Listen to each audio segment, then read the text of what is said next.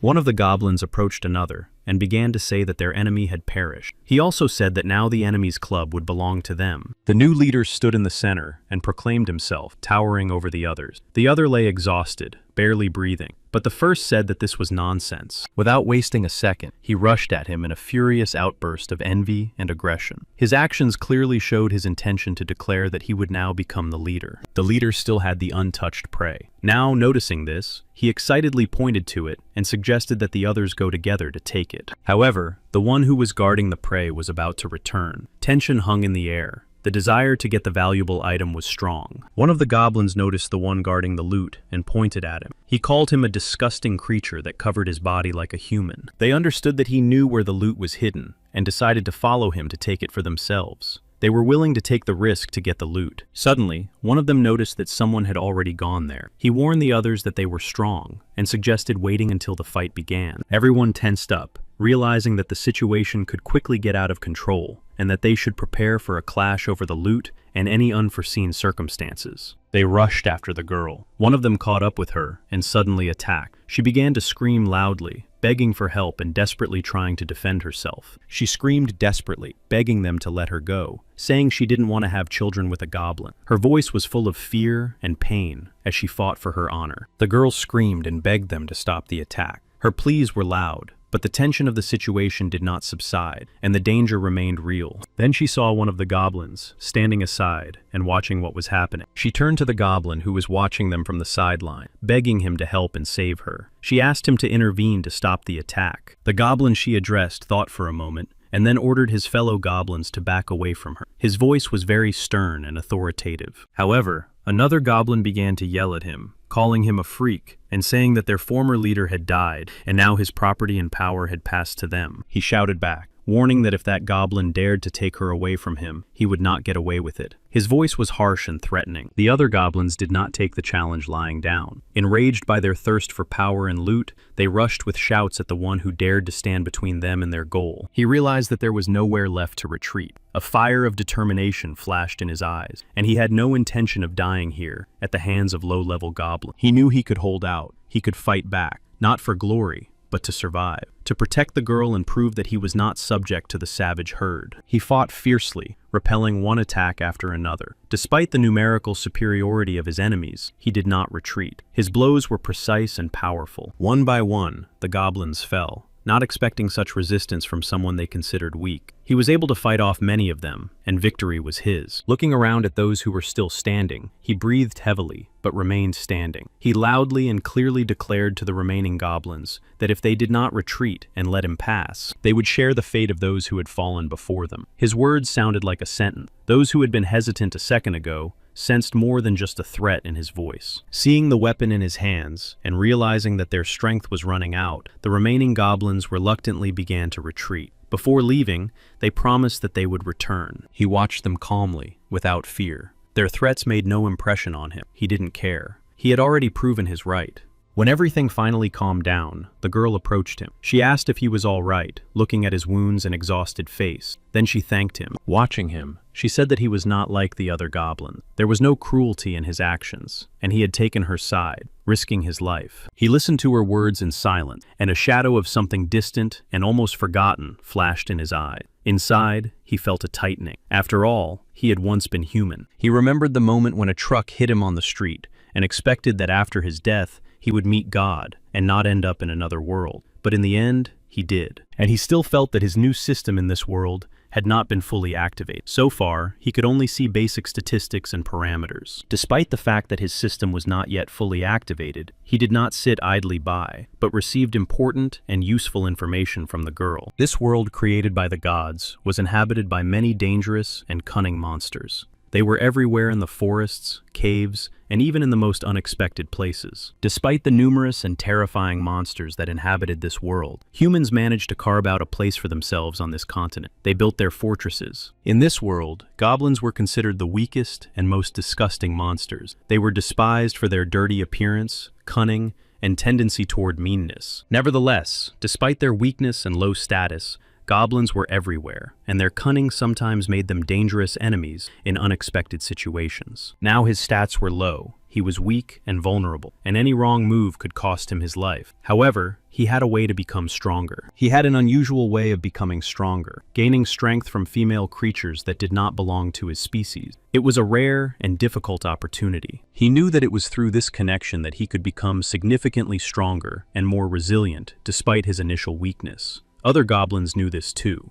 It was precisely the knowledge that strength could be transferred through a connection with females of another species that drove many goblins to seek such unions and to plunder. The girl watched him closely and gradually understood what he was really like. She saw in him not a typical cruel and mean goblin, but something else. She convinced him that when the knights came to rescue her, she would tell them that he was not a cruel monster, but a true protector and friend. She also promised that she would try to protect him so that he would be given a chance at a new life. Together, they were to go to the village and live there with them. All he had to do was hold on, endure until the people came and rescued him. After that, he would finally be able to focus on that system. But suddenly, he noticed movement. The goblins that had retreated earlier had returned. He knew she couldn't be near him now. He asked her to hide quickly. While the girl was looking for cover, he turned to face the approaching goblin. His strength was running out, but he was ready to fight again and not retreat. Even if he had little strength left, even if they outnumbered him, he knew he would stand his ground until the end.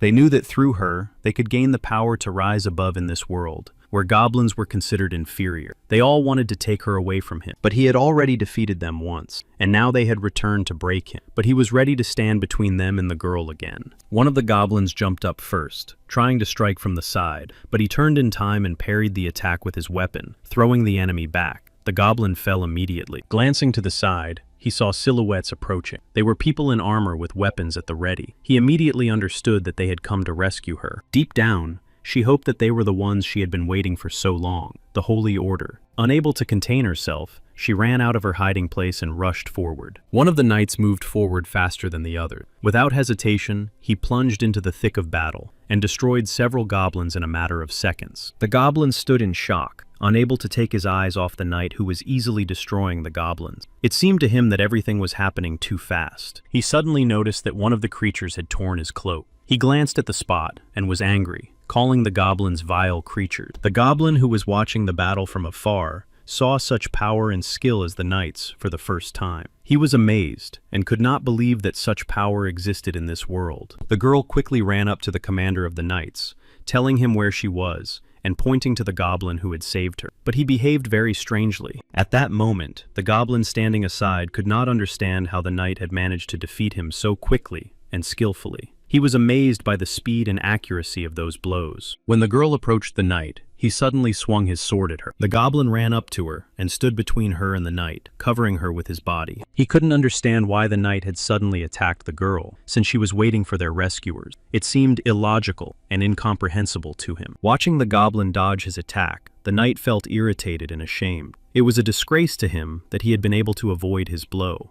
The girl shouted loudly, and her name was Kelly. She was trying to get his attention and convey important information to him. He loudly declared that he knew who Kelly was, but his voice was filled with bitterness and anger. He said that she had already been defiled by goblins and despised her for it. He believed that Kelly had been disgraced and said that her soul was tainted and her honor lost. The only way out for her was to go to the Holy Mother. She cried and tried to explain that the goblins had not defiled her. Her voice trembled with despair when she said that the goblin standing next to her had helped her. He did not believe her words, thinking that she could have come up with something more convincing to defend herself. His distrust and cruelty manifested themselves again. He began to swing his sword at her again, not letting her speak. To him, her words seemed like empty excuses, and he did not want to hear her explanations. The goblin, not believing his eyes or what was happening, grabbed the girl by the arm and began to pull her toward another exit from the cave. He told her to run away. He had entered into battle with the knight without expecting such a turn of events. He was struck by the strength and skill of his opponent, which were far greater than he had anticipated. In the heat of battle, when the goblin was already beginning to feel the weight of the confrontation, a stern order suddenly sounded,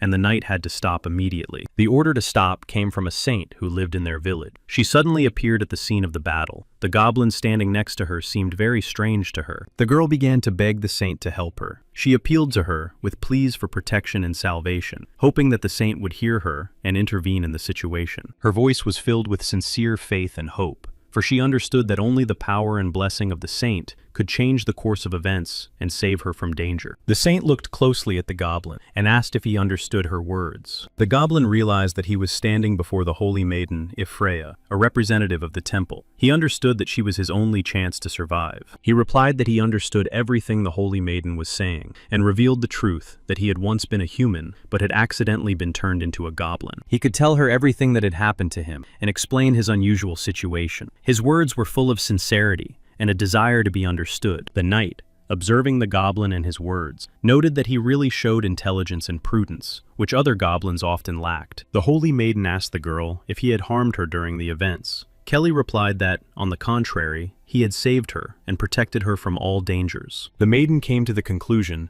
that the goblin was special and deserved attention. She decided that he should be taken with them to study his nature and origins. Kelly was sincerely pleased with the saint's decision. At that moment, the saint turned to the goblin and asked if he was ready to join them. The goblin felt joy and relief at the offer to join them. He replied with confidence that he would definitely go with them. He was glad that finally someone in this harsh world listened to the voice of reason and saw in him more than just a monster. This was his chance. Then the holy maiden loudly called everyone gathered behind her. Her voice was confident, calling for unity and calm after the conflict. As they walked along the path leaving the cave, the goblin walked slightly behind the saint, and his gaze showed sincere gratitude, which he expressed to her. The saint walked ahead, maintaining a calm and confident expression. She nodded in response to his grateful glances, pretending to accept them. As they moved quietly behind the saint, something unexpected happened, causing the knight behind them to suddenly draw his weapon and wound Kelly. He turned abruptly when he heard Kelly's scream and froze for a moment. He couldn't believe what he saw because the girl he was protecting had been wounded. He couldn't understand how this could have happened because they were already on their way to salvation. The world that had begun to make sense to him had cracked again. Then, seeing what had happened, the holy maiden turned to the goblin with a serious expression on her face. She said that now he had to pay her back for everything. A week passed. In the morning, a crowd gathered in the central square. Excited people shouted and pushed each other, passing on the rumor that the divine child was there. One of the knights, standing on a platform in front of the gathered crowd, reminded them of the recent goblin raid. He said that the raid had caused serious damage to the city. They had attacked unexpectedly under cover of night, when the guards were not expecting a threat. 30 people had died in the raid. It was a tragedy for them. The crowd, stirred up by the knight's words, began to stir. People began to shout, talking over each other, and anger could be heard in their voices. Many demanded revenge. The knight raised his hand, calling the crowd to silence, and spoke loudly, trying to drown out the growing noise. He confidently declared that revenge had already been taken. At that moment, the Holy Virgin approached the gathering. She said that the temple and its followers would always stand up for their people and help everyone. Returning to her chambers, the Holy Virgin smiled and said that today's sermon had been a success. She laughed at the simplicity and stupidity of her listeners. She was sure that after her sermon, the faith of the parishioners would only grow stronger. She believed that now people would pray even more fervently and bring offerings. Suddenly, a goblin called out to a saint named Ifreya. He was tied up. This appeal surprised Ifreya, and she looked at him with contempt. The goblin was covered in chains. His body was shackled with iron chains that tightly bound his limbs and did not allow him the slightest freedom of movement. She looked at him with contempt, noting how, despite all the torture and imprisonment, he continued to resist and did not give up. The mockery was cruel. Now she understood why people couldn't get rid of goblins. To test his strength,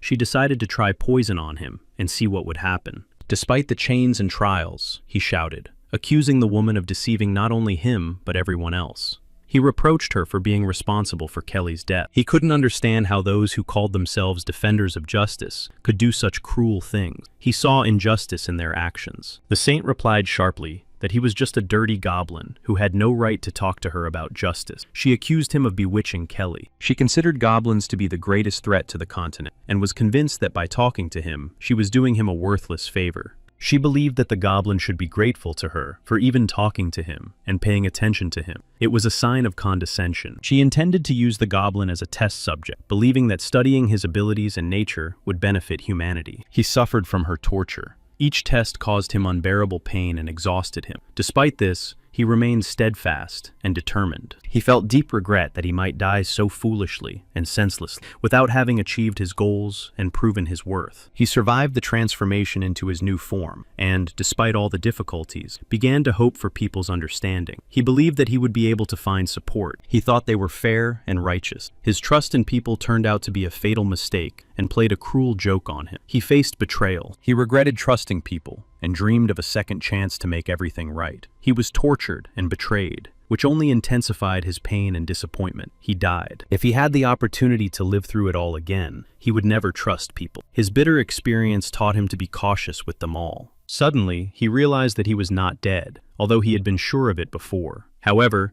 he did not understand where he was, and he was surrounded by an unfamiliar world. Then he noticed the system that appeared in front of him, and realized that it had been activated after his death. This discovery was very unexpected for him. He realized that the system was capable of bringing him back to life, but again in the form of a goblin. This realization filled him with mixed feelings of joy and sadness. He learned that he had a choice. If he agreed, the system would bring him back to life 1 week earlier. If he refused, his soul would disappear forever. He made the decision to return, choosing to preserve his memories of the past and his life itself. He realized that this was his only chance to fix everything and take revenge. It was a chance not only to survive, but also to take revenge on those who had caused him pain in the first place, Ifri and Loader. He pressed the yes button with relief, accepting the challenge of a new life. This moment became a symbol of hope and the beginning of a new life path for him. The goblin's life began anew, with a new understanding, new goals, and strength gained from past experience. He found himself at the beginning of his journey. This time, the system did not leave him the same as before. It made him a little stronger, so that he could survive the first few days and not repeat his old mistakes. The threat was not yet over. He knew that soon people would come to the cave again, and if he died this time, the system would not give him another chance to return. To his surprise, he discovered that the system had given him a new ability to see fragments of future events. It was a simulation, and there were glasses. He felt joy that now he had the ability to foresee what had previously taken him by surprise. It all gave him an advantage. Soon, the system gave him several recommendations that could help him survive the impending danger. He realized that Loader was already heading for the cave. He could run away alone and leave everything behind, saving only himself. He could warn his fellow creatures and hide, lying low in the depths of the cave. He quickly realized that even if he united all his fellow creatures, they would not be able to defeat Loader. The difference in strength was too great, and there was too little time. At first, he decided to try the risky but most profitable option with the highest score. If everything worked out, he would be able to exchange the points he earned for weapons. However, as soon as he was about to follow this risky path, the system showed a new fragment of a possible future, and in it, he still suffered defeat. He realized that he had been right from the start, and that goblins could not be trusted. Thanks to his risky actions, he managed to earn 10 points. He activated the system interface and opened the exchange to study the range of available weapons. A list of various options appeared before him. He had too few points to afford anything serious, so he chose a dagger that was simple but effective and easy to use. He realized that if he struck precisely at a vulnerable spot, even an enemy like Loader could be destroyed. The goblin wondered why Kelly wasn't there and asked the system. It turned out that a lot had changed, and since the goblins had failed to capture Kelly, she was now living a peaceful and happy life. He felt joy and relief that Kelly was alive and well. The realization that he had managed to keep his promise and protect her calmed him. He no longer had anything to worry about. Now he could focus on his own goals and prepare for new challenges without distraction. He realized that now he could allow himself to escape. He quickly headed for the narrowest passageway, hoping that there would be fewer guards there and he would be able to get through. Outside, the guards were talking among themselves, expressing contempt for goblins and calling them disgusting. Their words reflected deep-rooted hatred. Suddenly, the goblin heard something that made him freeze. The sounds and words of the guards were loud enough to reach him, and he caught them. The guards were sure that this narrow passage was not a safe escape route, because any goblin would be immediately spotted and destroyed. The guards also continued to discuss that all the girls who came out of the cave should be caught and destroyed, so that they could not reach the village. The goblin looked at the Holy Order with fury, and realized that they were ready to go to any lengths for their power, even to the point of destroying their own kind. He realized that a confrontation was inevitable. He decided on a desperate move and shouted loudly, pretending to be a man who had been kidnapped from the village. The guards reacted to his cry almost immediately. They exchanged glances and began calling him outside, assuring him that everything was fine. One of them said that the knights would not harm him, if he simply came out and that they had come to rescue him. They were just pretending to lure people out. At that moment, the goblin, without hesitation, rushed into the attack. He was no longer going to hide,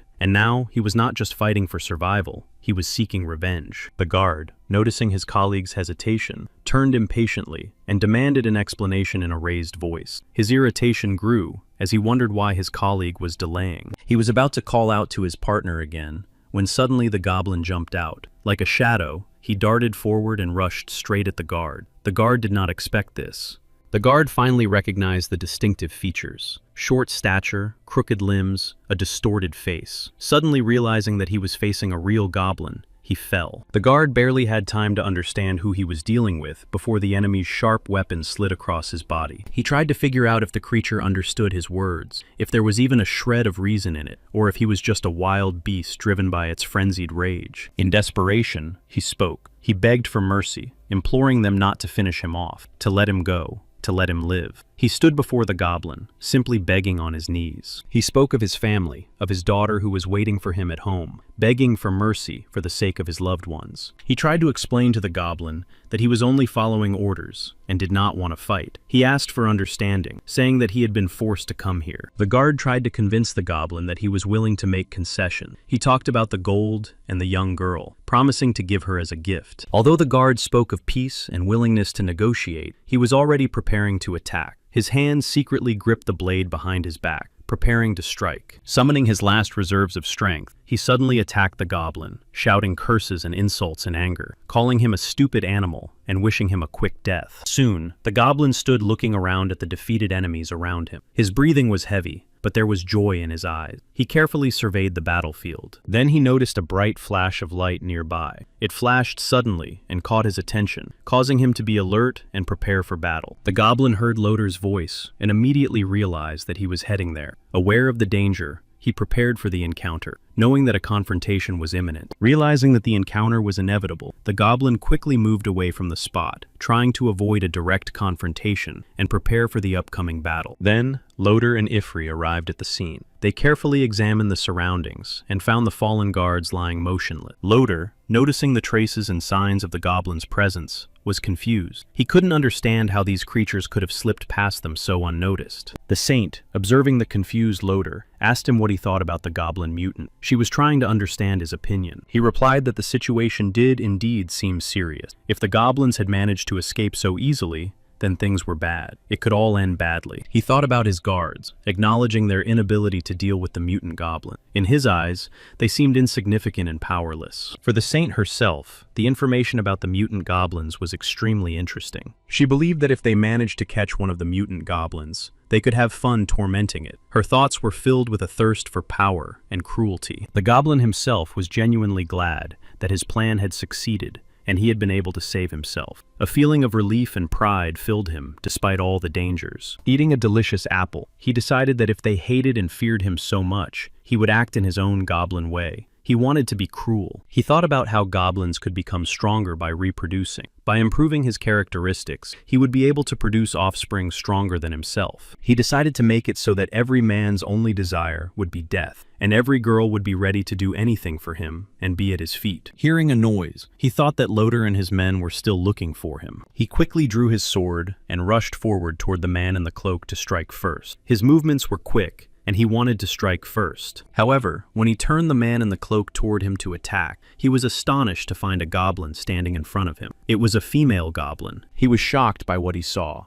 and did not expect to meet a goblin in such a place. His eyes widened, and his breathing faltered as he tried to comprehend everything. Suddenly, he realized that the goblin girl understood human language. He was surprised by the female features of the goblin, because as far as he knew, only males were born among goblins. He understood that this was why they could only reproduce by mating with other species. She asked him not to hit her, and said that she had only come to fetch water. He couldn't understand how a goblin could speak human language so well. It contradicted his ideas about them. The female goblin was a third-level goblin, belonging to the class of God's messengers. If a goblin married a female goblin, he could then become a goblin god. She was afraid of him, and tried to explain that she had come here just to fetch water. Her voice trembled with fear as she tried to convince him of her peaceful intentions. She was afraid not only of the goblin standing in front of her, but also of her own leader. If she did not bring water, she would face severe punishment in the community. Seeing her fear, he softened. He lowered his weapon, and trying to speak calmly,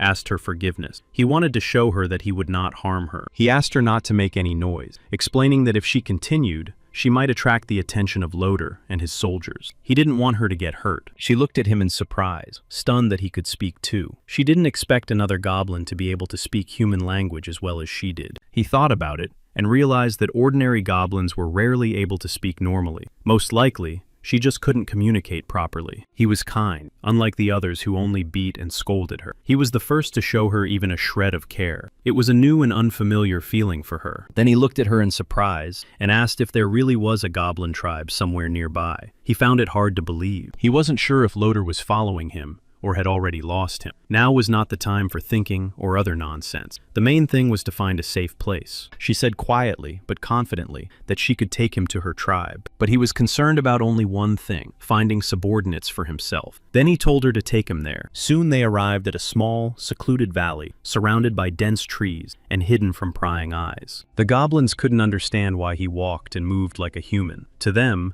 it seemed strange and alien, and they looked at him with contempt. The main character thought for a moment and noted to himself that there were quite a lot of goblins in this tribe. He decided to start his plans and actions with this village. He approached the gathered goblins and declared that he had come to join their tribe. Then he asked who was in charge, wanting to know who the leader was. The other goblins said that in their tribe, it was not customary to simply take and meet with the chief whenever one wanted to. They wanted to catch him. A female goblin bravely stood between him and the others, asking them not to touch him. She said that he was good and posed no threat, trying to protect him. Suddenly, the chief shouted loudly, demanding an explanation for why everyone had gathered in this place. His voice was stern and authoritative. He wanted to quickly understand the reason. The main character felt relieved that the chief had finally appeared. His appearance meant that it was possible to resolve issues and understand how to proceed. The chief was level 25 and was incredibly cunning, comparable to a fox. His skill was to anticipate moves and masterfully control the situation. The main character was surprised to learn that there was someone so strong and experienced among the goblins. He did not expect to meet an opponent of such a high level here. She explained to the chief that he had nowhere else to go and needed shelter. However, the chief was angry that she had brought a stranger to them. He came closer and looked intently at the goblin, carefully studying his face and behavior. He tried to read his thoughts and understand his motives. The other goblins insisted on destroying the stranger, seeing him as a threat to the tribe. They were determined and did not want to take any risks. But the goblin suddenly interrupted the argument, saying that he had the ability to make weapons. He asked for a chance to prove his usefulness to them. The chief immediately stopped the other goblins and thought about it. His gaze became focused as he weighed the possibility of accepting or rejecting the offer. He thought about the goblin's abilities, asking what exactly he could create with such skills. He did not believe that the goblin was capable of what he claimed. The main character stated that if he was given the necessary raw materials, he could make simple household tools for the tribe. He asked for a little time. He explained to them all that if the tribe had good tools, they would be able to deal with any monsters, and also with humans. The goblins liked the idea that with such powerful weapons, they would be able to defeat any enemies, including humans. They felt confident and hopeful. The chief ordered him to find iron ore within 3 days and make weapons. He warned that only then would the goblin be allowed to live. He made it clear that if the goblin failed to complete the task, he would die along with the goblin girl who had brought him to the tribe. He understood that it was impossible to confront such an enemy directly, and that the enemy would quickly launch an attack. Therefore, he decided to buy time to create powerful weapons. Then they set off in search of iron ore, the main raw material for making weapons. The goblin girl was also nearby, accompanying them in searching. She asked them to wait, explaining that they had been traveling all day. She was tired and could no longer walk, and she needed to rest at least a little. But suddenly, they attacked her with blows and shouts. They beat her and shouted, not letting her finish her speech, suppressing any resistance. She asked them to stop. As a result, one of the attackers was hit in the head with a stone. This sudden event stopped the violence for a moment, causing chaos and confusion. It was the main character, and he sternly demanded that the rioting stop, and said that they were going with him to look for ore, not to cause quarrels and chaos. He explained to them where to look for ore. Therefore, Each of them had to bring at least a small piece to survive and strengthen their tribe. He warned that if the requirements were not met, the consequences would be serious for everyone. Failure to follow the rules would spell trouble for every goblin. Hearing these words, the goblins became frightened. It became clear to them that this was no joke, and fear made them take the matter more seriously. Those goblins knew that the main character had a weapon, and threatened that if they got one, they would definitely take revenge on him and destroy him. Now he understood that before making a weapon, he needed to get rid of the goblins who threatened him with revenge. This became an important task for him. He remembered that if a male goblin married a female goblin, he would become the god of goblin. Realizing this, he decided to take advantage of this opportunity. He approached Yue and asked her not to cry. Trying to be attentive, he gently wiped the tears from her cheeks. His gesture was unexpectedly warm for her. He also promised her that if she stayed with him, she would be able to eat meat and live in warmth every day. He assured her that no one would dare touch her again. He also said that he kept his word, but admitted that he was still too weak to cope on his own. Therefore,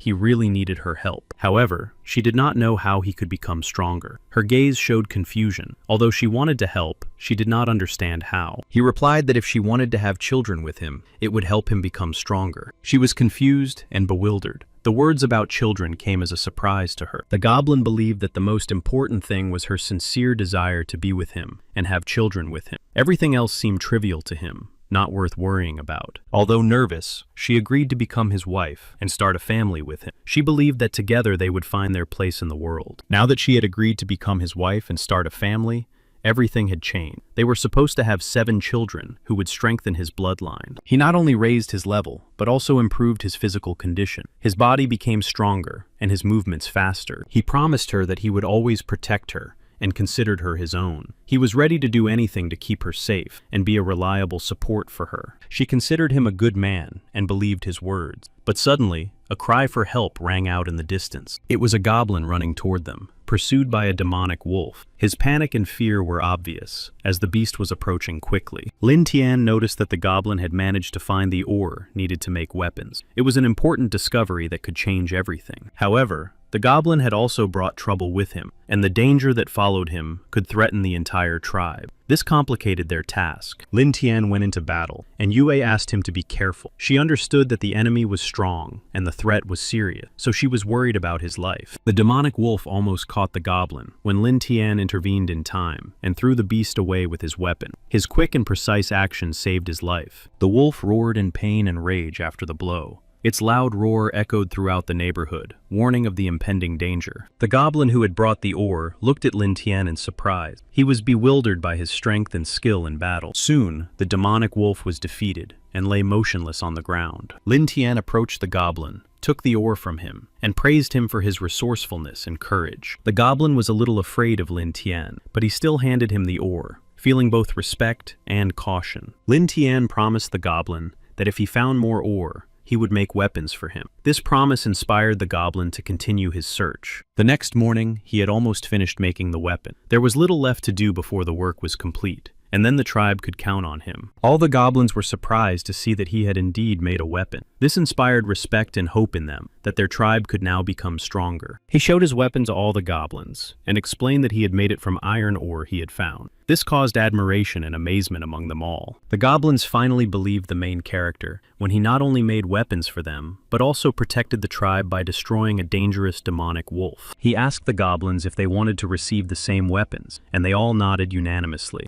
This showed that they trusted him and were ready to support him. They were so surprised by what they saw that they simply opened their mouths in amazement. They did not expect that anyone could create such powerful weapons. The chief soon approached and acknowledged that everything had turned out very well. He did not expect the hero to be such a master craftsman and able to create such high-quality products. This could bring great benefits to all goblins. But he warned that if Liang Tian wanted to stay in the tribe, it would not be so easy. A new test awaited him, to make 50 items in 2 days. The goblins themselves considered their leader to be strict and even cruel. They were ready to help Lin Tian complete the task and support him in this difficult endeavor. Lin Tian himself smiled, confident that he would be able to complete all the tasks on time. On the appointed day, everything was ready. The weapons and tools he had made impressed even the most skeptical goblin. He had proven himself. All the goblins gathered around Lin Tian, calling him their brother. They felt trust and respect for him, seeing him not as a stranger, but as a true ally. The chief approached Lin Tian, carefully examined his work,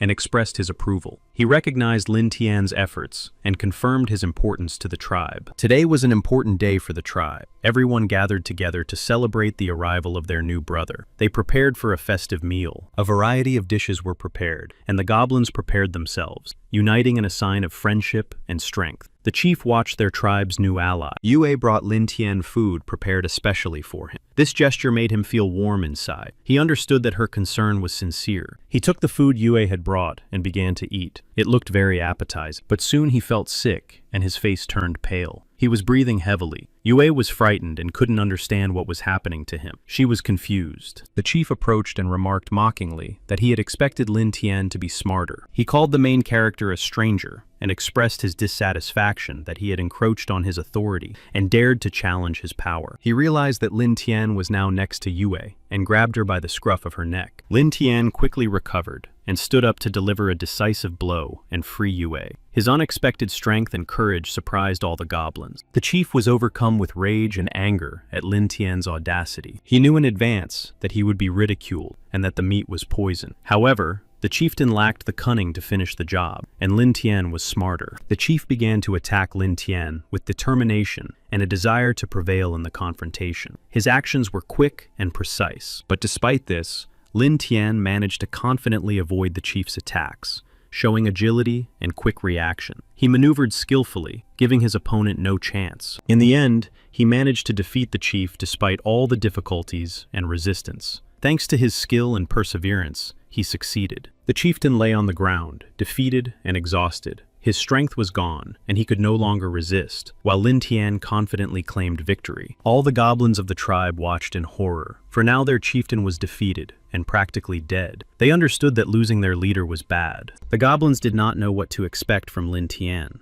His victory caused them both fear and anxiety. For now, the future of the tribe was very uncertain. In the end, Lin Tian proclaimed himself the head of the tribe. His decisive move shocked the goblin, forcing them to accept the new authority and prepare for change. He promised to fulfill all his plans. He promised to help defeat the elves and humans, inspiring his tribe to fight and uniting them for a common goal. He promised that the tribe would always have enough meat to provide food and strength for everyone. This promise delighted them all, and they applauded him. The tribe recognized him as their leader, fully accepting his authority and leadership. He declared that today was his gift to the tribe, a symbol of their unity and strength. It was a promise of new victories and prosperity. He gave them the old chief to tear apart, demonstrating his determination and final confirmation of power. This gesture became a symbol of a new era. Leading the goblins was only the first part of his plan. His next step was to target the elf tribe, preparing for a decisive battle with them. The spy from the elf tribe could not understand what the noise coming from the goblin territory was, and what had happened there. She had no accurate information about the events. Then she returned to her tribe, without revealing the essence of what had happened. Her mind was full of guesses and anxious premonitions. It turned out that the spy was Princess Kasana. Upon returning to her tribe, she was spotted by her subjects, who greeted her. She headed for her mother's chambers, intending to report everything immediately. Someone tried to stop her, but Kasana was adamant. She quickly opened the door to the chambers and entered without waiting for permission. In a serious voice, Kasana announced that she had very urgent information. However, upon entering, Kasana immediately realized that she had chosen an unfortunate moment. Her mother was not alone and was clearly busy. Realizing that her presence was inappropriate at that moment, Kasana decided not to insist. She bowed and was about to leave, intending to return a little later. But as soon as Kasana turned to leave, her mother stopped her. In a calm voice, she said that if the matter was really important, she should report it. Kasana said she wanted to report on the goblin tribe. She emphasized that something unusual had happened there, and that it could affect them. Her mother could not understand the seriousness of Kasana's words. She considered the goblin tribe to be weak and dirty monsters. It seemed to her that they posed no threat. Kasana said that this morning she had found a huge bear in the enchanted forest. This event was unusual and alarming, indicating that something was changing. There were signs of a struggle at the scene, and the sharp smell of goblins was everywhere. These signs clearly indicated their presence. The bear was the most ferocious beast in the enchanted forest. She did not believe that the goblins were capable of defeating it, but the outcome of this battle remained unknown. But a few days later, She saw that the old goblin chief had been killed by some youngster. Perhaps it was thanks to him that the goblins had become stronger. Her mother ordered to destroy all the goblins, sparing no one, but at the same time, to take several of them hostage. She believed that they could be used to make a potion. Kasana accepted the order and said she understood its importance and was ready to carry out the task. She was aware of the seriousness of this mission. Her mother wanted to reward Kasana for her good work, but she replied that she still had important business to attend to and could not stay, and she left immediately. The goblins told Lin Tian that there were about 30 elven buildings and trees in the forest. They were all very tall, which gave the village special protection. He decided that he would soon capture the two elves and called for preparations to be made for the upcoming event. They couldn't believe it and rejoiced. They all decided to prepare their weapons for battle, realizing that the coming battle would be decisive. Everyone prepared with great seriousness to meet the enemy. There are about 30 elven houses in the forest, each of which is home to about 2 elves. It turns out that their entire village has about 60 inhabitants. In addition, they have mines, which automatically increases their numbers. Before that, he led all his warriors to fight monsters in order to increase their combat level and prepare them for the upcoming battle with the elves. As a result of these battles, they acquired many valuable skills and experience, which significantly increased their combat effectiveness. Now the warriors were ready.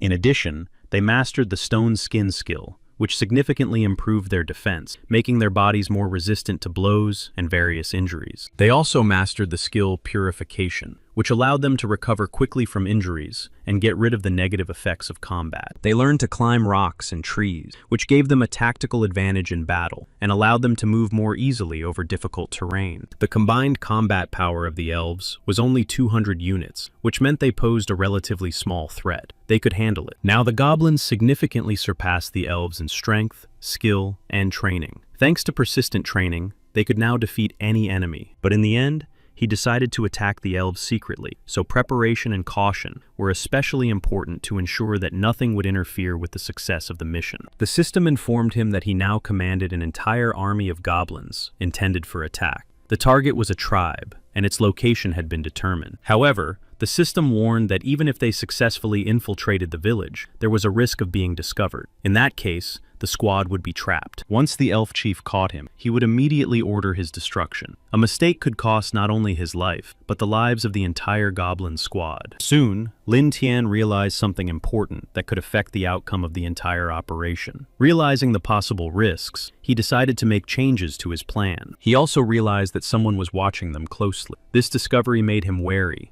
and caused him to act even more cautiously. He was on his guard. Knowing that goblins have very keen hearing and sensitivity, Lin Tian decided to find the spies who could be secretly watching them and listened carefully for sound. As a result, Lin Tian managed to discover the place from which they were being watched. He explored the surroundings and determined the location from barely noticeable traces. Realizing the threat, Kassan immediately took action. She understood that the goblins were going to attack the tribe and immediately decided to report it. But as soon as she began to act, she was immediately caught. The ambush worked flawlessly. The enemies had planned ahead. She did not have time to pass on the information. She no longer had the strength to resist. Her body would not obey her, and her consciousness began to cloud over. Exhausted and wounded, Kasana fell to the ground. She felt as if she had been torn away from reality. Her thoughts were confused, and it seemed that she no longer belonged to herself. Everything around her was blurred, as if she had been poisoned. Lin Tian did not expect it to be so easy to catch the elf. He was sure he would encounter cunning and resistance, but everything happened almost effortlessly. When the goblins ran up to the scene,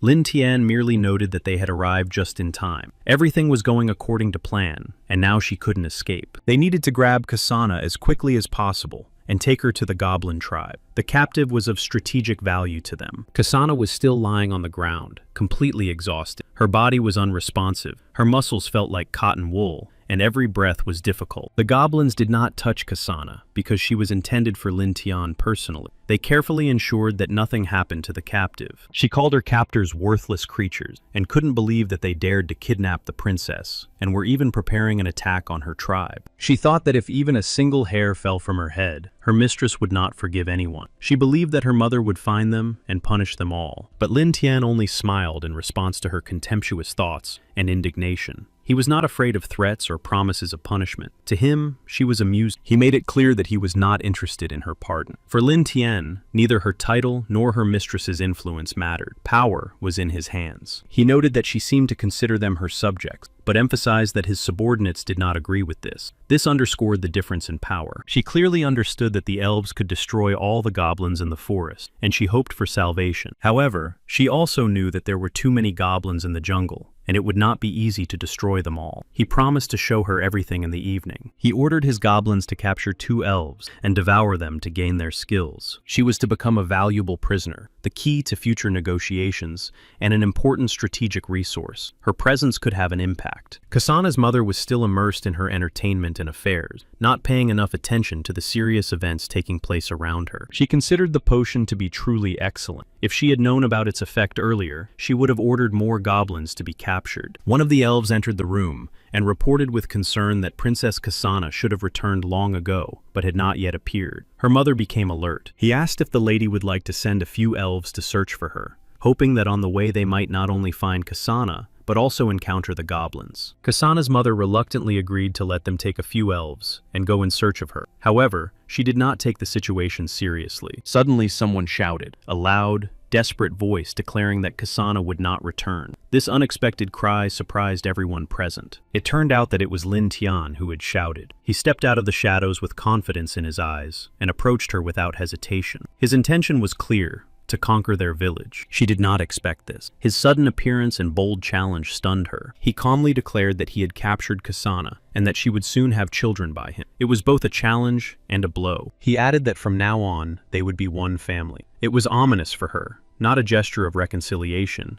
but an assertion of power and complete control. Hearing his words, Kasana's mother flew into a rage. Without hesitation, she grabbed a sword and demanded to know what he had done to her daughter. However, he remained silent, as if mocking her. His silence only increased the tension between them, making her feel even more powerless. He deliberately remained silent, trying to gauge her reaction to the possible news. His prolonged silence was a game he was playing, to see how far he could go. Her cries grew even louder. She threatened to destroy him, ready to fight to her last breath. He coldly replied that her tribe had already been captured, and her cries were meaningless. His words sounded ruthless and confident, emphasizing his complete control. Like her daughter, she felt a sudden weakness. The realization of hopelessness and loss sapped her strength, causing her heart to ache with bitterness and pain. He also warned her that the arrow contained their biofluid, which would paralyze her even more if she resisted. He asked her to calm down. He knew that elves used this biofluid as a potion for strength. She realized that the goblins had come to settle scores with them, and remembered her daughter's words about the new chief of the tribe. Now it was clear to her that he was dangerous. Outside, her subjects were shouting and calling for help, their voices echoing. They were desperately trying to break through to her, but the situation remained critical. Soon, he decided that it was time to start negotiations for cooperation. He understood that further confrontation could lead to serious losses. Outside, other goblins were rampaging, making loud noises and disturbing the peace. Their violent behavior created chaos and anxiety, exacerbating the situation. She struggled to contain her anger and asked what his goblins were doing to her elves. In response, he calmly stated that they were now equals. Once upon a time, the elves were stronger and destroyed the goblins without hesitation. Now everything was different. Lin Tian added that she should realize the new reality as soon as possible. He told her that everything he had done was to make the goblins stronger. That was why he needed her help now. Now, all the lives in her village depended entirely on her. One wrong word or decision could lead to the destruction of her entire people. She was ready to agree to anything, as long as her children remained alive. Proud and strong in the past, she now stood before the enemy on her knees and begged. Now she was ready to sacrifice herself, her body, her pride, everything she once cherished, just to save her children and her people. Soon they were together, and Kasana asked her mother what the future held for her. She was worried about whether they would remain under the care of the goblins. With bitterness, her mother admitted that it was all her fault. She had underestimated their enemies, hoping that they would not become stronger. Now they were left with defenseless children and women. Her mother added that now they would have to cooperate with the goblins, despite all the pain and loss. It was inevitable for the sake of survival, for the sake of those who remained. They had to stay among the goblins and live with them now. Lin Tian took care of their daily needs and organized 3 meals a day for them, trying to ease their adaptation to their new life. He asked them not to blame him if they went mad from everything that was happening. Kasana's mother responded with a silent nod, accepting his words with a heavy heart. She couldn't hide her anxiety, because her children were still there. She just wanted to know if he would be able to take care of them in their new circumstances. She was afraid for them. She didn't understand what lay ahead for them. Everything around them was unfamiliar and unpredictable. The uncertainty of the future frightened her more than any threat. He didn't understand why everything was the way it was. He thought it was because of her character. She had boundless maternal love for her children. Yu said that he would not be able to raise the children on his own. And although he agreed with some hesitation to let others help her, he wanted to wait until the children grew up, to give them time to adapt and grow stronger in their new circumstances. Only then did he plan to elevate his family. He wondered if he had really raised his qualifications to the highest level. The unexpected gain of points transformed into new strength and power. It seemed that he would have to hurry up with producing offspring. His new strength, responsibility, and circumstances demanded more from him than before. He felt that even with his current strength, he was already capable of crushing Loader. But he decided to wait until the elves grew up, and then finally meet him. 2 weeks later, newborns began to appear en masse in the tribe. This was a clear sign of change. Life was bustling, and the tribe was growing. The female elves refused to accept their newborn children born to Goblin. They considered them ugly, alien, and very repulsive. In total, about 30 or 40 newborns appeared in the tribe. Kasana suddenly cried out. Her voice instantly attracted everyone's attention. Kasana's mother begged her to hold on. It was her first childbirth. She turned to Lin Tian and asked him to help her daughter. Kasana was too weak. Lin Tian and Yue agreed to help without hesitation. Seeing Kasana's suffering, they realized they couldn't stand aside. Yue prepared everything necessary. They helped her through this ordeal. Yue supported Kasana. Kasana cried and said she couldn't take it anymore. But Lin Tian told her to be quiet. After all, they were his children too. Soon the children were born, and they were already crawling everywhere. There were 3 of them. Yu noted that he was very smart, and even during childbirth was able to remain calm and handle the situation. When the other goblins began to mock the elves again, Lin Tian immediately intervened and punished them. He made it clear that no one had the right to touch them. No one dared to touch the women without his permission. He knew that the women needed to recover. He said that if it happened again, he would not spare them. From now on, no one would ever dare to touch the elves without his knowledge, under any circumstances. His voice was loud and uncompromised. Kasana's mother told him that he seemed different from the other goblins. After the elves gave the tribe children with strong qualities, he decided to seek revenge on Loader. Confident in his strength and the support of his offspring, he had to try to destroy Loader, and the goblins promised to support him in this endeavor. Joining forces, they prepared for the decisive battle. Lin Tian understood that despite his own strength, it was dangerous to underestimate his enemy's allies. Their capabilities and influence could play a decisive role. He predicted that when Loader was cornered and nearly killed at the most critical moment, an assistant would appear who would change the course of the battle. He understood that he could then die at her hand, for it was she who could change the course of the battle. At the same time, she was capable of saving Loader by intervening. He did not understand where this swordswoman had come from, or why she was so strong. He also knew that Loader could leave the city, and then it would be impossible to find him. He had to hurry. Time was running out, and every moment could be decisive. If he didn't act quickly now,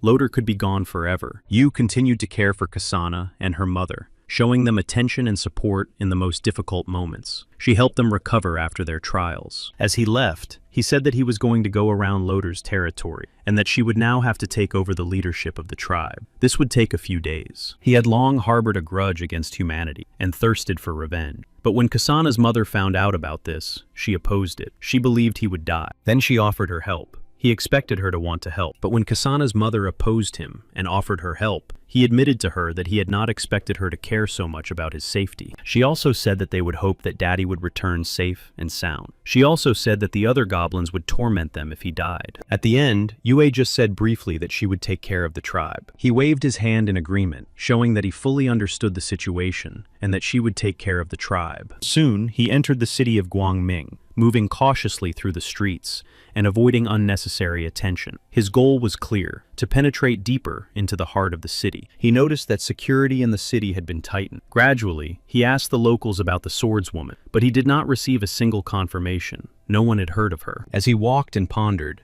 passers-by approached him with offers to buy apples.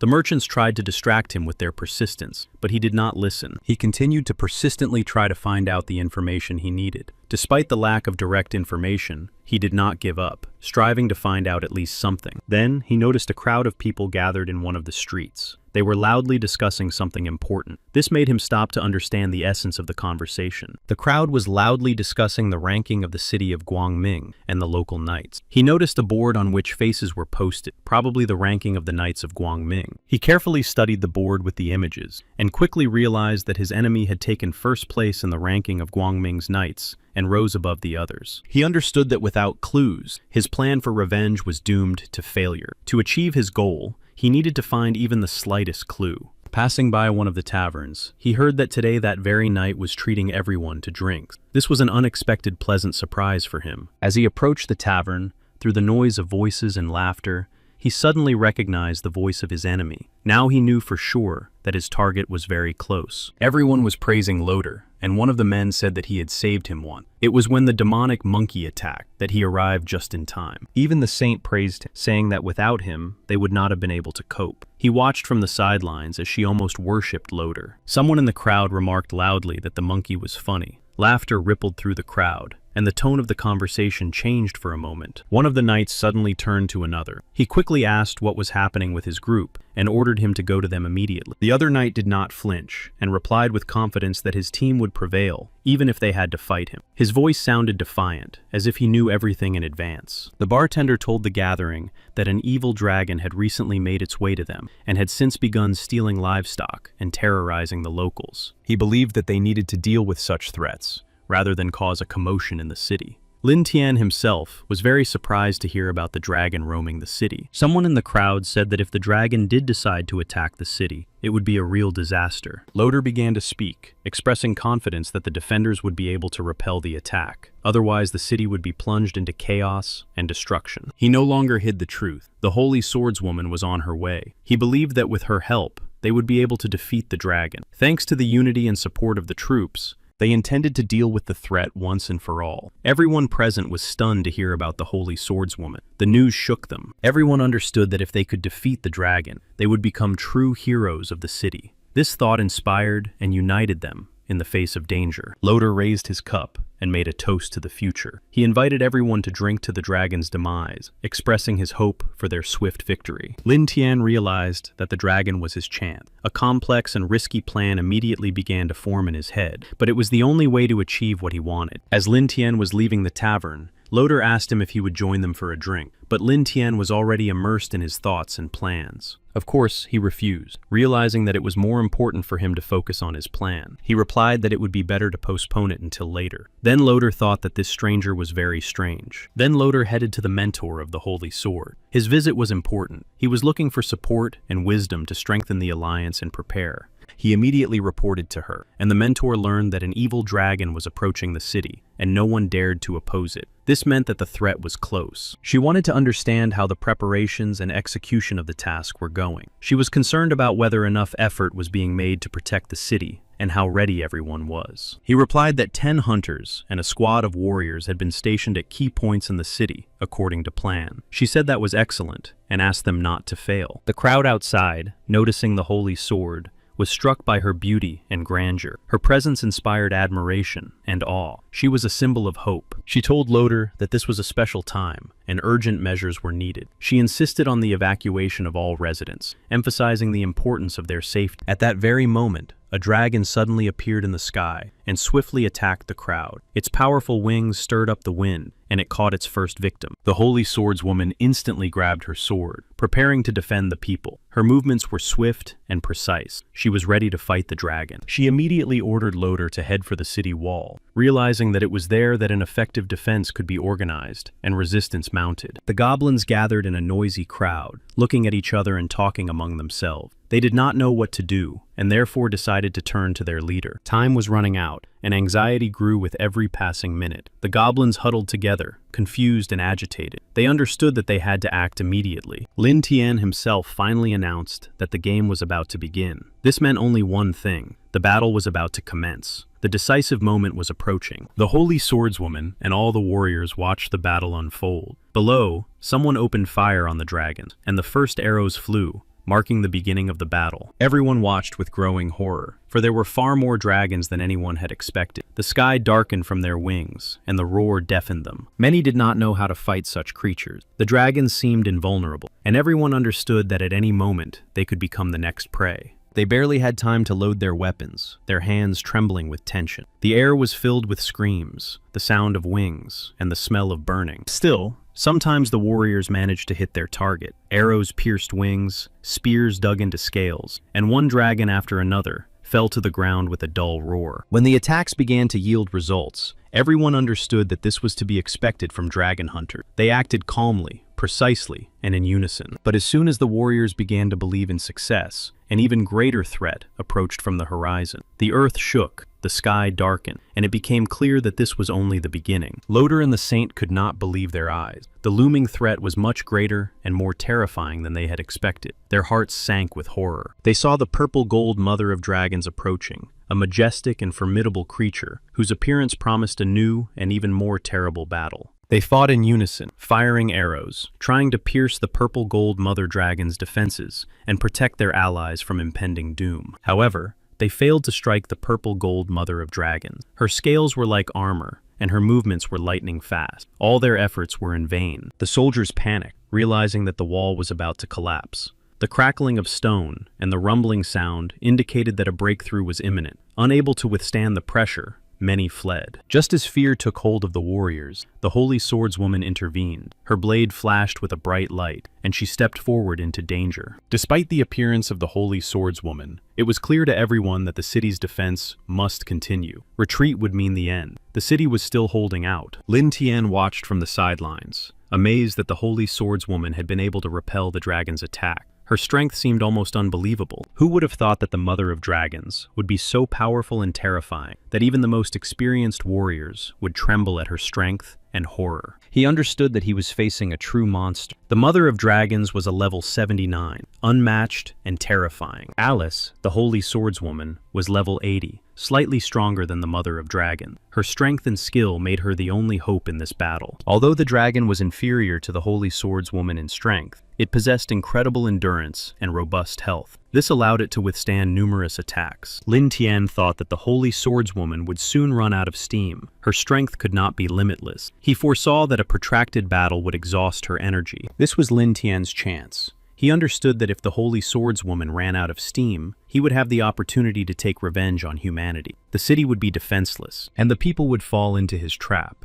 The goblins stood in the shadows, ready to act on his first command. They were loyal to their leader and ready to help. The dragon invasion did not subside, and the streams of fire left trails of ash behind them. The warriors tried to hold back the onslaught, but their strength seemed endless. Loder realized how difficult it would be to defeat the dragon. Their power and endurance exceeded all expectations, and each attack caused destruction. But a beast is a beast, even if it comes from Africa, and nothing is impossible for it. Loder believed in his strength and thought he could overcome any obstacle. Soon, people began to flee en masse, shouting that goblins were taking over the city. Panic gripped the streets, and residents fled in fear. Loder loudly called for calm, claiming that the goblins were in the forest and could not enter the city. He tried to stop the panic by reassuring them. However, he soon realized that the opposite was true, and that the goblins had already entered the city. His eyes could not believe what he was seeing, as the enemies took over the streets step by step. He understood that the fate of all the inhabitants now depended on his determination and strength, and his anger only spurred him on to fight. One of the warriors, barely able to stand, called for help. He understood that there were very few dragons left, and that with support, they would be able to hold back the onslaught. Loder and the Saint wasted no time and rushed towards the goblin. Their faces were full of determination. They understood that they had to act quickly before the goblins took over. Loder himself was furious. His eyes burned with rage, and his steps became heavier and faster. He had no doubt that the goblins would not escape. Despite their determination, the goblins proved to be more cunning. In the heat of battle, they deftly spread a sturdy net, and the Saint was caught, her movements restricted. She tried to break free, but to no avail. Knowing that she couldn't do it alone, she shouted to Loder to help her. But he was lying on the ground, unable to get up. The goblins surrounded them in a circle, giving them no chance to get up or regroup.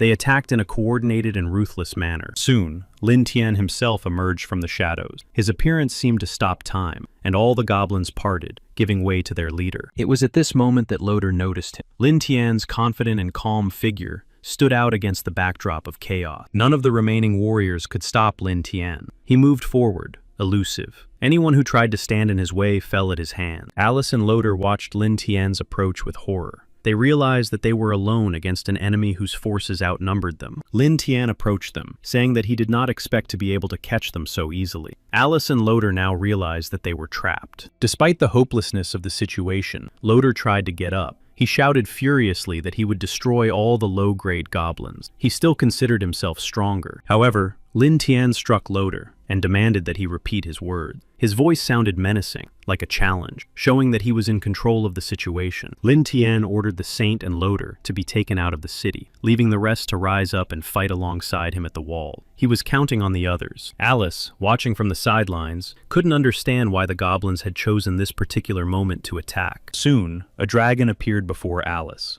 She declared that they were too defenseless to resist. Alice noticed that her enemy was overly confident in her own strength. She held herself with the self-assurance of someone who believed victory was already in her hands. Soon, Alice decided to see how much blood could be spilled from the dragon. She immediately went on the attack. She wondered if Loder could handle the other dragons and goblins. At that moment, she heard a powerful explosion shaking the ground. It was like a harbinger of doom. She immediately realized that the others were probably unable to cope with the enemy. Then the dragon said goodbye to the swordswoman Alice and flew away somewhere far away. She warned Alice that as soon as her wounds healed, the dragon would return and destroy her. However, Alice did not chase after her. She watched as she disappeared and thought that she would reach the dragon's nest, and then everything would end differently. Returning to the city, she immediately began calling out to Loder, loudly announcing that the goblins had been destroyed. Her voice sounded tired, and the battle was finally over. One of the warriors approached her with a grim face and reported that Loder and Ifri had been captured by the goblins. She couldn't understand how this had happened, because the goblins seemed weak, but now it was clear that they were much stronger than she had thought. Alice looked around and saw how many warriors had fallen in battle. Armor and broken weapons lay scattered everywhere. She realized that they had become stronger than before. Even Loder had been unable to do anything against them.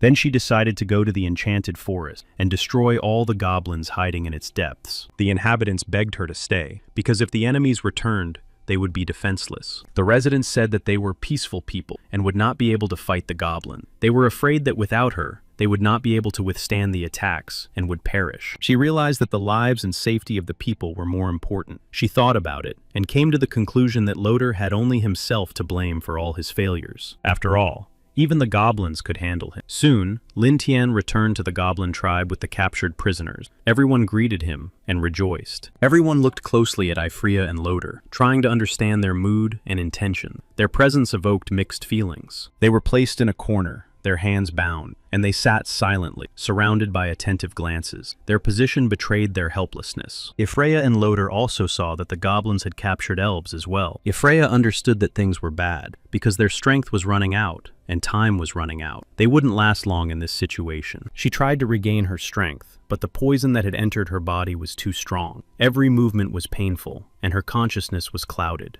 Lin Tian himself did not expect the poison to take effect so quickly. He watched with surprise as Ifreya weakened before his eyes, and realized that her recovery skills were weak. She couldn't understand how he knew her name. It confused and alarmed her at the same time. She couldn't remember ever meeting him before. He suddenly dug his claws into her leg, causing sharp pain and shock. She screamed in horror when he suddenly dug his claws into her leg. The pain pierced her, and fear paralyzed her mind. Her heart was pounding, and she didn't understand anything. Loder yelled at him, demanding that he immediately remove his hand. His voice trembled with panic. He tried to break free and help her, but before he could react, the other goblins hit him and demanded that he be quiet. In his rage, he threatened them with the holy martyr, assuring them that she would soon punish them all. He shouted that she was the chosen one, and that with her help, he would destroy everyone. Lin Tian replied that the holy swordswoman would also become his prey, but her time had not yet come. One of them had already covered all traces so that they would not be found. He sent the goblins to the second forest to destroy as many monsters as possible. Their goal was clear: to clear the territory and strengthen their influence. Lin Tian began to ask him questions, expecting quick and clear answers. He did not want to test his patience, so he asked not to be tired or annoyed. The first question concerned the fact that people were secretly mocking the goblins and conducting experiments on them. Lin Tian wanted a quick and clear explanation. He began to mumble in response to the question, which irritated Lin Tian. He noticed his slowness and said directly that he was taking too long to answer. As a result,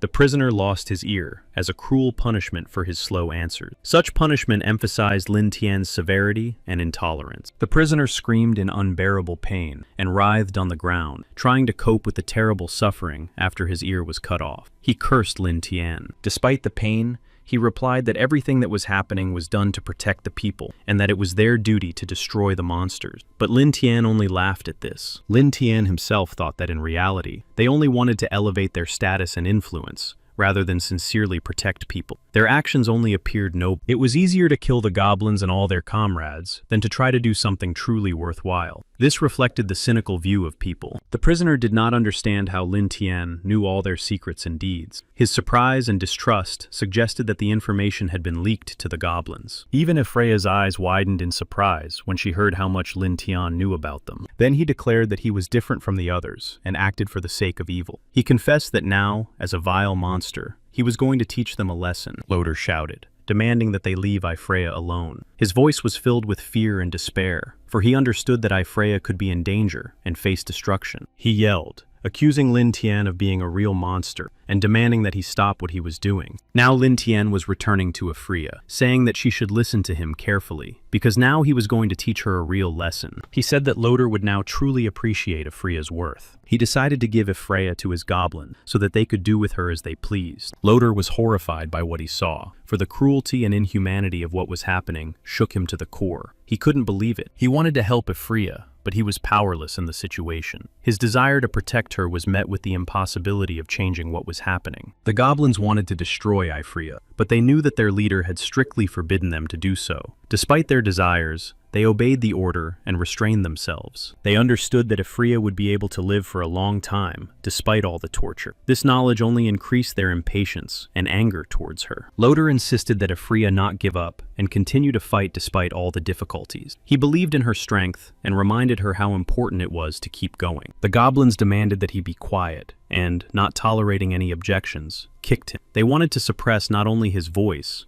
but also his spirit. Kasana and her mother watched as Lin Tian's hatred for humans grew. She believed that humans were much worse than they were. Yu said that Lin Tian constantly talked about his thirst for revenge. He openly expressed his hatred for people and repeatedly stated that one day he would take revenge on them. Kasana's mother considered him the most amazing goblin she had ever met. There was something special about his behavior, his gaze, and his actions. She gradually realized that Lin Tian possessed enormous strength, not only physical, but also internal. His confidence and determination commanded respect. Soon, the second generation of goblins returned from their mission. They were exhausted, but their eyes burned with the fire and evidence of the battles and experiences they had endured. However, Lin Tian himself was wary and felt that the second-generation goblins had returned too early. He thought that something had gone wrong. Lin Tian soon realized that this goblin was worthy of being part of the second generation. He was quick, dedicated to his work, and possessed almost perfect characteristics. Lin Tian wondered why they had returned so early, and asked about it. He was concerned and wanted to understand the real reasons for their premature return. They said that they had destroyed all the monsters in the area and then moved west, where they encountered large goblins who were destroying the small ones. Lin Tian wanted to find out which tribe these large goblins belonged to. He wanted to understand their origins and motives in order to better assess the threat. These large goblins belonged to the Bloodtooth tribe, and he realized that he was facing a serious threat. Earlier, while hunting, they had already encountered similar ones. These goblins from the Bloodtooth tribe were known for plundering other tribes. Their cruelty and strength allowed them to attack mercilessly. Lin Tian realized that if they could capture the tribe's leader and use him to create a third generation of stronger goblins, their chances of resisting humans would increase significantly. However, Loder intervened and emphasized that no matter how strong the goblins were, they were still insignificant. Only then did Lin Tian realize that he had almost forgotten about the prisoner. His thoughts returned to him, and he realized that it was time to teach him a lesson too. Lin Tian handed the prisoner over to the goblins and declared that they could do with him as they saw fit. He was in their power and completely dependent on their will. The goblins were happy to get rid of the prisoner because humans had thin and delicate skin. The goblins had no doubts about their right to him. He was terrified. Freya watched her companion and bitterly realized her helplessness. She felt that she could not change anything in this situation. Soon, the prisoner lay exhausted after torture. His body was wounded and weakened, and his spirit was broken by the weight of his experiences. He could barely move. Then Yu asked if he was going to attack the goblin tribe, which was larger than theirs. Her question reflected her desire to understand if he was willing to take the risk. He replied that if they surrendered now, it would mean acknowledging the enemy's superiority. Therefore,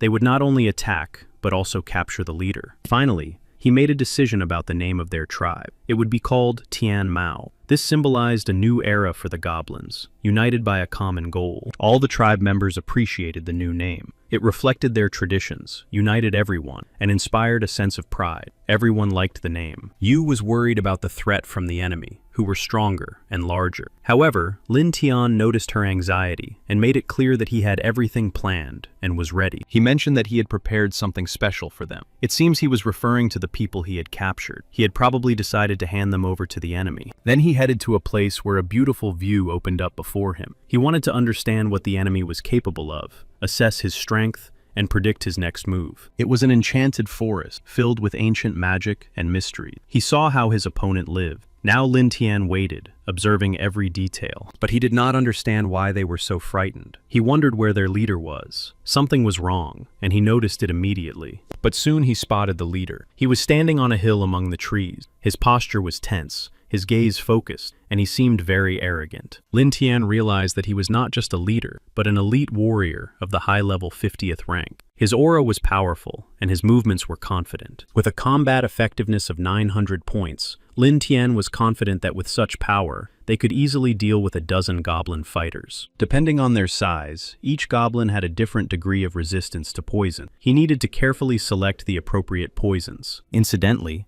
the very technique that had once been used on Ifri could, in Lin Tian's opinion, be quite useful in his current situation. He came to visit her and found her in a serious condition, almost on her last breath. Pale and barely breathing, she lay on the ground. She whispered quietly, barely opening her mouth, that they should kill her, so that at least God might forgive her and she could atone for her sins. He called her name, and without waiting for a response, knelt down beside her. Freya smiled weakly and whispered that she was warm and comfortable now. But as soon as she opened her eyes and saw the face leaning over her, fear instantly took hold of her. Seeing that it was him, she jumped up sharply. Trembling and pale, she screamed for him not to come near her. It was as if his mere presence caused her pain. Tears welled up in her eyes, and she begged him not to touch her. She said she would go mad if he took another step closer. He suddenly pushed her away, his movement sharp and without words. After a short pause, as if gathering his strength, he gently embraced her, trying to convey support and warmth through his touch. She did not expect it.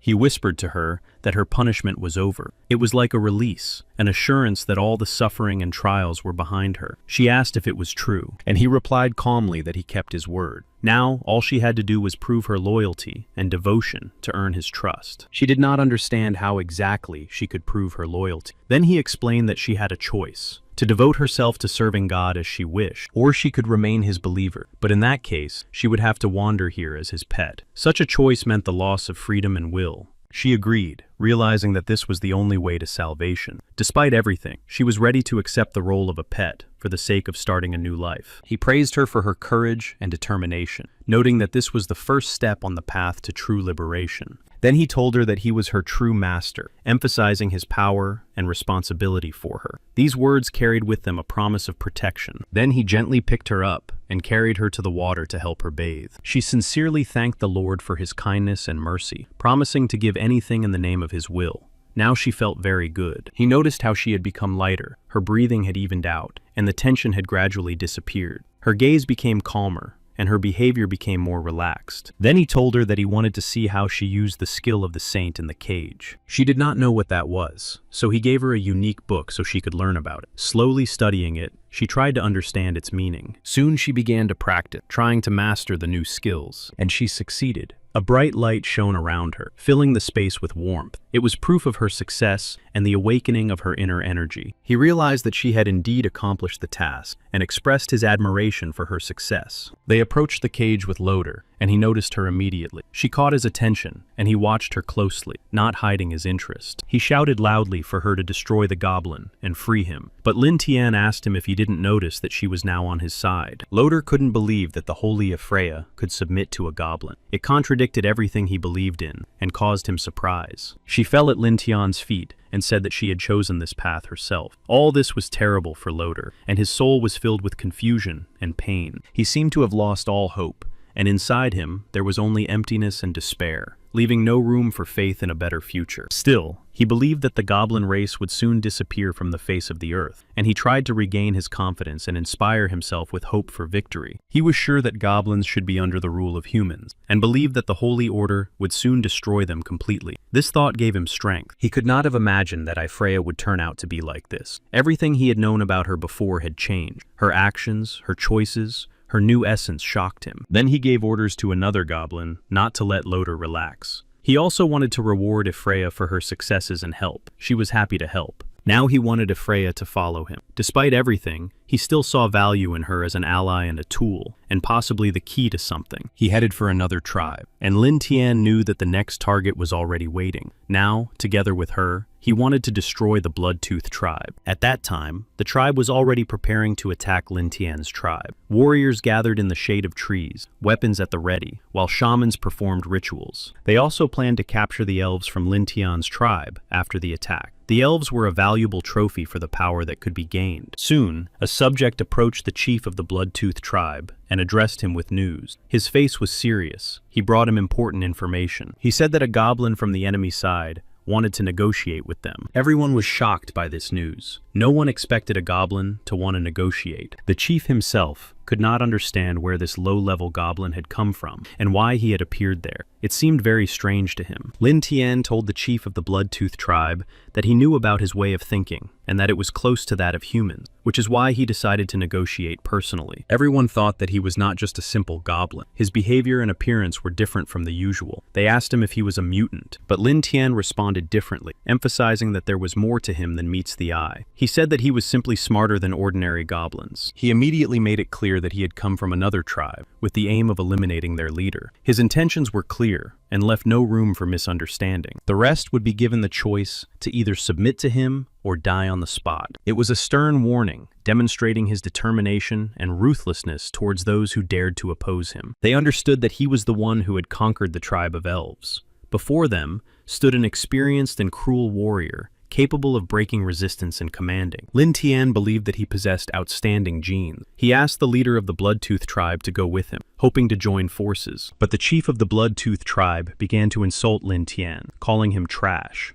Then he grabbed him by the head, demonstrating his power. He said he did not expect Lin Tian to come to him personally, and added that after destroying him, he would take his elves. These words sounded threatening. All his subjects unanimously supported the chief, chanting his name. He realized that talking would lead nowhere. After that, Lin Tian showed that he was ready for action and did not intend to waste time. He said that if the other did not want to live, he should stop talking, and immediately began his attack, demonstrating his determination and readiness to act without delay. Everyone was terrified. This unexpected and swift attack suddenly frightened them, causing their hearts to shrink with confusion. The chieftain screamed in pain, experiencing unbearable suffering, but at the same time, promised to destroy Lin Tian. Despite all this pain, he was not going to give up. Now the goblins were eager to avenge their leader and destroy Lin Tian. Their fury and hatred filled all their hearts, uniting them in a single goal. But Lin Tian defeated them all. His strength, skill, and determination proved insurmountable, despite the numerical superiority of his opponents. None of them could understand where he got such strength. His incredible abilities and unshakable will seemed almost supernatural. Lin Tian's assistant shouted that his strength was due to progress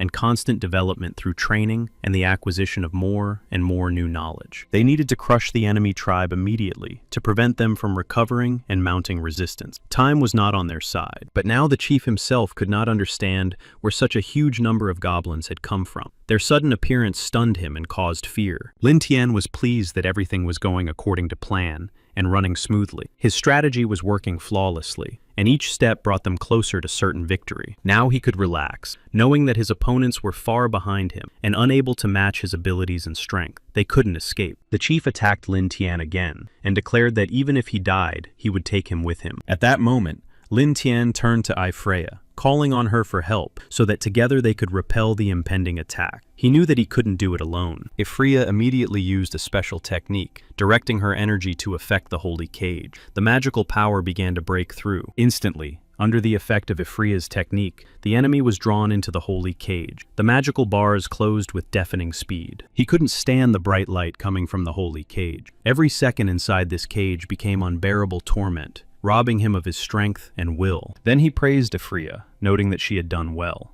According to him, her power would soon become even more powerful, capable of eclipsing her previous limits. Freya bowed her head respectfully and thanked him, calling him Sir. Her voice sounded sincere devotion and gratitude for everything. The enemy, consumed by hatred, shouted, calling him a devil. However, Lin Tian calmly replied that he would soon become a hero of his kind. It took a lot of effort to subdue the enemy. Every moment of resistance was fierce, as if he were clinging to his last hope. Now Lin Tian was calm. The danger had passed, and nothing threatened him or his allies anymore. He was confident because this time they had prevailed. Loder watched everything that was happening and thought deeply. He realized that this was not just a warrior. He did not understand who Lin Tian was at all. He said that it was time for new children to be born into the tribe, and that she had to control everything. In response, Yu promised that she would not let him down. He also left Freya under her control, and she promised to obey her in everything. Leah had to help him with his clothes because he had decided to meet a friend. She had to carefully prepare his outfit so that he would look dignified. She was ready to help him with everything, especially with preparing his clothes for the meeting. Judging by Loderu Lin Tian's face, he knew that reinforcements would soon arrive in Guangming. With their current strength, they could fight the knights, but not the saint. It would take time to raise a goblin hero, so he needed to find an assistant, and he needed to hold back the holy swordswoman. He decided to hide among the bulls and summon a dragon. He believed that the smell of blood would help him do this. And indeed, soon one of the dragons noticed. The huge winged creature flew up to him, ready to take its prey back to its cave. Lin Tian realized that it was impossible to resist such a smell. The dragon lifted the bulls into the air, and Lin Tian found himself hidden inside them. He was glad that his plan had worked, and that everything had gone exactly as he had intended. A feeling of satisfaction and confidence now filled him. In the end, the dragon suddenly dropped Lin Tian into the cave. He tried to get out of the bulls. Now he had to find the dragoness, because he did not expect the dragon to live alone. Soon she was behind him, and Lin Tian did not immediately notice her presence. Only when he felt a faint rustle and movement in the air. At first, she didn't understand why he had come, but soon she recognized him and, in her opinion,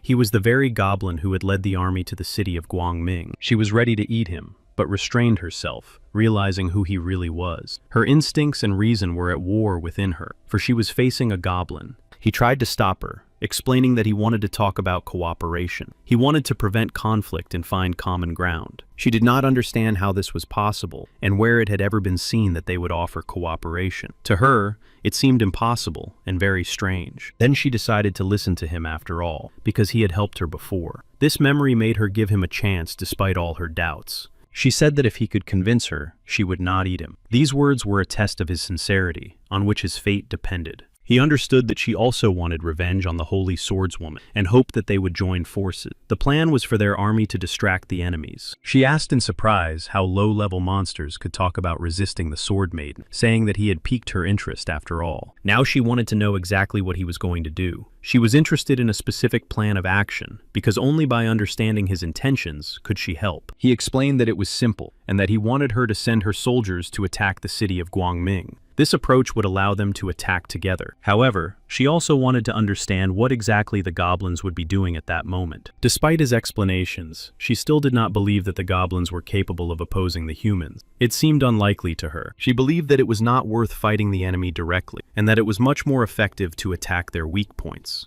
This would lead to victory. She also stated that the goblins' weapons would not harm her soldiers anyway, so there was nothing to fear. Her words dispelled his doubts. Then he asked if she was ready for a deal, and she agreed. She did not think that goblins could be so intelligent. She began to see them not just as enemies or weak creatures, but as strategists and allies. The more she looked at him, the more she liked him. He realized that even the dragoness herself was ready to establish a connection with him. It was no longer enough for her to just look at him. She really liked him, and he was ready to give her something special, not just as a sign of respect, but as a symbol of a possible alliance and trust. The gift was meant to strengthen their bond. Then she thought for a moment about what exactly she wanted. Loder was pacing, wondering why the knights had not yet arrived to help. The prolonged silence made him uneasy. He realized that he could no longer remain where he was, and that it was dangerous to delay. A feeling of anxiety grew inside him, and he clearly understood that he needed to run away quickly. At that moment, he looked up at the sky and froze, for the silhouette of a dragon was slowly floating across the sky. A chilling fear gripped him. He began to scream. He begged to be released and untied, otherwise he would burn alive from the dragon's breath. Panic seized him, and he could already feel the approaching heat. All the goblins, seeing the silhouette of the dragon in the sky and hearing the screams, immediately began to prepare for battle. Their instincts kicked in, and they grabbed their weapons. But soon one of the women noticed something strange on the dragon's back. There was clearly someone there. Then the dragon landed, and everyone saw that it was Lin Tian on its back. He said he had returned and brought with him a solution to all their problems. Despite their surprise, the goblins began to greet him and rejoice at his return. He ordered the dragon to step aside and rest, giving it time to regain its strength. Loder couldn't understand how Lin Tian managed to do all this, and wondered if he was really a goblin. His behavior and abilities didn't fit into any framework. All the inhabitants of the city gathered in Guangmin Square. At that moment, the royal knights appeared on their horses. Their arrival brought joy to the people. They all bowed to the holy swordswoman, expressing their respect and devotion to her. Her presence gave people confidence, and her authority was indisputable. She asked them not to waste time, and to come up with a rescue plan as soon as possible. At this time, Lin Tian was trying to think of a response to the threat. He still hoped that the holy swordswoman would not attack them despite everything. He activated the acceleration after choosing the option he considered correct. Lin Tian trusted his analysis, and his decision was based on calculation. The system displayed the following message: 20 out of 100 possible points had been used up. The acceleration was over, and he was transported to the end of the month. Lin Tian knew that now, with his options exhausted and in this state, he had to act quickly and decisively to find a way out of the situation. It was strange for him because it seemed as if he had jumped forward in time. Everything around him had changed, and he found himself in a moment he had not expected. Now that he had reached the 50th level of power, Lin Tian felt his health become even stronger. This further increased his physical strength. Soon, Yue came running and told him that the babies were born weak and died immediately. He ran to where the lifeless bodies of the babies lay and couldn't understand how this was possible. It all seemed absurd, and he couldn't find an explanation. Lin Tian realized that the third generation was indeed weaker. He couldn't understand what exactly they had done wrong, because everything had been planned. Loder laughed at them, saying they were brainless if they thought they could raise strong offspring. His words were full of contempt. After listening to Loder's mockery, Lin Tian thought about it. He realized that maybe Loder was right about something. Maybe they really had underestimated some aspects. Loder continued to laugh, saying that the higher the goblin's level, the more difficult it would be to bear their children. Then Lin Tian decided to thank him, that is, to punish him. He was sure that Loder had reported the news too late, and now he would have to answer for it. He handed Loder over to the goblin for torture, deciding that his insolence and willful behavior must be punished. It was not so much an act of revenge as a lesson, but Loder screamed that even as a ghost, he would haunt Lin Tian. His words were full of rage and hatred, and his eyes were filled with malice. Lin Tian himself believed that it was too late to save the babies. Now, it was important to think about how to remedy the situation and prevent similar tragedies. He thought about how to strengthen the goblins, to avoid further losses, and ensure their survival. He approached the dragon and noticed something interesting in its behavior. He noticed that the dragoness was ready to bear his child. This union would be a powerful step forward in their struggle for survival. She took the initiative herself, and he was very surprised. He couldn't believe that dragons would interact with them. He still couldn't wrap his head around how such creatures could become allies. But now he had to run off to attend to his business. Despite all the surprises and changes, Lin Tian understood that time was of the essence. He told her that he had to run some errands. He asked her to spend some time with the other goblins for now. She immediately ran to them without asking any questions, as if everything had been decided. The goblins and others who were watching did not understand what was happening. Now everyone was happy that, thanks to the help of the dragons, they had become stronger. Now they had a chance not only to survive, but also to win the upcoming battles. Lin Tian himself sat by the fire, his gaze fixed on the flames, his thoughts wandering somewhere far away. He reflected on how everything had changed recently. He was glad that his kin had become even stronger. However, despite their new abilities, their stats were still too low. He opened the system to check his current parameters and come up with something. He realized that he could no longer remain inactive. Time was passing, and every minute could play a decisive role in their fate. Lin Tian decided that he had to act. He counted his points and realized that he had enough to get equipment. It was an important decision. Strengthening his arsenal could significantly increase his combat effectiveness. He chose a crossbow to increase his long-range firepower, and a blade that would help him withstand attacks in close combat. These weapons gave him flexibility. There was a way to save money, but only with these improvements could he effectively resist the Holy Swordswoman and survive. Lin Tian chose both options. He knew how important it was to master this advanced weapon, but he also understood that he needed to see it in action to understand all its pros and cons. Looking at Loader, Lin Tian realized that he was just right for this purpose. Loader was frightened and did not understand what Lin Tian was going to do with him. His face contorted because he felt that it could be very dangerous. And so, Loader became the first person to learn the power of Lin Tian. At that time, there was a group of people in the forest, and they had not come for the monsters. One of them said that the Mother of Dragons often disturbed the city, and the Holy Swordswoman was not going to take care of the goblins as well. That was why they had come here. He believed that they could thank Loader for providing such a wonderful opportunity. Soon, they all noticed something moving nearby. It was something unusual, and the attention of the whole group immediately shifted to these movements. It was a huge spider slowly moving toward them, its legs stretching across the ground, each step shaking everything around it. One of them said, not understanding why her friends were afraid, that it was just a third-type bug. She didn't see anything so scary about it. But the captain, noticing the concerned looks on his people's faces, said that something was wrong after all. The captain knew that they had to be ready for anything. As they got closer, they realized that it was not just a giant spider. It turned out to be a huge and powerful goblin, hiding its true form. They were terrified and couldn't believe that their expedition would end so quickly. Their entire strategy seemed pointless in the face of this enormous monster. Nevertheless, despite their fear, they all continued to believe that victory was still within their grasp.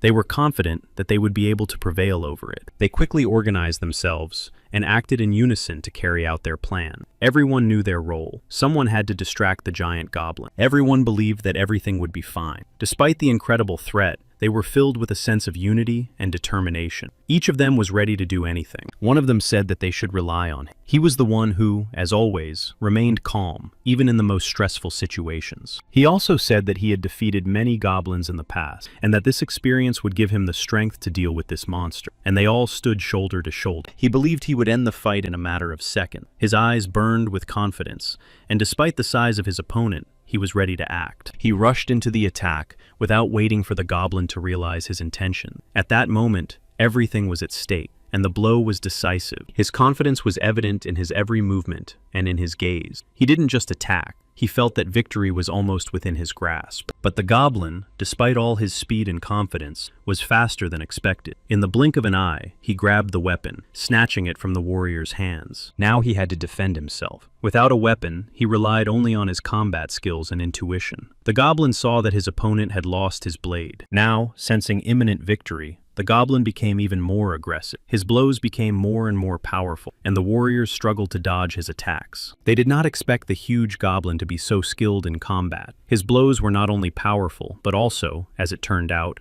very accurate. But despite the enemy's power, they still believed that their bodies were protected from such attacks. Each of them was wearing armor, and hoped that it would be enough. Soon, despite all their efforts and defenses, the goblin managed to break through their defenses. At the moment when everyone was focused on fighting him, he killed the girl. They realized that the only way to survive in such a situation was to stay close to each other. Each of them now risked becoming the goblin's next target. Soon, one of the girls noticed something suspicious on the horizon and called out to the captain. She pointed to something that had caught her attention. Suddenly, other goblins began to emerge from the darkest corners of the forest. There were not 2 or 3 of them, but an entire army, as if crawling out from under the ground itself. They tried to resist, but it became increasingly clear that the forces were unequal. Their blows could not pierce the enemy's armor. One by one, they began to fall. After their victory, the goblins began to celebrate, but one of them stood out from the rest. He grabbed the girl and declared that she would now be his prize. Another goblin looked at him and immediately understood that she was valuable to their tribe. He suggested to his comrade that the trophies be taken to the chief. The goblin who had grabbed the girl did not agree with his comrade's suggestion. He was sure that he had won the victory and deserved the reward.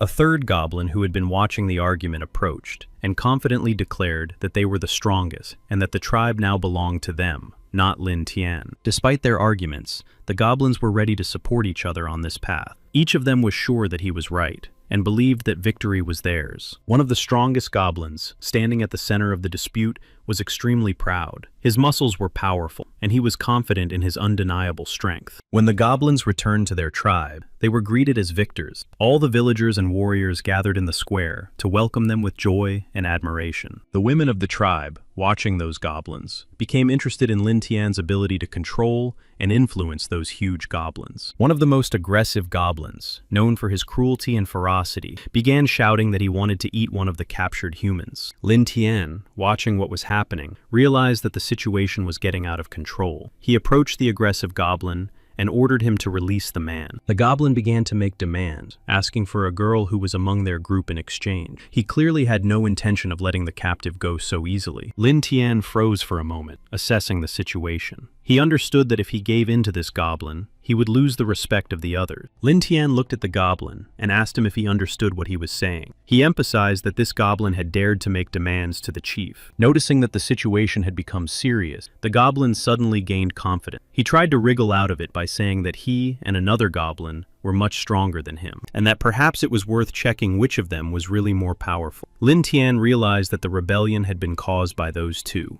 He ordered the one to destroy the other. The goblin continued to insist that Lin Tian was no match for him and that he would become the new leader. The situation required an immediate and quick decision. The moment the goblin declared that he would become the new leader, the other goblin, without hesitation, pounced on the cocky upstart and destroyed him immediately. The conflict between the goblins flared up rapidly, and Lin Tian watched them without intervening directly. He knew that in this chaos he had to maintain power. It was now clear that the mad goblin, who had attacked his fellow tribesmen, was even worse than him. His attack was so fierce and unexpected. Lowering his weapon, he approached Lin Tian. He said that he had realized many things recently. Lin Tian had been watching him silently and calmly all this time. The goblin took a breath and continued, saying that unlike the others, he had always been loyal to the chief, but had never doubted his absolute strength and power. Turning his head slightly, he said that Lin Tian had once defeated the old leader. Now that he had the chance, he was ready to defeat Lin Tian and become the leader himself. Lin Tian was clearly surprised by such candor. He did not expect one of his own subordinates to challenge him at this very moment. Now Lin Tian carefully studied his opponent, and as soon as he noticed that this goblin's strength exceeded 1,000 units,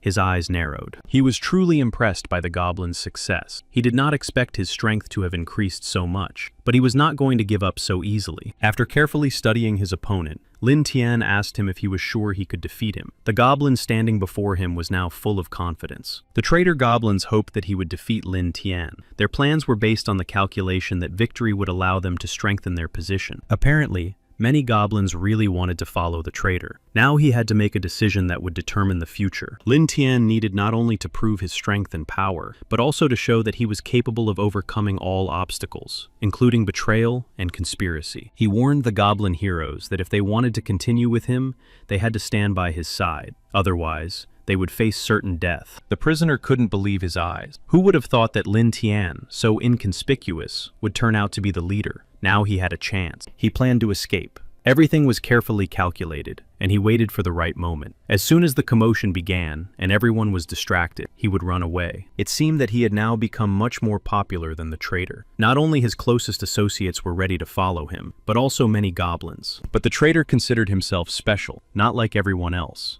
He was sure that he had the right to choose, regardless of what everyone else thought. Soon, the traitor, confident in his uniqueness, decided to attack Lin Tian. He was sure that his time had come, and that he was capable of defeating him. Now that the traitor had begun his attack, the prisoner began to doubt his plan. He saw how Lin Tian fought, and he no longer seemed so weak. Lin Tian began to realize that his opponent had some decent skills. His attacks and strategy showed that he was not as simple as Lin Tian had thought. He was determined to show his opponent his full power. He wanted him to feel what he was capable of, to taste his full strength. The opponent was surprised by Lin Tian's swift attack and had never seen such a weapon before. His actions seemed unpredictable, and he did not have time to react. He needed to repel the attack, but the speed and unexpectedness of Lin Tian's strike put him in an extremely difficult position. He tried to collect himself and find the right moment. Lin Tian wondered how his opponent had managed to break through the fireball. It was unexpected because he had counted on his attack. He realized that his enemy was not as weak as he had thought. Despite his efforts, his attack did not have a decisive effect. His opponent showed resilience and agility. In the end, he decided to change tactics and take a different approach. He realized that direct attacks would not be successful and switched to more cunning maneuvers. The prisoners were amazed by what they saw. Suddenly, a spectacle unfolded before them that they could not have predicted. It was as if an explosion had occurred. The unexpected destruction and the appearance of fire caused them to panic. They could not understand what was happening and instinctively retreated. The tribe members themselves did not know what to expect either. Each of them felt that this event could change everything, including the future of the tribe. In the end, all the traitor's efforts were in vain. His attempts to disrupt Lin Tian's plans did not lead to the desired result. Lin Tian used the dangerous technique of the beak and decided to change his tactic. Now all of the enemy's attacks would be reflected back at him and cause him harm. In the end, the exhausted enemy admitted defeat. All his efforts were in vain, and he was unable to withstand Lin Tian's skill. Lin Tian himself was also surprised and did not expect his opponent to be so spineless. He expected more agility, cunning, and fortitude. Those who had initially supported the traitor now begged for mercy. Fearing for their lives, they knelt down and asked Lin Tian to show mercy. But Lin Tian looked at them with contempt and hatred. He could not forgive those who had betrayed him. Their attempts to beg for mercy only angered him more. He told the traitor that if he followed him and swore allegiance, he would be spared. Now everything depended on his choice and his words. However, he had no intention of letting those who were close to him go. He saw no point in showing mercy to those who had helped and wanted them all to serve him. Noticing that the situation was becoming increasingly tense, he decided to take action. He asked Lin Tian to hand them over to him, assuring him that he would deal with them himself. In the end, the traitor destroyed his own followers. Realizing that they could no longer be saved and that they had become nothing but a burden, he decided not to spare them. Then, he ordered his subjects to devour the prisoners to become stronger. They thanked him for the opportunity to serve and become part of the team. One of the prisoners, realizing what was happening, said that Lin Tian was not just a goblin, but rather a real monster that the entire empire should avoid. Lin Tian approached Loder, looked him straight in the eye, and said that he knew he was waiting for something more. He knew that Loder believed that someone would come to save him, but at the same time, he believed that Loder was placing too much hope in help. Despite Lin Tian's words, Loder continued to hope that the swordswoman would come and save him. He believed that then they would all meet their doom at her hands. He despised Lin Tian, considering him and all who followed him to be filthy scum. In his eyes, they were no better than trash, creatures unworthy of existence. The other captive, the captain, also turned to Lin Tian, claiming that as soon as the swordswoman dealt with the dragons, she would come with an entire army and surely save them. Lin Tian smiled and asked the prisoner if he really believed that the dragon would go to Guangming alone. In any case, Lin Tian was glad to hear the prisoner's assumption, but he was sure that everything would be fine with the dragon and their mission. The prisoner seemed unable to understand why so many people from Guangming had been brought there and found themselves in such a situation. He thought it was all a mockery. Knowing that Lin Tian had already learned everything he needed to know, the prisoner asked him to stop the mockery. He said there was no point in continuing the torture. He wanted them to be killed already. He asked to leave this world together with Loder. After all, they were comrades and allies. Lin Tian listened to the prisoner's words and thought for a moment. After a short pause, he agreed to grant the prisoner's last request. Then someone ran to the holy swordswoman's chambers, calling her by name. It was difficult for the holy martyr to understand everything at once, and she was very frightened. Noticing the intense anxiety in the eyes of the runner, she could not understand what was happening. She could not believe that the dragon had broken through the defenses, and asked. The person who had run up, panic in his voice, reported that the Knights of the Silver Order had been destroyed. Only one of them had returned. The holy swordswoman was completely confused. She couldn't believe what she had heard. Her mind couldn't accept it. Everything that was happening seemed impossible. The nurse looked at the seriously wounded warrior and told the holy swordswoman that there was no hope for him. She knew that even her efforts would not be able to save him. The holy swordswoman looked at the wounded warrior and could not understand where he had gotten such serious injuries, and what had happened to the other warriors who had been with him in battle. Barely breathing, he managed to say that they had encountered powerful goblin heroes. He said that they had tried to fight, but then had to flee. Another warrior said that they should have been more careful, but the wounded warrior, realizing the gravity of the situation, replied that they had had a hard time. Their flight had been forced. Then he fell silent. The warriors stood there, their faces full of anxiety and fear, but they did not forget that they had to support their comrade. The holy swordswoman could not understand what kind of goblins they had encountered. Their name, hero goblins, irritated her even more. She knew that dragons were attacking more and more often. She understood that goblins could use this situation to inflict even more devastating blows. Realizing the seriousness of the situation, she came to the conclusion that they needed to strengthen their defenses immediately. They needed many experienced fighters as reinforcements. Feeling the full gravity of the threat,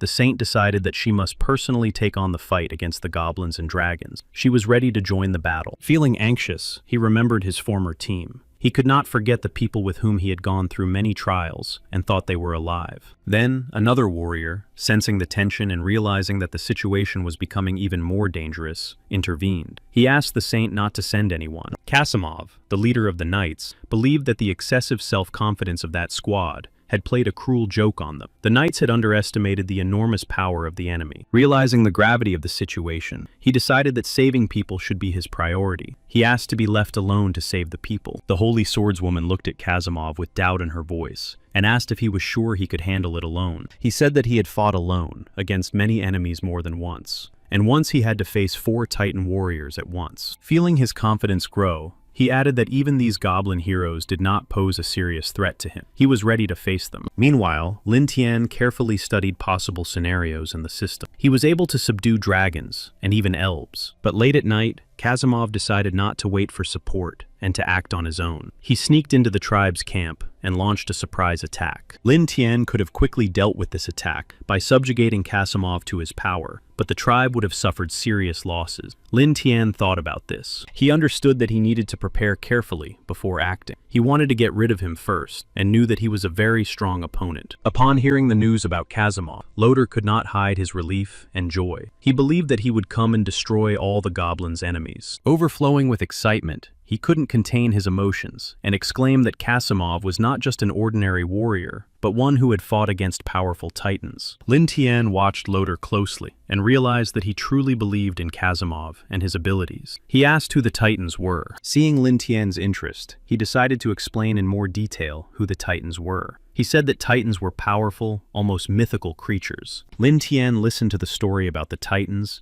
and their destructive power and thought about it. The others shouted, thinking that the goblins would not survive after the invasion. Lin Tian began to realize that the man possessed some unique techniques that could be decisive in battle. The man laughed and waited for his friend. He understood that he needed to prepare carefully to protect himself and his tribe from possible threats. He wanted to send someone on a reconnaissance mission. Kasimov, meanwhile, was already on his way. He wasted no time, and, realizing the importance of his mission, was now moving through the forest to meet his enemies. On the way, Kasimov began to notice something strange. The forest, which was usually teeming with various monsters and dangerous creatures, was now unusually quiet. Suddenly, amid the silence of the forest, Kasimov noticed something strange, traces left by the previous detachment. He stopped, examining the traces of blood on the ground. As Kasimov continued to follow the tracks, he suddenly smelled the pungent odor of blood, which grew stronger with each step. This immediately alerted him. For a moment, his eyes scanned the surrounding, assessing every detail. Expectation was already building in his chest, and he felt joy at the prospect of battle. Suddenly, Kasimov heard a faint, barely audible cry. He immediately became alert, because someone was calling for help. The cry was desperate and terrifying. His attention was focused on the sounds coming from the forest. He wanted to find out as quickly as possible who was calling for help and crying. Without wasting a second, Kasimov rushed toward the source of the sound. He felt adrenaline filling his body, and his horse's steps grew faster and faster. When he broke through the last bushes and saw what was happening, he was met with an unusual sight. In the center of it all, A girl was sitting with her back to him near a tree. He couldn't immediately tell who the girl was. He approached cautiously, trying not to attract unnecessary attention. Then he was right next to her. When she turned around, Kazimov couldn't believe his eyes. He stood frozen for a few seconds, forgetting everything that was happening. It was Ifreya, the saint of the city of Guangming, one of the most revered people whose name was known throughout the empire. He couldn't believe his eyes. He thought she was dead, but now she was standing in front of him, asking for his help.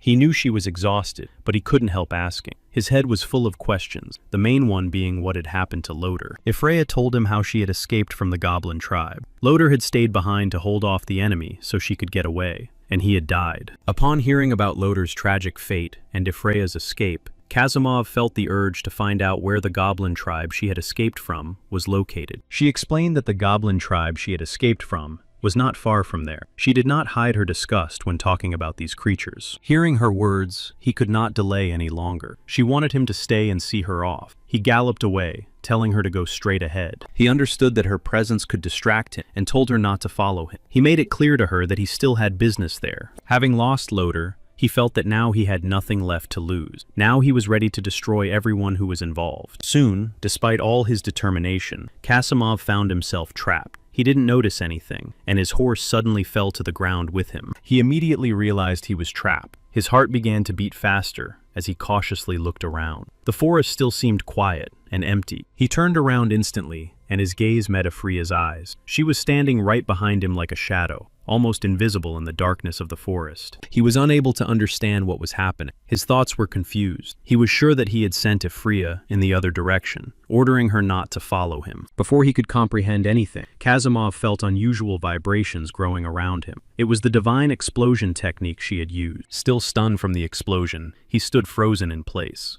He tried to comprehend what had happened. He did not understand why she had used this technique. Ifreya, who had been silently watching him all this time, finally spoke. She said that her master had ordered her to destroy Kazimov. These words struck him. When Kazimov heard her confession, he felt his inner world change. Unconsciously, a wave of rage and disappointment arose in him. Unable to contain his rage, he grabbed Ifreya by the scruff of her neck and lifted her into the air. He asked her how she dared to attack him despite being allies. Grabbing Ifreya tighter, he said that since she had come to him herself, she would now receive no mercy. After all, he loved to destroy not only monsters. This was the moment when he felt his rage reach its peak. Everything that was happening seemed to him to be the perfect chance to destroy Ifreya once and for all. When he was ready to destroy Ifreya, he suddenly heard a voice that made him stop. It asked if he had really decided to go after them alone. Lin Tian noticed that he not only had good fighting skills, but also good weapons. And Lin Tian knew that if he used his attack, it would lead to serious consequences for his tribe. That was bad for him. But he was angry, not understanding how that goblin dared to take everything into his own hands. His blade. Deep down, he was afraid that the outcome would not be in his favor. Kazimov was angry at Ifreya,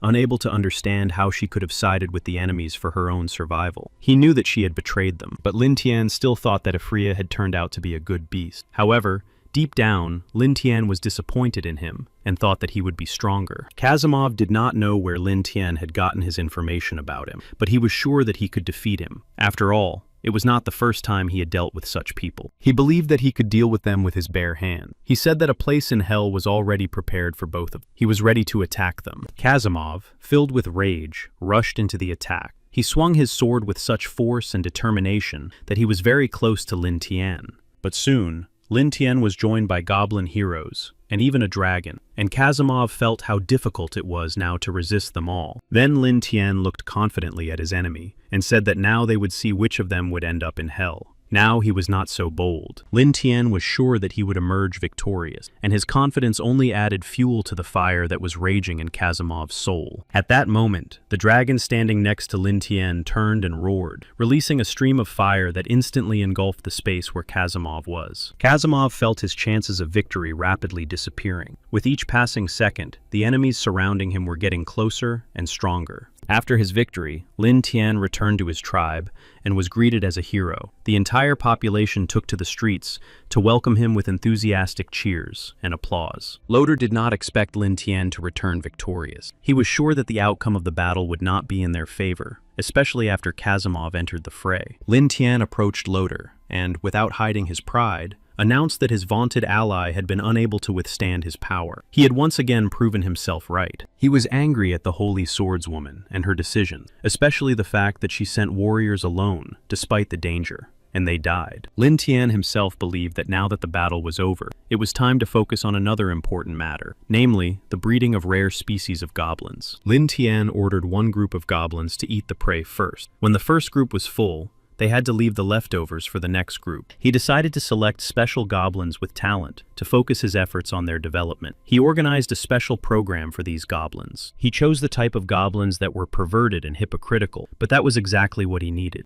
Outwardly, they might seem simple or even weak. He also checked the information about the Holy Swordswoman. He knew that she had only 3 knights, and all of them eventually fell into his hands and died. He realized that if the people of the Holy Swordswoman learned of Kasimov's death, her reputation would be irrevocably ruined, and most likely, she would take action. Then Lin Tian decided to use the system to look into the future. The system allowed him to predict possible outcomes of events. Lin Tian knew that the Holy Swordswoman was very greedy, and this trait could work in his favor. He was sure that victory would be on his side. Then, Lin Tian announced a recruitment drive for the army. He decided that tomorrow, his fighters would embark on a grand mission. Each of them had to be ready. Lin Tian knew that the time for destruction had come. He was ready to deliver the decisive blow, and his strategy had already been carefully thought out. Soon, Kasimov's lifeless body was brought to the Holy Swordswoman. His death and defeat were a heavy blow to her army, and to her personally. She couldn't understand how this was possible. Kasimov, one of her strongest and most experienced knights, had been defeated. How could such a warrior have died? The Holy Swordswoman began to understand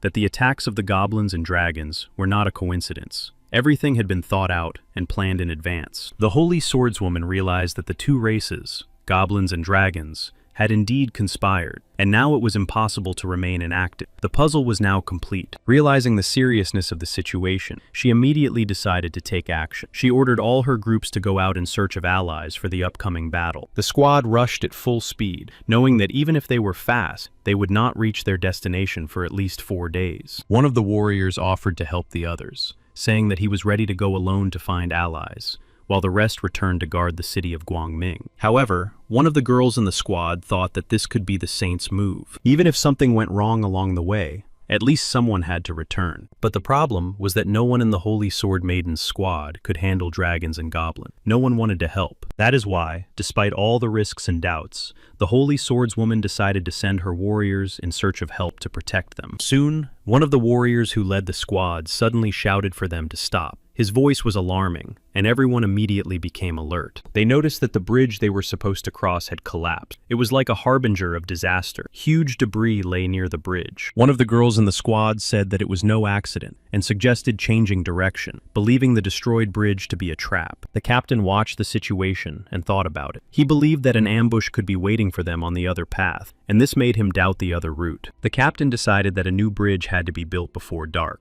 The destroyed bridge blocked their path, and it was already impossible to turn back. When it was almost dark, the bridge was ready. Despite the hard work and limited time, the captain's squad completed the task. The squad moved forward, feeling time slipping away. They understood that with every moment, their chances of success were diminishing. Soon they realized that night was falling faster than they had expected. The sun had almost disappeared behind the horizon, and darkness began to fill the forest and the surrounding area. Then the captain realized that things were much worse than he had expected. A faint noise could be heard in the distance, but his experience told him that it was no accident. He froze when he felt the air around them begin to tremble. His heart began to beat faster. He looked up and saw that there was a dragon. Its massive wings created a storm like something out of a nightmare. They also noticed a goblin on the dragon's back. The captain realized that their end had come. When the captain and his squad saw the goblin sitting confidently on the dragon's back, it became clear that the goblin was not alone, but with the dragon. Lin Tian noticed that instead of going around the destroyed bridge, they decided to build a new one. Could it be that they were afraid he might ambush them on the way? At that moment, the captain realized that the destruction of the bridge was not an accident, but part of Lin Tian's strategy. Everything became clear. Lin Tian had broken the bridge on purpose. The next moment,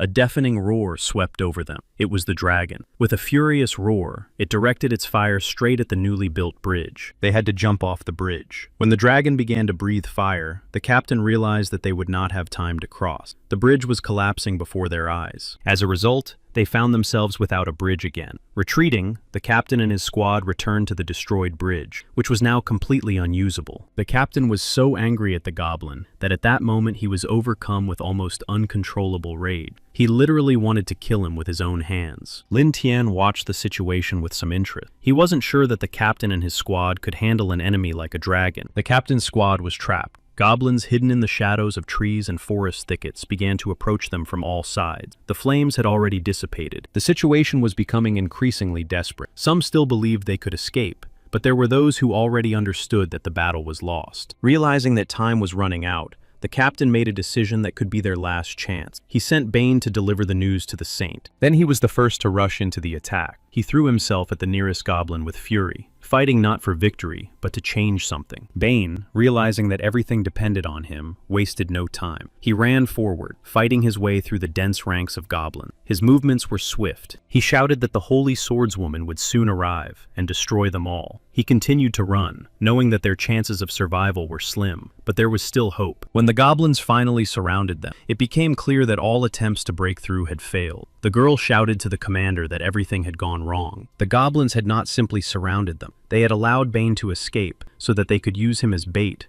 or as a means to achieve their goal. When she realized this, the girl felt an icy chill run through her body. Everything became clear. It was part of the plan and part of the strategy. Lin Tian, watching them, stepped forward. He admitted that the mother of dragons did not exist. It was a lie he had used to lure the holy swordswoman out. He watched the situation with satisfaction, knowing that everything was going according to plan. He knew that the holy swordswoman and her squad would meet their end, and they already knew it too. But despite his despair, the captain did not give up. Despite the encirclement closing in around him, the last hope burned inside his chest. The captain was determined to destroy Lin Tian and was ready to fight to the last. He had to hold out until the holy swordswoman arrived. The goblins attacked him from all sides, surrounding him in a tight circle. The captain, without losing his composure, fought everyone who tried to break through to him. But despite his skill, it was not so easy for him. The goblins attacked from all sides, and each new attack required more effort from him. He understood that the enemy's sword was incredibly strong. Each clash with it reverberated through his body, as if the metal itself possessed a special power. Then he realized that it was the blade of Casimov. The sword he was fighting with was not just a weapon, but part of an ancient force carrying magic and destruction. Lin Tian smiled as he watched the captain's efforts. He was disappointed, as if he had long predicted the outcome of this terrible clash. He decided not to waste time and to end the battle. He could not afford to delay any longer, and soon he moved swiftly towards his enemy.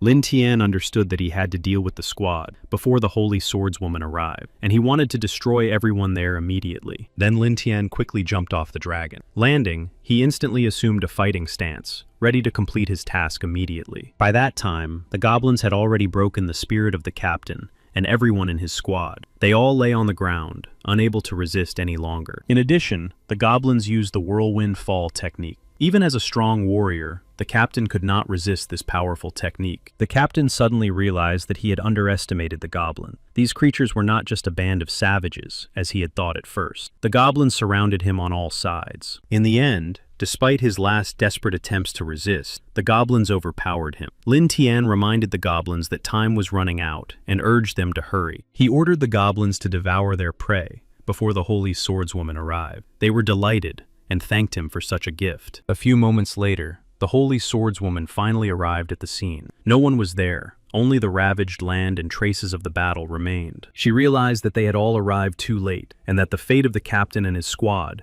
had already been decided, and none of them could change anything now. Where the warriors had once stood, now only bones lay. The holy swordswoman slowly lowered her gaze, seeing the remains of armor and weapons. She couldn't believe it. Bane, one of the last survivors, fell to his knees among the bones and debris. He couldn't believe what was happening and wanted to avenge his comrades. The holy swordswoman stood in the middle of the empty field, stunned by what she saw. Nothing remained of her squad except bones and fragments of their armor. She suspected that the goblins had joined forces with the dragons again. Such an alliance was extremely dangerous and rare. She was confused and didn't know what to do. Bane said he had seen one of the enemies, a powerful leader who commanded the goblins and dragon. He knew that this was their leader. He was not just a leader, but a force that united darkness and directed the battle. This information changed the whole situation and showed how dangerous the enemy was. The holy swordswoman was shocked by what she heard. This information struck her, revealing the scale and complexity of the threat they were about to face. Now the Holy Swordswoman understood that it was this powerful leader who had ordered the dragon to burn the bridge. This explained the suddenness and scale of the destruction. However,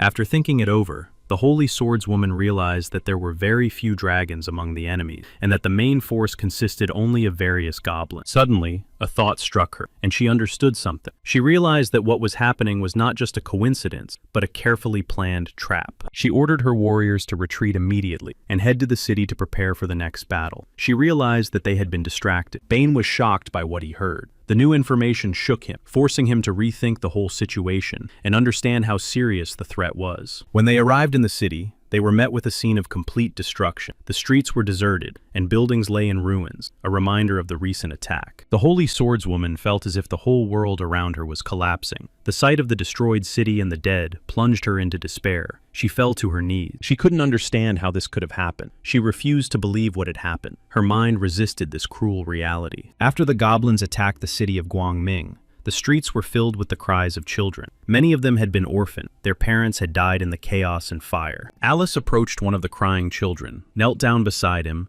and tried to comfort him. The child recoiled, screaming in pain and anger. His eyes showed distrust. He believed that she was only pretending to help and protect him. He couldn't forgive her because she wasn't there when the goblins came. At the very moment when everything was falling apart, Alice, like many others, was absent. Everyone hated her and considered her worthless. Every glance, every whisper behind her back was filled with contempt. They no longer believed in her or her power. She was in complete shock and confusion. She didn't know what to say and just stood silently, trying to make sense of what was happening. She was simply frozen. Exhausted, she collapsed to the ground, unable to stand any longer. The shouts and insults did not stop, as if they wanted to break her completely. The Mother of Dragons was pleased. Lin Tian was not a weakling, as many had thought. On the contrary, he had exceeded expectations by defeating the Holy Swordswoman. Now she wanted to meet him as soon as possible. After he destroyed the Holy Swordswoman, he became not just interesting to her, but important. Meanwhile, Lin Tian returned to his tribe, where he was greeted with great attention and respect. Everyone gathered around to welcome him. The goblins reported that they had prisoners, and that some of them had even surrendered. They did not want their children to be killed, so they had to surrender. The goblins also reported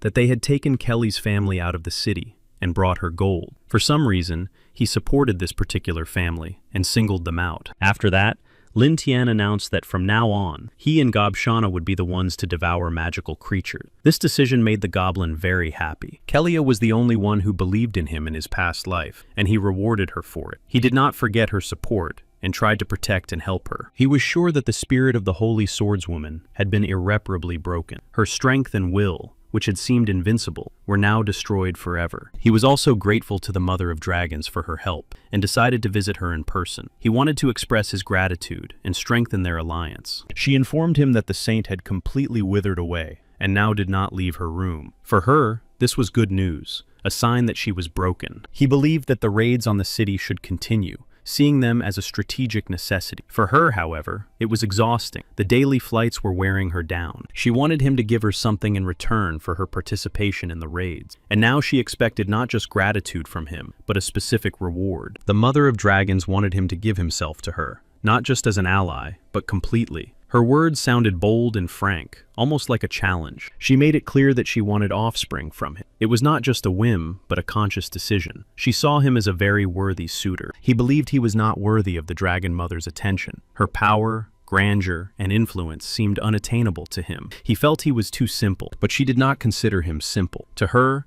he was special, extraordinary, full of hidden strength and potential that was just beginning to awaken. Since time immemorial, dragons had respected only strength and obeyed only those who could prove their superiority. That was why the dragon noticed him. She wanted offspring only from the strongest, those worthy of continuing her lineage. For the Mother of Dragons, this was not a whim, but an ancient instinct. For him, it was an honor. He felt not only pride, but also responsibility for the future, for the fact that from now on, he was not just a warrior, but already a hero. The system rewarded Lin Tian with new points and raised his rank for what had happened. This confirmed that his choice and actions had been correct. He decided to leave while she was asleep. Soon, he was already flying on another dragon, feeling the wind in his face and freedom. She woke up and realized that he had not disappointed her. When the elves were told that they were free, Many of them immediately thought that they were being expelled. Freedom seemed unexpected and even a little frightening to them. Lin Tian calmly explained to the elves that now they had humans to continue their lineage, and if any of them wanted to leave, they could do so without coercion. Kasana's mother suggested that her daughter leave if she really wanted to, giving her the freedom to choose. However,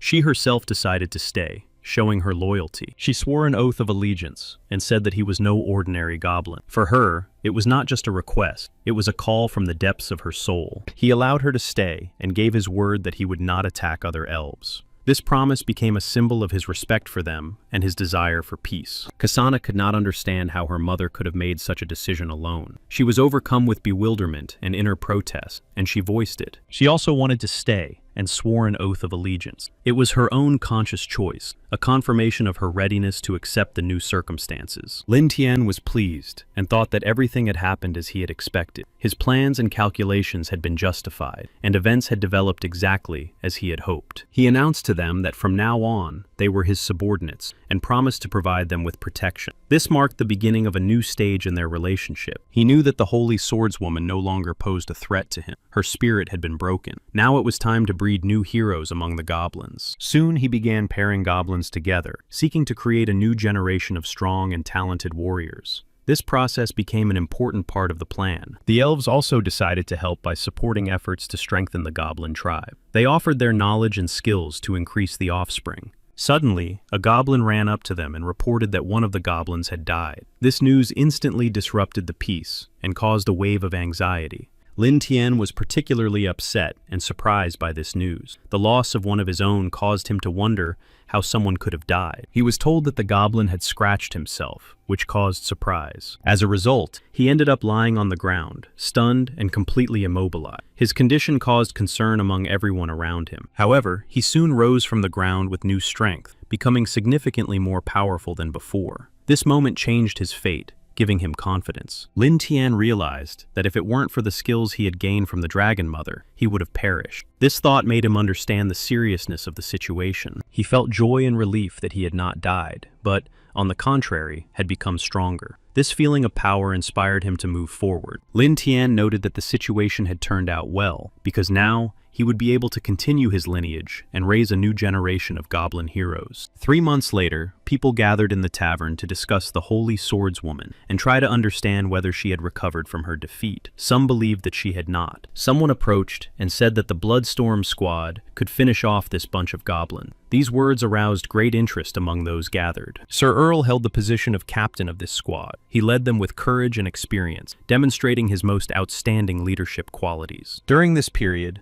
Lin Tian managed to acquire 150 goblin children, which was a significant event and greatly influenced his life. At the same time, the kingdom allocated significant funds to destroy the goblin tribe, considering this operation a priority. This time, he had to face his enemies again, and for this, he needed to prepare carefully and develop a strategy. He knew that diamond-ranked fighters were the true elite of humanity, and even epic-ranked fighters were significantly superior to even saints. This time, the system did not provide him with any guidance or assistance, leaving him alone to face the upcoming difficulties and trials. Then the elves approached him to report on the current situation. Their message was important and would help him better understand the situation and their future steps. The elves reported that the new generation was growing up quickly and becoming stronger, but they were on the verge of a serious problem: hunger. In addition, the elves noted that the mines had been depleted and the goblins lacked proper facilities, which would be a major threat in the upcoming battle. He realized that it was necessary to move to a new place, where there would be more resources and where greater security could be provided for the tribe. He gave the order for everyone to gather quickly and set off immediately. Urgent mobilization was necessary to leave the unfavorable location. His subordinates were surprised by the sudden order, but they obeyed without hesitation and hurriedly roused everyone else so that they could set off as soon as possible. He led his subordinates to a cave located under a waterfall, a place hidden from prying eyes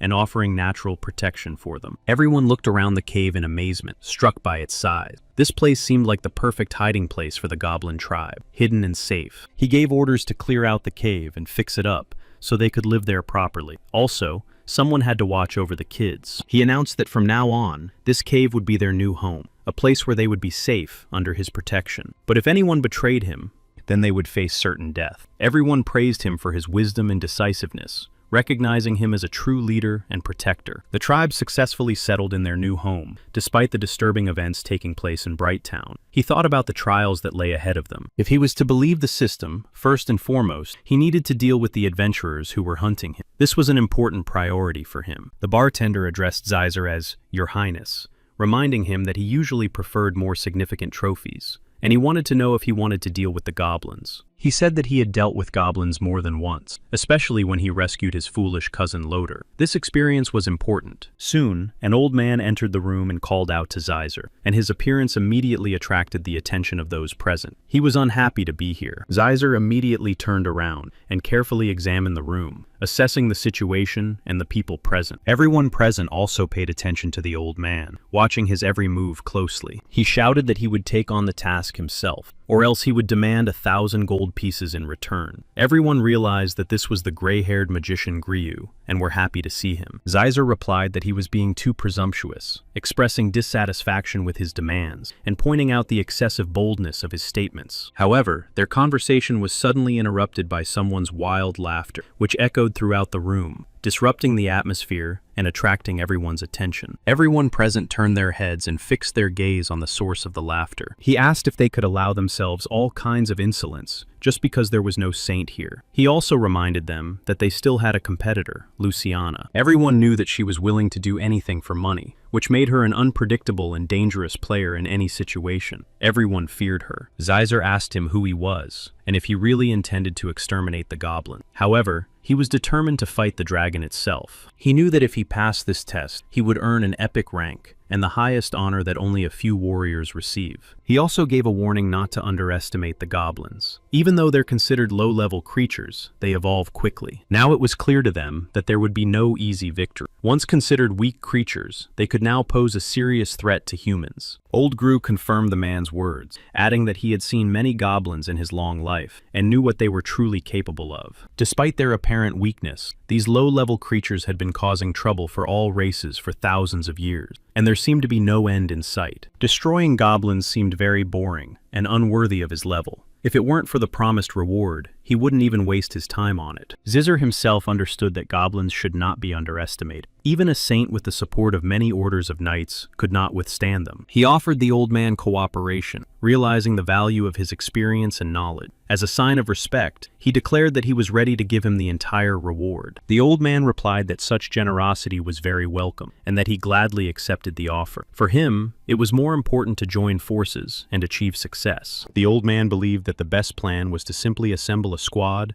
and immediately set out to storm the forest. The main thing was not to give the goblins a chance to fortify their position. Zeiser believed that it was necessary to conduct reconnaissance and draw up a detailed plan of action. Only then could they prepare for the upcoming battle. The old man replied that young people always want to be cautious, but they had enough experience and strength to deal with the goblins on their own. Zeiser remained silent and listened attentively, pondering the old man's words. His calm face showed that he valued the veteran's experience and opinion. Then his gaze fell on a knight in armor standing nearby. This warrior radiated confidence and strength, as if ready to enter the fray at any moment. The old man suddenly said that he did not expect to see a knight here. Clad in armor, he approached slowly, as if darkness itself were walking on the earth. Zeiser's heart beat faster, and he felt a sense of fear. However, gathering his thoughts, Zeiser approached and apologized, explaining that he simply did not recognize the knight. His fear was replaced by awkwardness. He was embarrassed. The knight was indeed strange, with a voice that seemed to have been altered by ancient spells. Zeiser couldn't wrap his head around it. The old man said that he had once killed the leader of the goblins with his own hands, and destroyed 1,000 enemies in one battle. His name had long since become legendary. Hearing the story of the knight's heroic deeds, Zeiser felt admiration and respect. Thinking that he could fight on their side, he made an offer. But the knight replied sharply and without hesitation. He said he did not need partners, believing that they would only get in the way. His voice sounded without a hint of doubt. The old man shook his head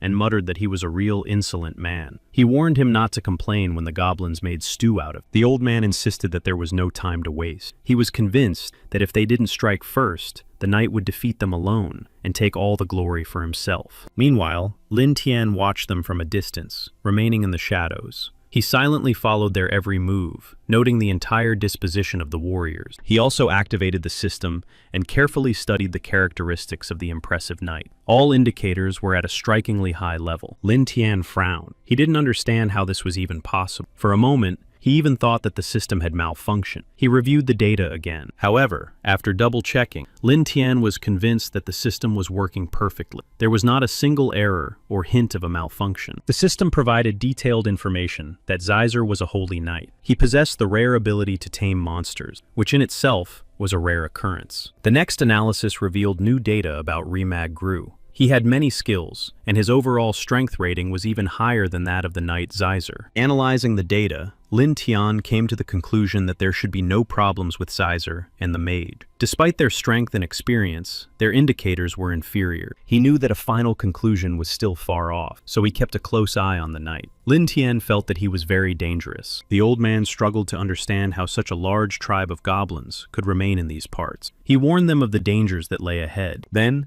Xizer called the old man over. He wanted to discuss the information he had heard and understand how serious the threat to their group was. Xizer noticed someone's hair on the ground, carefully picked it up, and handed it to the old man. This small clue could reveal a lot about the presence of enemies. The old man examined the hair and immediately realized it belonged to an elf. This discovery surprised him. Could it be that the elves were helping the goblins hide? They had combed through the entire forest and found no place to hide. They believed that it was most likely the elves who had helped the goblins escape. The old man released a butterfly into the air and explained that these insects were attracted to the scent of elves. It was a kind of signal that allowed them to track them down. He believed that this move would really help them, and that the butterflies attracted by the scent of the elves would lead them to the trail of their hidden enemies. Soon the butterfly lost the trail, which made them think that the goblins had probably already crossed the river. This turn of events complicated the task. Xizer suggested not rushing and waiting for the night, despite the old man's desire to rush forward. Hasty actions could lead to mistakes. However, the old man suddenly noticed something on the bank, right at the edge of the forest. His gaze focused on this object, or perhaps even a trail. It turned out that a goblin was walking on the shore at the very edge of the forest. Its presence was unexpected, and now they had to decide what to do next. Without wasting a second, they instantly followed the goblin. Moving stealthily and quickly,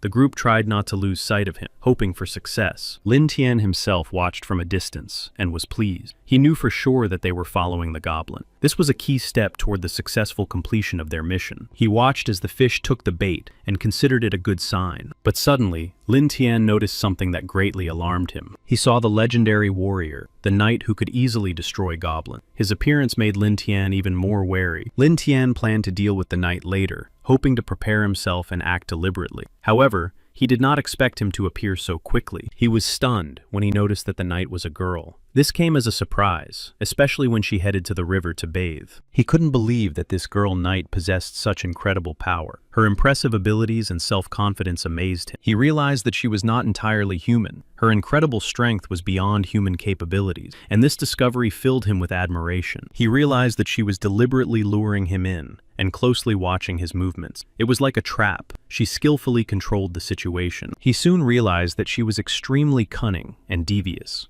Her actions were thoughtful and clever, as if she was always one step ahead of everyone else. However, first he had to deal with those two, Xizer and the old man. However, he understood that he would soon be able to figure out what kind of creature was hiding behind the knight's appearance. There was something greater and more terrifying behind her appearance. He was eager to unravel the mystery behind her. Curiosity and the desire to understand the true nature of this creature spurred him on. Xizer stopped abruptly and warned everyone not to slack off. In his opinion, the enemy was very close. He was sure he could hear footsteps nearby. But to their surprise, at that very moment, an attack suddenly descended upon them. The goblins gave them no time to prepare. Everything instantly descended into chaos. The old man shouted loudly, ordering everyone to retreat immediately. He understood that survival was more important in this situation, and that they needed to conserve their strength. They quickly realized that it was all a trap. The sudden attack and the need to retreat clearly showed that the enemies had prepared thoroughly. Xizer was glad that the old man had managed to successfully repel the sudden attack, while preserving his strength and fighting spirit.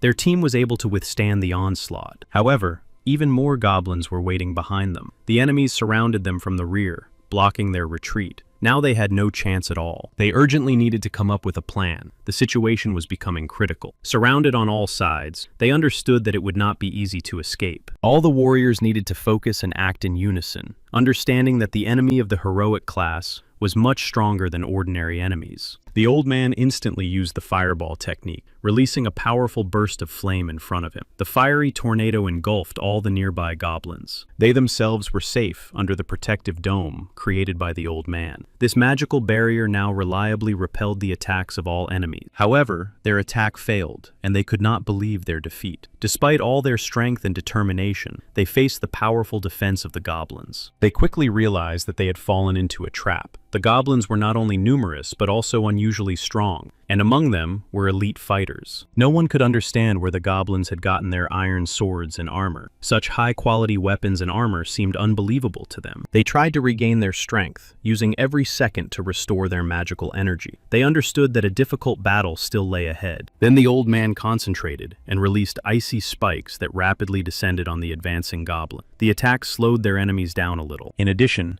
the old man used the quicksand technique, turning the ground beneath his enemy's feet into a sticky surface. The goblins began to sink and lose speed. The old man also used the Rain of Justice technique, a powerful magical squall that fell on the enemies, striking them hard and knocking them off their feet. Lin Tian stood on a rock and watched the events unfold closely. From his vantage point, he could see the entire battle and analyze the actions of both sides. He ordered one of the goblins to cut a window for Gobukong. This order testified to the importance and urgency of the task. The goblin reacted instantly to the order, jumping off the rock and rushing towards the battlefield. His strength was great. He was fierce and relentless, his eyes burning with rage, his movements quick and precise. This attitude made him a very dangerous opponent. Without hesitation, he immediately went on the offensive. His ferocious energy immediately made his enemies feel a real threat. The old man quickly realized that he was powerless against such a fierce opponent. His power and fury surpassed anything he had encountered in battle before. Although the old man felt a deep hatred for goblins, he understood that in this situation, he could not stop them. His strength was insufficient. The goblins were incredibly strong and numerous,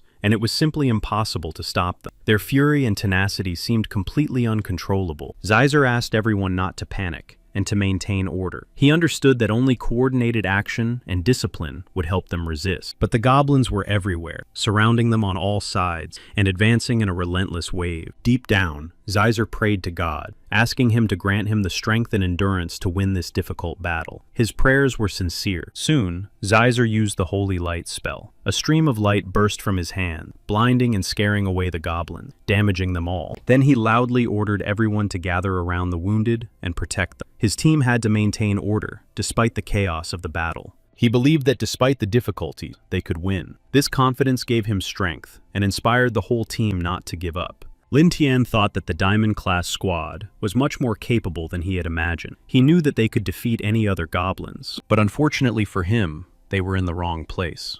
Their mistake disappointed him, because right now, a mutant goblin, a powerful creature that threatened everyone present, had descended upon them. Its appearance only exacerbated the situation. Everyone immediately understood the seriousness of the threat. The appearance of the mutant goblin inspired fear and despair, because they knew that defeating it would be impossible. The knight, who was a girl, thought about how amazing and powerful goblins were, despite their evil and wild appearance. The old man felt very ill. Fatigue and wounds were taking their toll on him. His strength was waning, and the pain in his body prevented him from concentrating. They understood that they were in a hopeless situation, as if doomed to defeat. The enemies were too strong and numerous, and there was no chance. The goblins rejoiced, celebrating their imminent victory. Their cries of triumph echoed across the field. They were confident that they were about to break their enemies' resistance. Zeiser was struck by what was happening. The power and determination of the goblins exceeded all his expectations. He realized that he was facing an enemy far stronger than he had anticipated. He did not want Gru to die. For Zeiser, this man was important not only as an ally, but also as a friend, and the thought of losing him filled his heart with fear. Gru shouted loudly for help. These cries were a call to action, and a reminder that every second counted. Zeiser was shocked by the goblins' cruelty. Their ruthless actions and fury struck him so hard that he collapsed to the ground in shock. Zeiser jumped up abruptly, and the thought flashed through his mind that these were not just goblins, but demons. Fearing for his life, he ran away. Ryu continued to beg for help, his voice growing weaker and weaker. He hoped to survive despite the danger and the hopelessness of the situation. Zizur himself ran, feeling the goblins running behind him and getting closer and closer. Their footsteps and furious cries echoed in his ears. He had suspected that the elf archers would appear, and his premonition proved to be correct. Their presence somewhere nearby added to his anxiety. Then, running out of the forest, Zizur suddenly saw the knight's daughter standing in front of him. She stood motionless, as if wanting to block his path. He began to beg the knight's girl to save him. He no longer thought about pride or honor. He just wanted to survive. His body trembled with fear. Zizur was still trembling, unable to hide his fear. His body shook with exhaustion and terror, and his breathing was uneven. He knelt before the knight. He thanked her, not hiding his relief. He admitted that now that she had destroyed his enemies and saved him, he was indebted to her and promised to repay her for saving him. But in response, she coldly and contemptuously rejected his gratitude, telling him to get as far away as possible. Her voice sounded irritated. Zizur, choking with excitement, tried to warn her. He understood that this was no ordinary tribe of goblins. Someone far more dangerous was behind them, but she didn't care. On the contrary, the thought of danger only fueled her excitement. She thought it would only make things more interesting. Soon she was already there. Her movements were quick, and she moved surprisingly smoothly. The goblin that had defeated the old man absorbed his power, increasing its own strength and becoming an even more dangerous and ferocious enemy. This gruesome scene was terrifying. Everyone present watched this horrific event with bated breath. They felt the tension growing. Lin Tian felt that there was something more hidden there, some kind of threat that had yet to be revealed. His intuition told him something. He noticed how the knight slowly and confidently approached the center of the battle. Her determination and strength stood out amid the chaos, attracting attention. All the goblins instantly turned their attention to the knight. Her appearance caused alarm, and they understood that they were facing a very dangerous opponent. She looked at him intently and asked where their leader was. The goblin did not answer her question, and instead gave the order to all his men to attack. His team launched a furious assault. All the goblins simultaneously rushed to attack the knight, seeking to overwhelm her with their numerical superiority. But she stood completely still. She began to skillfully fend off the goblins' attacks. Her movements were quick and precise. Each strike and counterattack demonstrated her skill and experience. Lin Tian was puzzled. According to the system,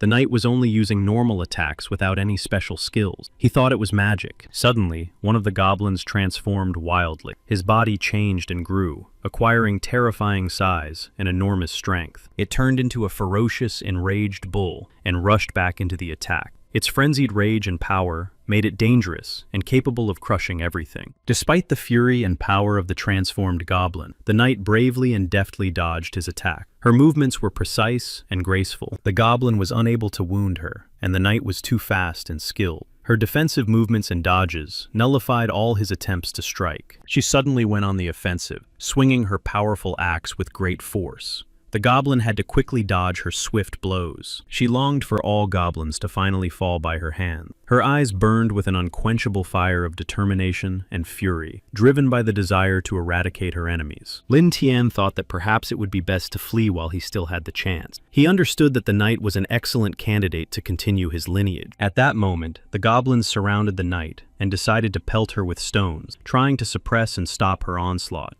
They threw them from all sides. Seeing Lin Tian, the knight was surprised by his ability to tame the dragon, such a powerful and dangerous creature. Everything became more fun for her. However, when the goblins began their attack again, the knight had to refocus. She quickly switched back into battle mode. She tirelessly tried to repel the goblin attacks with her sword, energetically parrying blows and delivering precise counterattacks. Every swing was accurate. In the end, the knight grew tired of the continuous attacks and, feeling the need to rest, thrust her sword into the ground. Lin Tian realized that the battle had been going on for about an hour and expected the knight to collapse from exhaustion at any moment. He watched as her strength gradually faded. Finally, the knight removed her mask, revealing her face. This moment was unexpected and significant. Now everyone could see her true beauty. The goblins were enchanted by her beauty and seemed to lose the will to continue fighting. Confusion and even bewilderment appeared in their eyes. Instead of rushing into battle with the goblins, the night girl abruptly changed the direction of her attack and rushed at Gru. She decided that his heart would be delicious food. Lin Tian was shocked by her unexpected action. At that moment, he realized that he had seriously underestimated her. She was not just a warrior,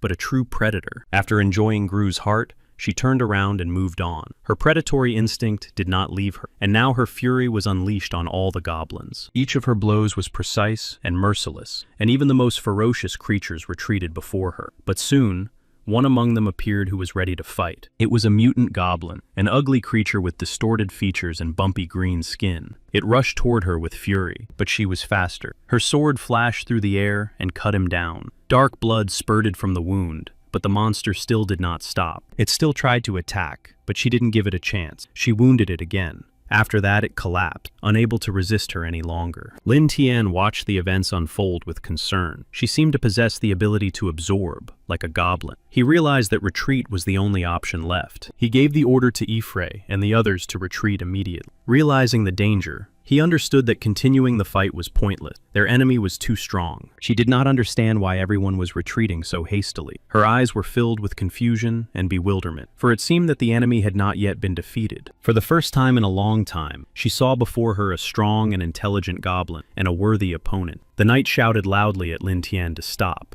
She announced that she was ready to meet Lin Tian and spare the rest, promising to heal the wounded. Her words sounded confident and authoritative. However, Lin Tian did not believe her and immediately reported this to her. She was surprised by his distrust, not understanding why Lin Tian did not believe her sincere words. Her face expressed confusion and even disappointment. Then, she slowly removed all her armor, demonstrating her open and honest intention. This gesture was an attempt to prove her goodwill. Despite her open gesture and the fact that she had removed her armor, she deceived Lin Tian and suddenly wounded him. It was when he thought she was unarmed. She noted that even though he was a low-level goblin, his intelligence was on par with that of a goblin king. Despite his apparent weakness, he impressed her. She was amused that she had managed to deceive Lin Tian and wound him while he was angry with her. He was angry not only at her, but also at himself for falling into her trap and allowing himself to be deceived by this abnormal creature. He could not forgive himself for such a mistake. Suddenly, he noticed something strange. It made him wary and thoughtful. He couldn't understand why his goblins and subordinates had suddenly turned their backs on him. This unexpected behavior confused him. She declared that everything was now under her control and that they should not see what she was doing. The situation was completely in her hands. She assured him that she would not harm him, trying to calm him down and gain his trust. Her words sounded convincing, although everything remained unclear. The girl was ready to join his ranks, demonstrating a desire to cooperate and join forces. This decision spoke of her desire to be close to him. She was interested in who he would ultimately become, what path he would take, and what role he would play in the future. She liked him very much, and in a burst of emotion, she even kissed him. This unexpected gesture was an expression of her sympathy and complete trust. Lin Tian was very surprised by her actions, not expecting such openness and warmth. At the same time, Zeiser was secretly watching them, hiding in the bushes. He was shocked that the night girl had kissed a goblin. This contradicted all his expectations and prejudices. At that moment, when he was immersed in shock and surprise, the goblin suddenly approached him from behind. His sudden appearance behind him frightened him. He immediately realized that difficulties and even death awaited him ahead,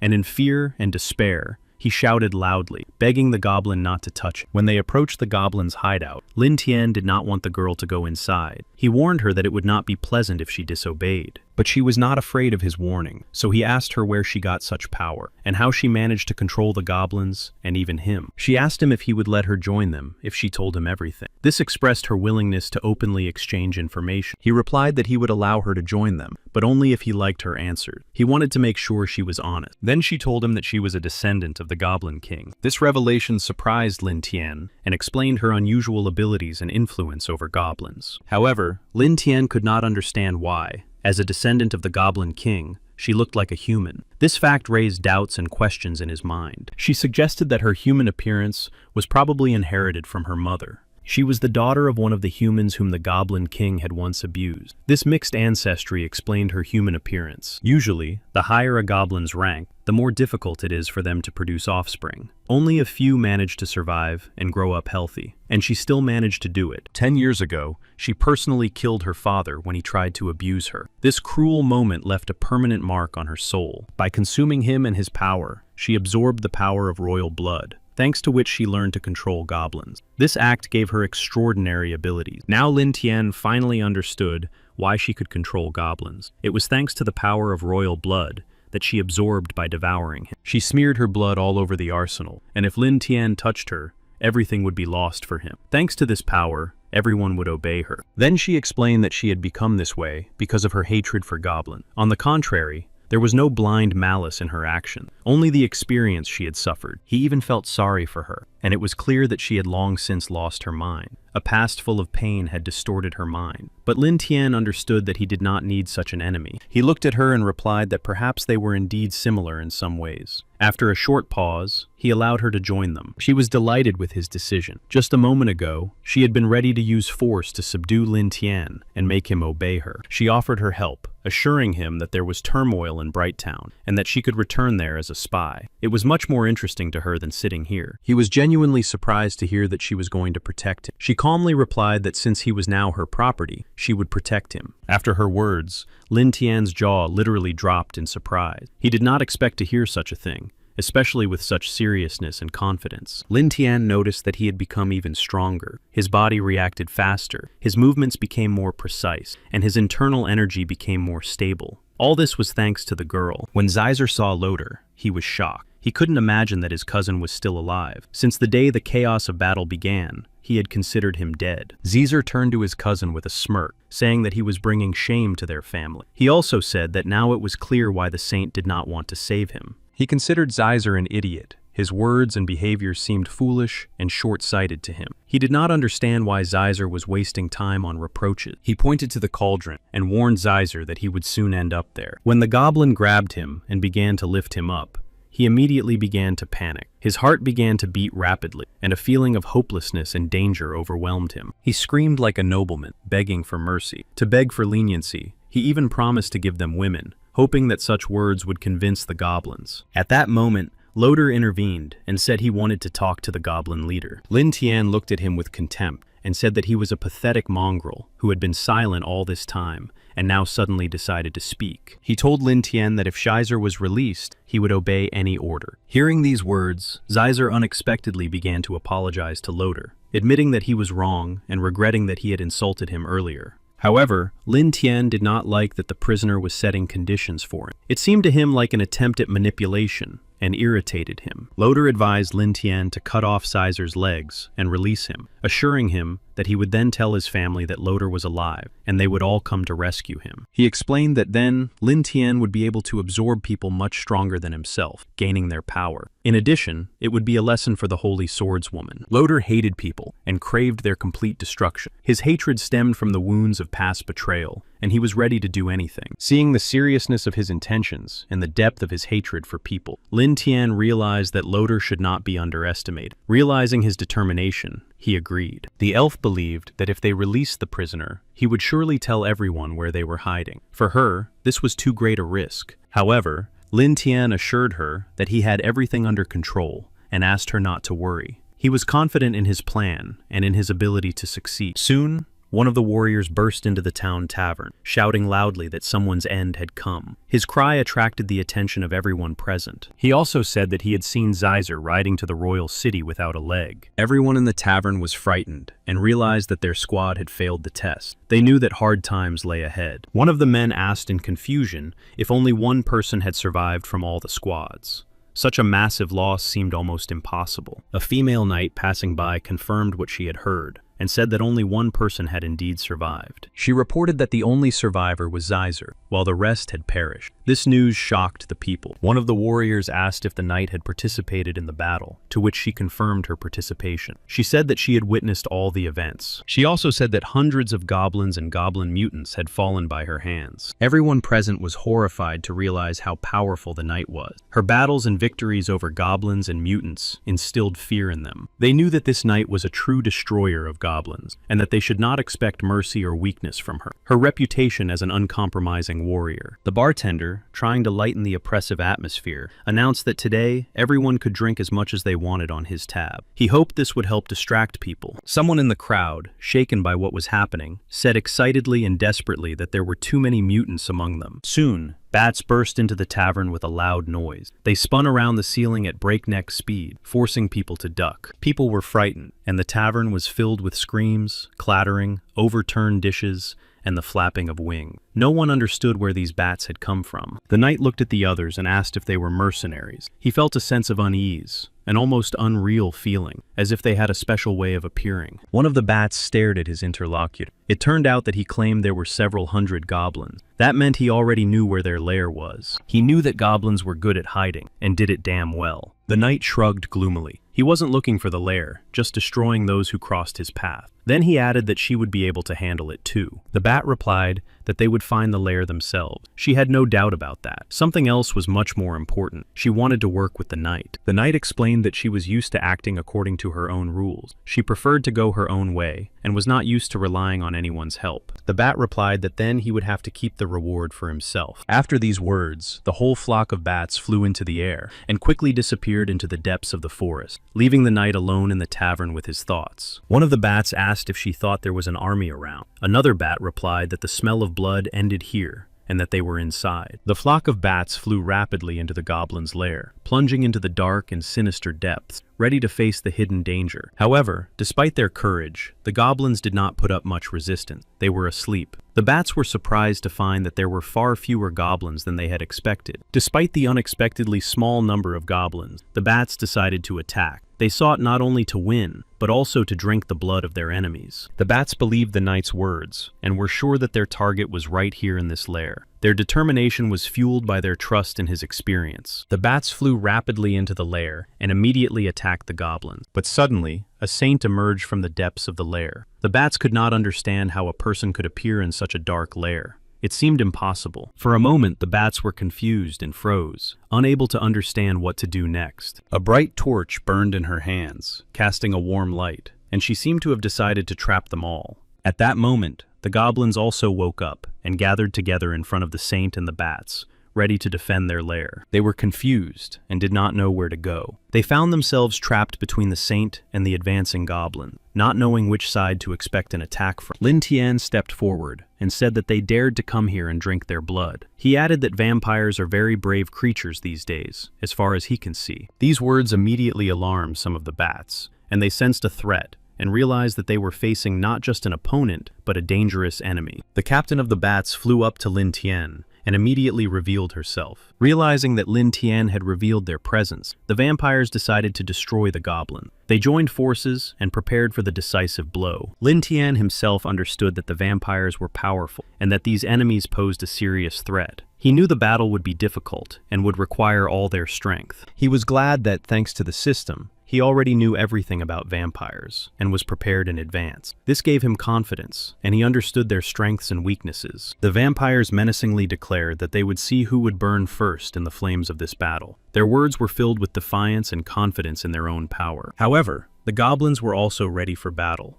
Despite the vampires' threats, they gathered in tight formation and prepared for fierce resistance. Soon, the vampires were blinded by a bright light, which proved to be a serious blow to them. They were stunned and lost control, which was a difficult test. The vampires could not understand how such insignificant creatures as goblins could have mastered such powerful skills and used them against them. It amazed them. After that, Lin Tian suggested that it might be better to talk after all, and then Lin Tian asked if there was really any point in continuing the fight. He believed that they had come here for rewards and benefits. He thought that this could be the basis for negotiations, if the parties could agree. Lin Tian asked if the vampires understood why they needed money, since they lived off blood. He wanted to find out if they had any special purpose. She said that if the vampires had not signed an agreement prohibiting them from drinking human blood, then who would go and earn money to buy blood? She explained to him that the Holy Church and the Holy Sword were not stupid at all. Their actions and decisions were always well thought out, and they knew how to use this to their advantage. He thought that if he could get them on his side, it might open up new opportunities for his race. He looked at her and asked what she thought about cooperation. It was important for him to understand whether she was willing to consider an alliance with those who were enemies. He also said that he could provide them with blood in the required quantities on a regular basis. He offered to take the first step towards cooperation. She just smiled, not taking the offer seriously. In her opinion, goblin blood was not sufficient for long-term and stable use. But he said that they had other sources of blood, suitable for bloodthirsty creatures like them, and that they had found alternatives in other means. The vampires were greatly surprised by his words. They did not expect that there were alternative sources of blood, capable of replacing human blood. Legends said that there were once creatures called succubami, who consciously gave up blood in their time. They chose a different path. He understood that he could give them what they needed, not through sacrifice or battle, but with the help of biomaterial. He said that goblins always had more than enough of this power. One of the vampires admitted that she had heard of such creatures. This aroused her interest. Other vampires thought that it might even be a deception. Another said it was too risky when the head vampire decided to try it. She asked if they shouldn't wait for the count. She replied that too many of their sisters had died over the past few hundred years. If it was true, and they would no longer have to suffer, then she was ready to try. She was confident in her decision. Despite her fear and past losses, she understood that this was the only way and was ready to go all the way. Then Leah came to Lin Tian's aid, because the vampires, inspired by the leader's determination, also wanted to try a new way to quench their thirst for blood. In the end, the main vampire accepted his interesting proposal. She wanted to understand what exactly he expected from her and what she had to do in return. Lin Tian explained that it was dark here all year round, which made it an ideal place for vampires to live. Such an environment suited their nature. He wanted the vampires to take on the task of guarding the cave and protecting it from possible invasions. This cooperation was beneficial to both sides. She agreed to this condition, understanding the importance of protecting the cave in order to preserve their new base. This cooperation now strengthened their position. Then she silently turned and left. But it was clear to him that she was satisfied. Meanwhile, the events were being discussed again in the tavern. Contact with the mercenaries had been lost, and now everyone believed that the defeat of the goblins had failed again. Some claimed that the goblins had humiliated and defeated them, while others advised not to put too much pressure on them, so as not to aggravate the situation. He was also indignant that he did not have time to collect gold for him. At that moment, the holy swordswoman entered the tavern. Her appearance immediately attracted the attention of everyone present. She looked confident. Everyone in the tavern immediately smiled and greeted the holy swordswoman. Her presence inspired confidence and hope for success. Another visitor smiled and said how glad he was to see the holy swordswoman among them again. He expressed his relief that she had recovered and come to her senses. A minute later, one of the people, not hiding his indignation, turned to the holy swordswoman. He did not understand how she could go back to the dragon's lair alone again. She replied that this was the only way to deal with both the goblins and the dragons at the same time. Others asked if they would be able to cope. After all, only ordinary people remained. Another brave man stepped forward. He declared that all it would take was a little effort and joined the group. It was Allison from the Archer Squad. He stepped forward confidently and said he wanted to help the holy swordswoman deal with the nasty goblins. She nodded and replied that in that case, he would be responsible for the task related to the goblins. She saw in Allison someone worthy and capable of leading everyone. She knew that the Dragon Islands could only be reached by ship. She had heard that he had the ability to control objects and wanted his help.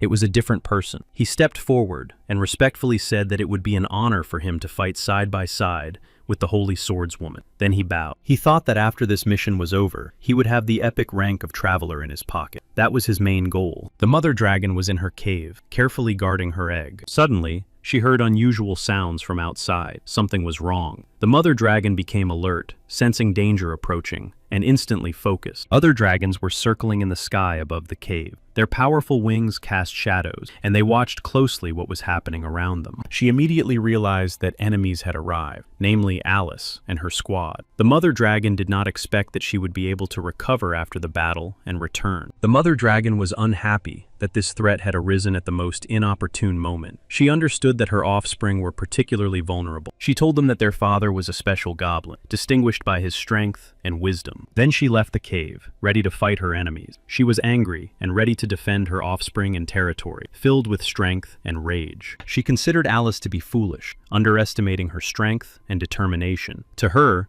Alice's actions seemed reckless, and she was sure she could easily deal with her. The mother of dragons wanted to deal with her as quickly as possible. She felt an inner tension and understood that delay would only aggravate the situation. At that time, the holy swordswoman had already destroyed the other dragons, demonstrating incredible skill and strength, and the battle was quickly coming to an end. Despite the defeat of the others, the mother of dragons remained determined to win. Her will was now unyielding, and she was ready to do anything. The holy swordswoman noticed the mother dragon and said to herself that she had finally shown up. This meant that the real battle was about to begin. The Mother of Dragons watched the Holy Swordswoman with disbelief. She couldn't believe that after such a spectacular fall, she had even managed to get here. The Holy Swordswoman confidently declared that she would not allow the Mother of Dragons to control the fate of her subjects. She showed her willingness to pay any price. She believed that the Mother of Dragons' life was completely in her hands, and that today she would be victorious. She believed that the outcome of the battle was already decided. The Mother of Dragons flew into a rage and unleashed a powerful stream of fire, launching a swift attack. Her fury and strength merged into a destructive torrent. The Holy Swordswoman instantly began to repel the attack, deftly parrying the tongues of fire. Ellis, who had come with Alice, was convinced that the dragon possessed incredible power. He watched the battle, realizing that the enemy was much more dangerous. Suddenly, the Holy Swordswoman grabbed Ellis by the scruff of his neck and dragged him away from the battlefield. Her swiftness left no doubt that she wanted to protect him. At first, he did not immediately understand what was happening. The sudden movement and unexpected touch took him by surprise. Only after a moment did he realize why she had done it. They were right in front of the dragon, like targets, vulnerable and defenseless. The Holy Swordswoman pushed Ellis into cover and immediately made it clear that he needed to stay safe and not interfere. Outsiders should not distract her. The Mother Dragon continued her relentless attack, her fiery breath striking with renewed force. Each blow was filled with rage, turning everything into a burning hell. Then the Mother of Dragons began to throw sharp-edged crystals at them, which whistled through the air, threatening to tear everything in their path apart. Ellis was terrified by the unexpected and furious attack. He quickly ran away, trying to escape the flying crystals and streams of fire, sensing danger. The dragon's mouth was huge, like a black abyss, ready to swallow everything. Her red-hot fangs glistened, and an ominous roar came from deep within her. Soon, the Holy Swordswoman leaped swiftly at the Mother Dragon, bearing her sword. At that moment, she rushed into the heart of the battle, ready to strike. The Holy Swordswoman simultaneously used the triple frenzied storm technique. Her blows merged into a whirlwind of lightning and fire, crashing down on the Mother of Dragons. At that moment, a small dragon hatched from an egg, fragile but full of life. The little dragon, barely hatched, immediately rose into the air and headed straight for the battlefield. Its first flaps of its wings were very clumsy. Meanwhile, the Holy Swordswoman had already managed to wound the Mother Dragon, inflicting serious injury. Both sides showed incredible fortitude and determination. However, the Holy Swordswoman was confident that the fight was almost over. She felt that the wound she had inflicted had significantly weakened the Mother Dragon. At the most crucial moment, the little dragon appeared and boldly confronted the Holy Swordswoman, loudly declaring that she should not dare to hurt his mother. The Holy Swordswoman struck the little dragon with a powerful blow. Her sword flashed with light and hit its target precisely. The dragon could not withstand the force of the blow and fell to the ground. The Mother Dragon tried to protect her child from danger, begging him to hide. But the frightened and wounded baby called out to her, unable to comprehend the threat. In the end, the Holy Swordswoman caught up with the dragon's mother and struck her down. She collapsed, breathing her last breath. The little dragon let out a plaintive cry and flew up into the sky. Ellis, who was standing next to the Holy Swordswoman, noticed the little dragon flying away. Wanting to finish what he had started and prevent it from escaping, he rushed forward. He tried to strike the dragon with his attacks, unleashing one after another. However, all his blows missed, either because he was too far away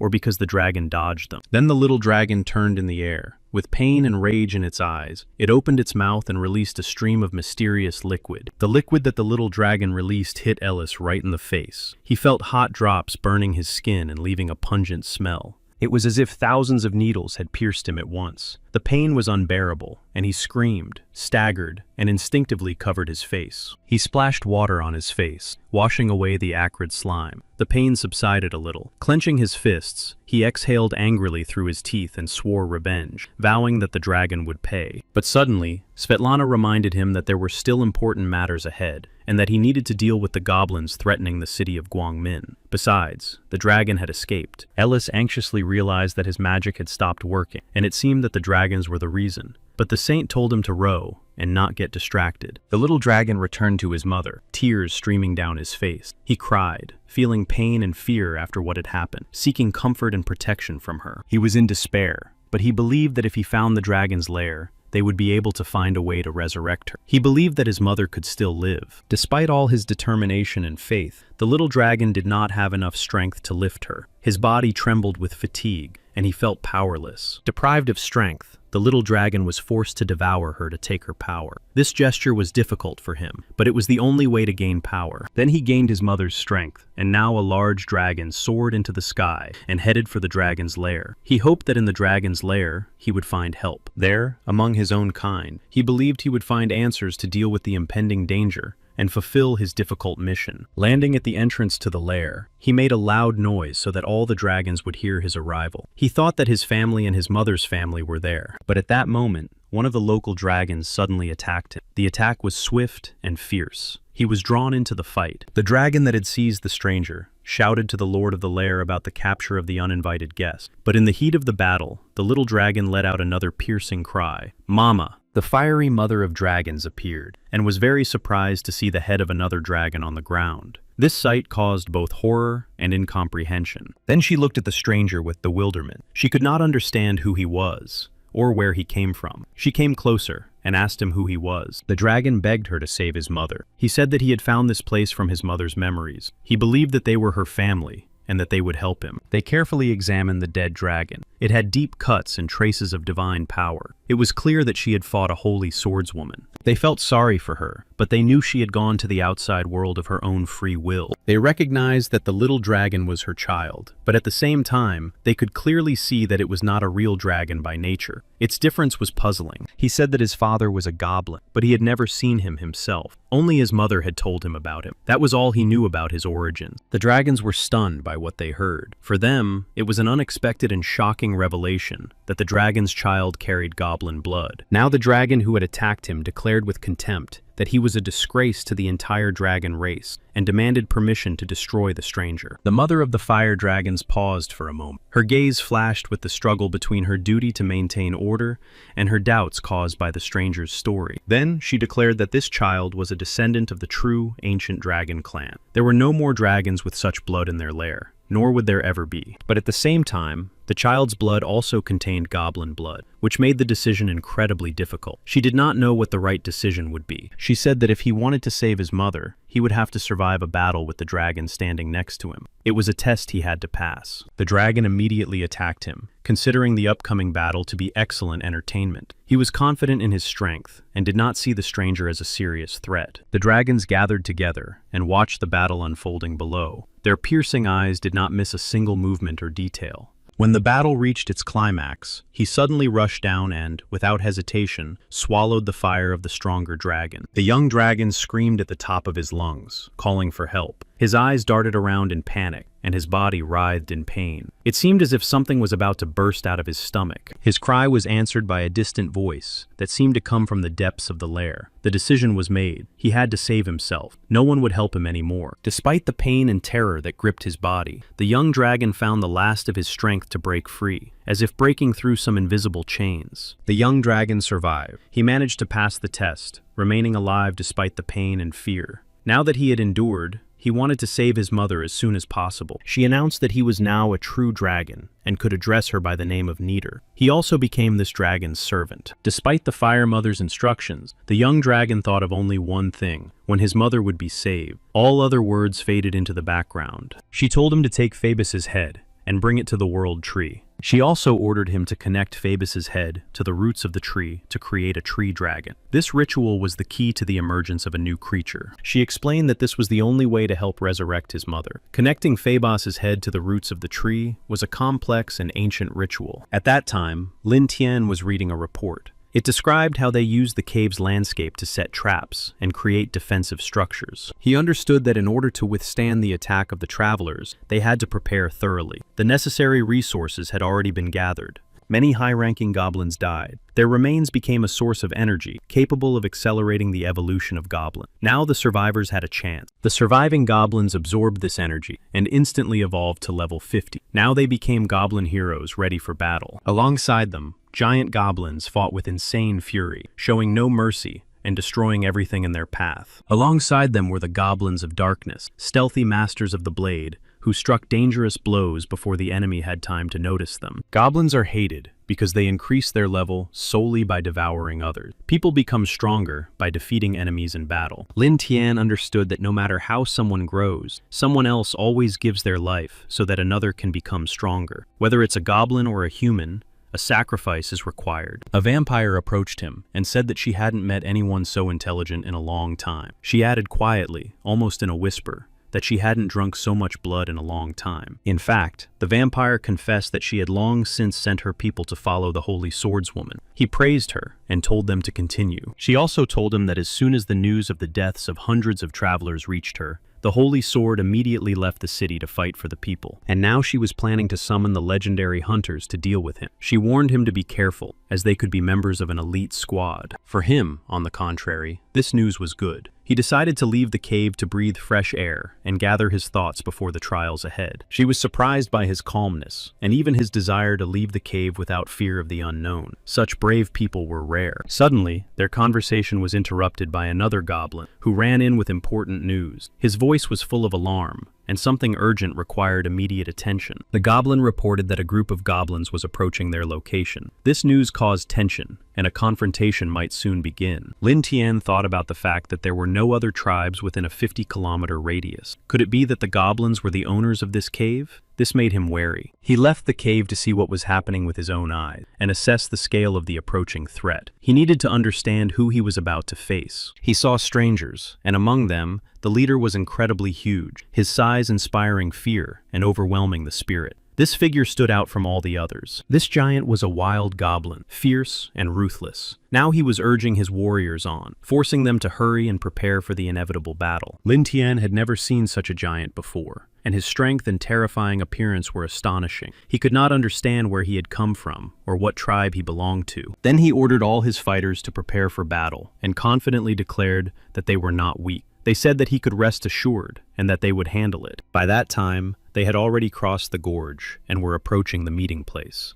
The tension was growing, and now all that remained was to wait for the decisive clash to begin. Their leader could already smell blood in the air, an ominous sign of the approaching battle and inevitable casualty. But for some reason, they said they did not feel it. The leader of the detachment was sure that the cave contained many resources that could be used for sustenance. He was very pleased and believed that he was in control of the situation. And at that very moment, Lin Tian's goblins suddenly attacked. Their speed and determination took them by surprise. They did not understand where they had come from. The goblin immediately ordered his fighters to prepare for battle. His team quickly took up positions, preparing to meet the sudden attack of the other goblins. Then the goblins attacked Lin Tian's goblin, but he was not so simple, and his mutated body gave him incredible strength and endurance. Seeing his strength, the goblins began to retreat and flee, realizing that it was pointless to continue fighting him. Those goblins began to retreat in order to report as soon as possible that the master had already appeared in the cave. They had to report this news to their allies. Then one of the retreating goblins was caught. He was knocked down before he could escape and was captured. Now Lin Tian had a chance to learn more. The captured goblin was beside himself with rage, because losing to a low-level goblin, as he thought,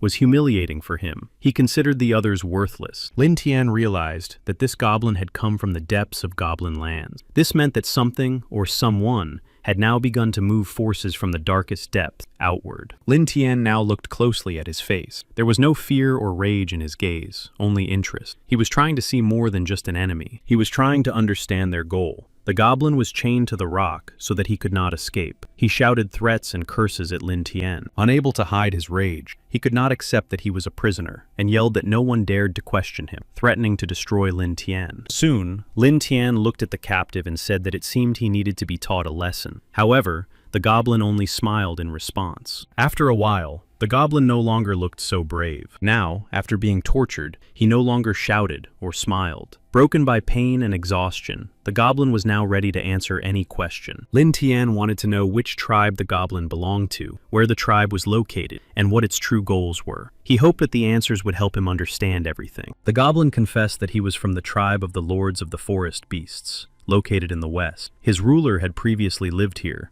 and was connected to this territory. Now his ruler had asked him to return to collect something, and they did not know that others had already settled here. He told everything as it was. Lin Tian asked the goblin what level their leader was at. He replied that he himself was the leader of the goblins, and would soon become the hegemonic ruler. Lin Tian's eyes widened in surprise. What he heard was much more serious than he had expected. The goblin was not only a strong warrior, but also a contender for power. He went on to explain that they had come for the treasure. He suggested that Lin Tian try to find it, hinting at the importance and necessity of their mission. Lin Tian was surprised by what he heard, but he did not lose his composure and expressed his willingness to go in search of the treasure. He understood that this could be the key to everything. It turned out that the treasure was a ring with incredible power, and its owner could trap anyone's soul inside it. All that was needed was the blood of the opponent. Lin Tian had no idea that such an artifact as a ring existed. The goblin asked Lin Tian to let him go, since he had told him everything he knew. Lin Tian agreed to let the goblin go, but warned him that his body could leave, but he would not let his soul go. He wanted to imprison his soul in this ring. The goblin did not understand why Lin Tian was behaving so strangely. Soon, the goblin's soul began to leave his body, as if breaking free. He felt an unusual and frightening sensation as his essence split apart. The goblin screamed and begged him not to do it, afraid of losing himself completely. His voice trembled with despair, but Lin Tian remained calm and unperturbed. Lin Tian saw the goblin's soul, and it glowed bright green. The goblin's bright green soul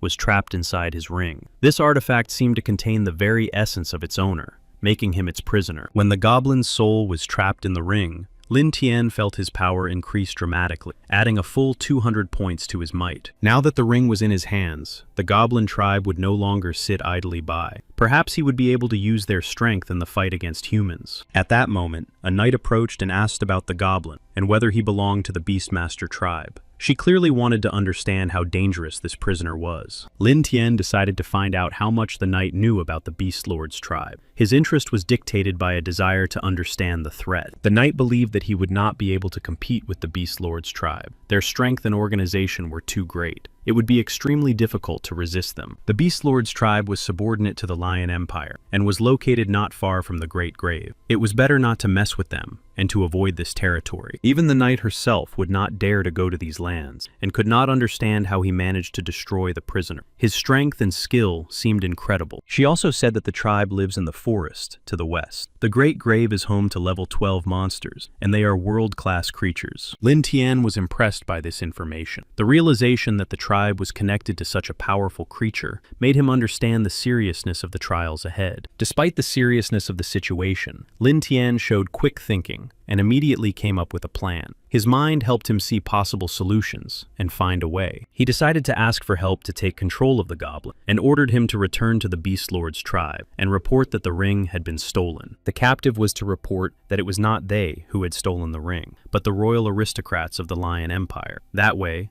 they would avert danger and threat. She asked him if he meant the Sturd and Philemon family. He confirmed that he meant them. Now she knew his entire plan. He deliberately let Satel go, setting a trap. Using Mr. Philemon, he intended to gain more experience and get rid of his opponents. Conflict between two sides always leads to the emergence of a third party that benefits from the confrontation. When Xyler returned home, his father, the Count, yelled at him furiously, accusing him of disgracing the family and demanding that he leave the house immediately. He was beside himself. However, his son tried to justify himself by explaining his actions and claiming that these goblins were not only strong, but also intelligent, and that they even surpassed them. He also mentioned the numerous losses among the troops and said that Loder was still alive. Despite the accusations, he tried to justify himself and convey the information. Philemon shouted and demanded explanation, wondering how they could have lost to the goblins. He reminded them that the heirs of two great families had lost to the goblins. Philemon said that everyone was mocking them, and that it was a disgrace to their clan. In response, Xyzer apologized to his father, realizing the seriousness of the situation. Despite his pleas for forgiveness, Xyzer was still afraid, for the goblins were truly terrible and posed a serious threat. His fear did not go away. He was on the verge of insanity. His fear of the terrible goblins and the pressure from his father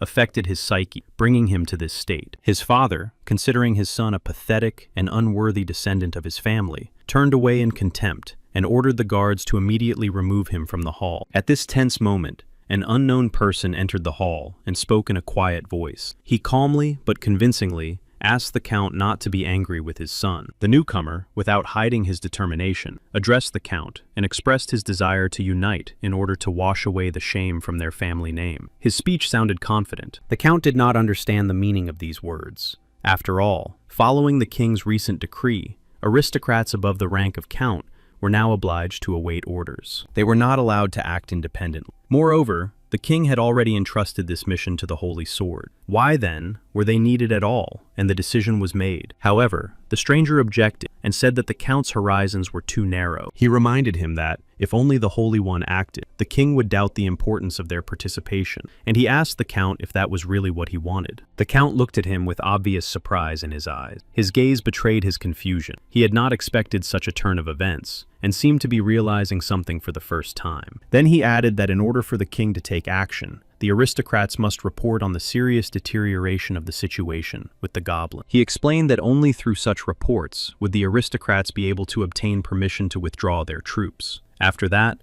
the Count thought for a moment. He replied that the stranger should not think that he had turned a blind eye to his true intentions. At the same time, he emphasized that his son, that scum, would go to the king. A few days later, Lin Tian trained diligently in the cave, honing his weapon skills. His movements became more and more precise. Loader sat with an apple on his head, overcome with horror that Lin Tian might miss. His anxiety was so strong that his heart was pounding. He was also on the verge of insanity, as fear and tension were driving him mad. Lin Tian noted that he did not expect the homemade weapon to work so well, but added that the gunpowder was running out quickly, and that would be a problem. If Freya decided to learn how to use it too, striving to master the new weapon and improve her combat skills so that she would be ready for the upcoming battle. At that moment, he was informed that new troops had gathered in Guangmin. In addition, other goblins were approaching the gathering place, and it appeared that there were beast lords among them. They were heading towards each other to fight. Lin Tian believed that a real spectacle awaited them soon. The clash with the beast lords promised to be exciting and very interesting. Meanwhile, the goblin whom Lin Tian had released reached his tribe and reported that humans had stolen the ring. The chief of the tribe was furious. He considered the goblin to be worthless and insignificant, unworthy of trust or respect. To him,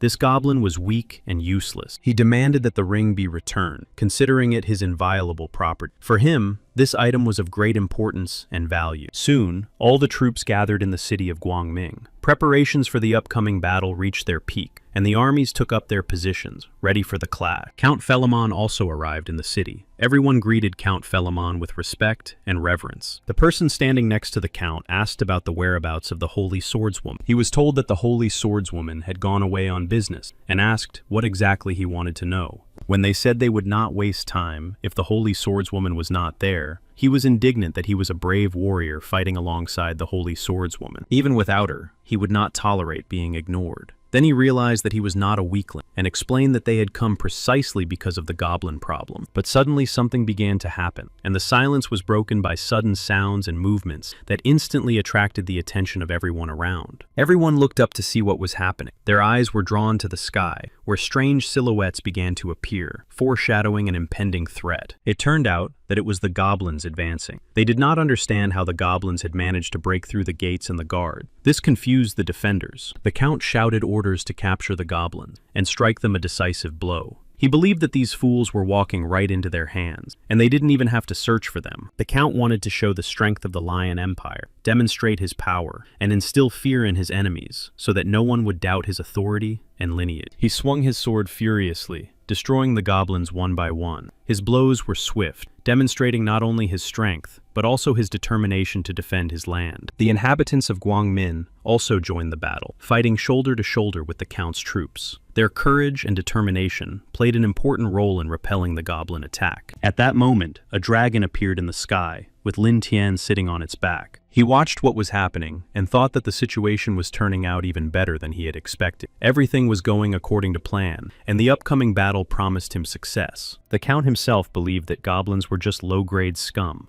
as many believed, and that there was no need to fear them. He despised their existence. He was so confident in his abilities that he believed it would be over in less than an hour. In his opinion, his opponents could not withstand the power of his troops. But soon, something unexpected happened. Events took a completely different turn, which threatened his confidence and plans. Suddenly, the Lord of Beasts himself appeared, a mighty and fearsome leader. Lin Tian himself, watching from the sidelines, was struck by the power of the Beastmaster. Lin Tian could not understand where the Beast Lord got so much strength, but despite this, he considered him repulsive and despised him for his animalistic cruelty. However, he realized that it would be extremely difficult for people to withstand such power. He understood that without decisive action and support, there was almost no chance of victory. When people noticed the Beast Lord, they began to retreat. They were afraid, and realized the danger of confronting such power. They did not understand who he was, but one thing was clear. They would have to deal with this threat themselves. It was impossible to avoid confrontation. Then the daughter of one of the counts arrived on the battlefield. Her appearance was unexpected, but impressive. She sat on a horse, clad in armor.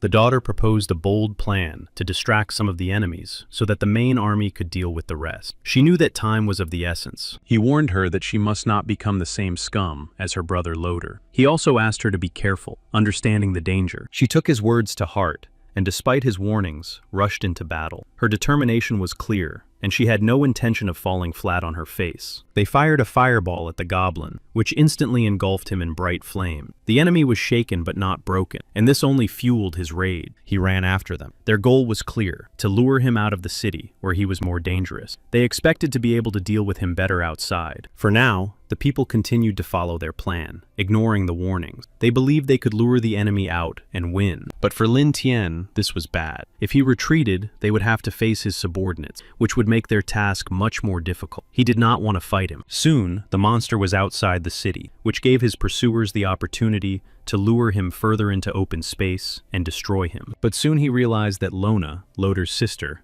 was very lucky. She had not fallen into his clutches, while many others had already died at his hand. She was on the brink, and the danger was still very close. Someone from her group shouted that the goblin's teeth would be his first trophy. It was clear that they were going to not only win, but also take revenge. They had to stay focused and keep going without letting up. Time was precious, and every step in this battle could be decisive. Lona believed that she was the best representative of the academy, and that she was the one who could win this battle. Her confidence in her abilities was unshakable. She used the highest level martial arts techniques that were only available to select master. Her movements were fast and agile. She also used the destroying spear technique and landed a powerful blow. Lin Tian realized that Lona had 1,700 strength points, while the others had only 1,000. This meant that she clearly stood out from the rest. The goblin was furious after the attack and yelled at her about how she dared to do such a thing. His anger was immeasurable, and each of his cries was full of threats. After that, the goblin used his techniques against her. His blows were powerful and cruel, and his every movement seemed to aim to break her defense. He also used the Beast Lord's roar technique. Now she had no chance of survival. This powerful energy rose almost to the heavens, creating the feeling that the earth itself was shaking from its power.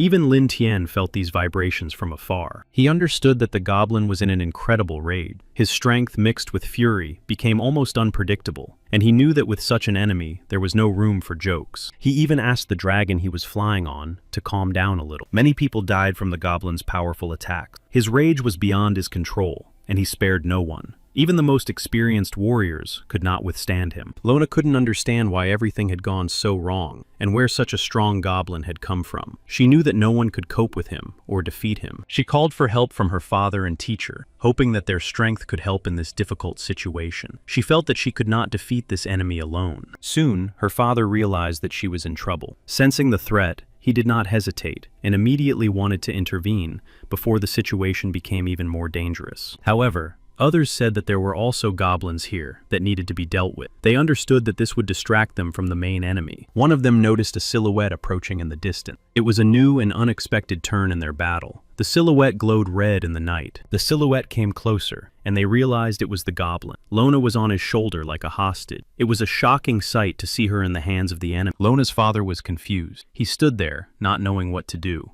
Seeing his daughter in the hands of this monster was a blow to him. He ran, drawing his sword and demanding that the monster return his daughter. He was ready to do anything to get Lona back, despite the threat posed by the goblin. Others shouted after him that they were close to victory. They thought that only a little more effort was needed to turn the tide. But he was already close to the monster. Each step brought him closer to the enemy, and although the distance was shrinking, the goblin held Lona in its claws, ready to attack. The monster raised its powerful paw and clenched its fist, preparing to deliver the decisive blow. Its eyes burned red, and every muscle in its body was tense. He struck Lona's father, and he fell. The ground shook beneath him, and blood flowed from his mouth. Lona's father lay on the ground, barely conscious. He was unable to help his daughter. All his strength and all his efforts were in vain against the monster's power. Lona was still in the enemy's hands. The other knights tried to wound the monster with their spears, throwing themselves into battle with fury and desperation. They struck at its massive body, but the goblin didn't care. The count shouted at them to gather all their strength and finally deliver the final blow.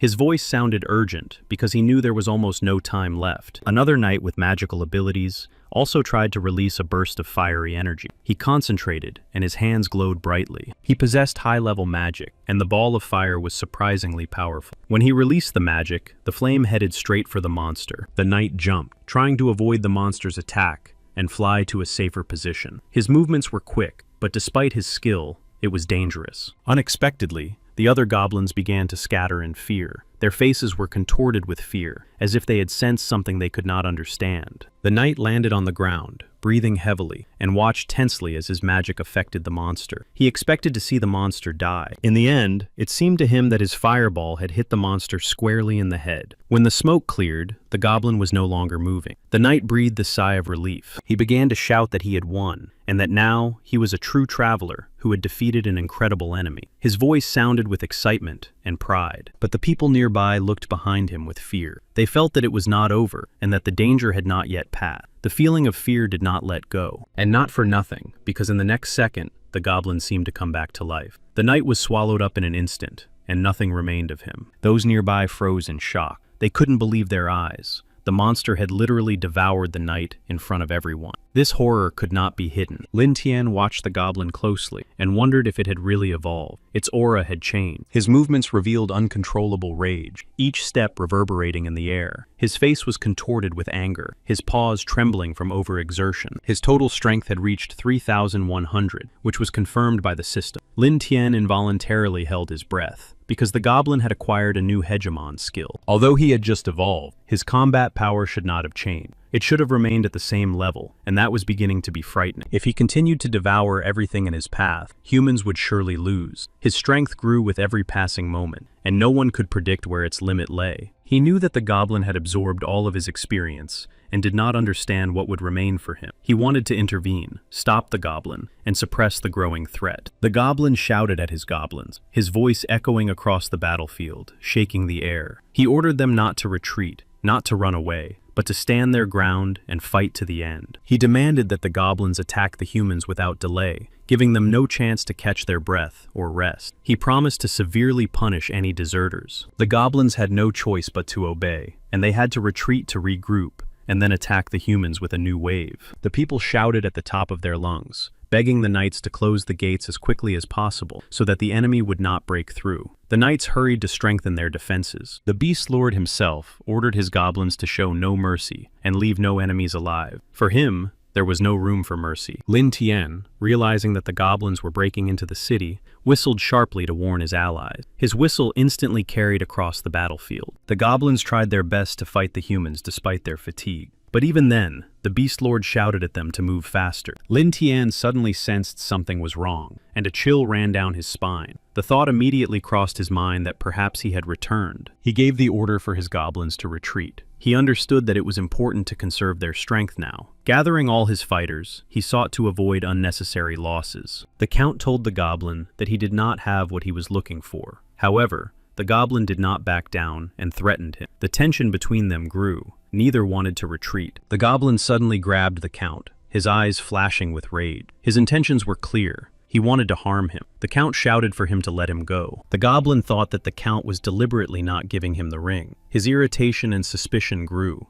It seemed that some kind of trick was behind it. At that moment, someone suddenly attacked the goblin. The attack took him by surprise. Right in front of him, a sword plunged into the ground with a crash. The goblin froze, feeling the tension rise instantly, and the threat become incredibly close. He couldn't understand who dared to get so close and attack him. The goblin's eyes darted around, trying to track down the enemy, but there was no one there. Suddenly, the enemy's powerful force knocked the goblin off his feet, leaving him unable to resist. He collapsed to the ground, realizing that someone was as strong as he was. It was Marxer, the man who came to his aid at the most critical moment. In addition to Marxer, Austin and Ima also came to help. The people were very happy to see them. The Count himself felt sincere joy at seeing the Holy Swordswoman and the group of hunters. Their arrival instilled in him hope and confidence in their victory. Meanwhile, dawn was breaking. The first rays of the sun cautiously broke through the dark clouds, illuminating the battlefield. The new day brought them hope. Lin Tian did not expect the hunters to appear at that very moment. He tried to suppress the monster at first, but so far, everything was going well, and it seemed that his intervention was no longer necessary. That goblin was so desperate and thirsty for power that he even devoured his own goblin brethren to gain power and defeat humans. At some point,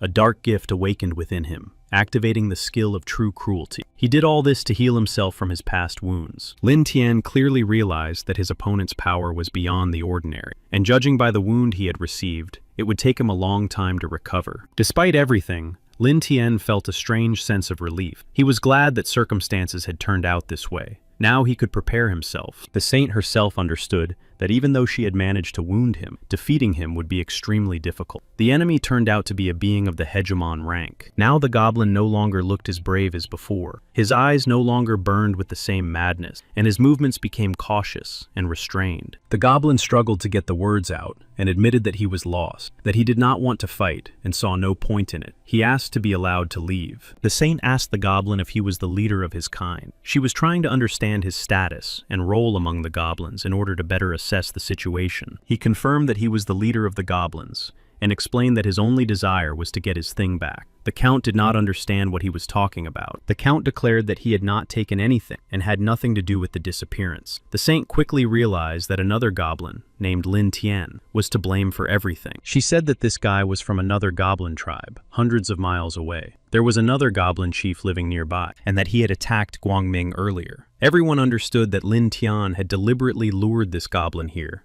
to wear people down and weaken their positions. It was a well-thought-out move. Some of them couldn't believe that a simple goblin was capable of such cunning and strategy. They always thought of them as stupid. The Count shouted loudly, objecting to the idea of simply letting the goblin go. He understood that many people had already died in vain because of him. Then Austin intervened and declared that he would take care of the problem himself. He was confident in his abilities and ready to take responsibility for the outcome. He literally unleashed a fiery tornado that instantly engulfed the surrounding area. This powerful elemental force demonstrated Austin's full power. Realizing that he was in grave danger, the goblin tried to hide and run away, but the power of the element and the determination of his opponents left him no chance. He simply did not know what to do, and terror completely overwhelmed his mind. Panic paralyzed his thoughts and movements, and he rushed about in search of some way out. In the end, the goblin managed to break free and, flashing his heels, rushed away to escape the impending danger. His instinct for self-preservation took over. The saint watched him disappear into the distance. She understood that this encounter was far from over, and that new trials awaited them ahead. Suddenly, the saint noticed the silhouette of a dragon soaring majestically in the sky. Its impressive wings and fiery breath made her heart beat faster. In addition to the dragon, the saint also noticed Lin Tian. His calm demeanor and focused gaze indicated that he was ready for the events to come. Lin Tian understood that the goblin could be useful to him, and if he ran away, he could attack him, taking advantage of his helplessness. He decided it was time to leave. He had seen and learned everything he wanted to see and learn. But the saint was not going to let Lin Tian leave without a fight. She attacked him swiftly, determined to stop him and force him to fight here and now. Lin Tian did not expect the saint to notice him and immediately go on the offensive. His surprise at the sudden attack caught him off guard, forcing him to tense up. The saint was stunned and couldn't understand how Lin Tian managed to dodge her attack. She attacked again, using the powerful steel hurricane technique. A whirlwind of her swift and accurate blows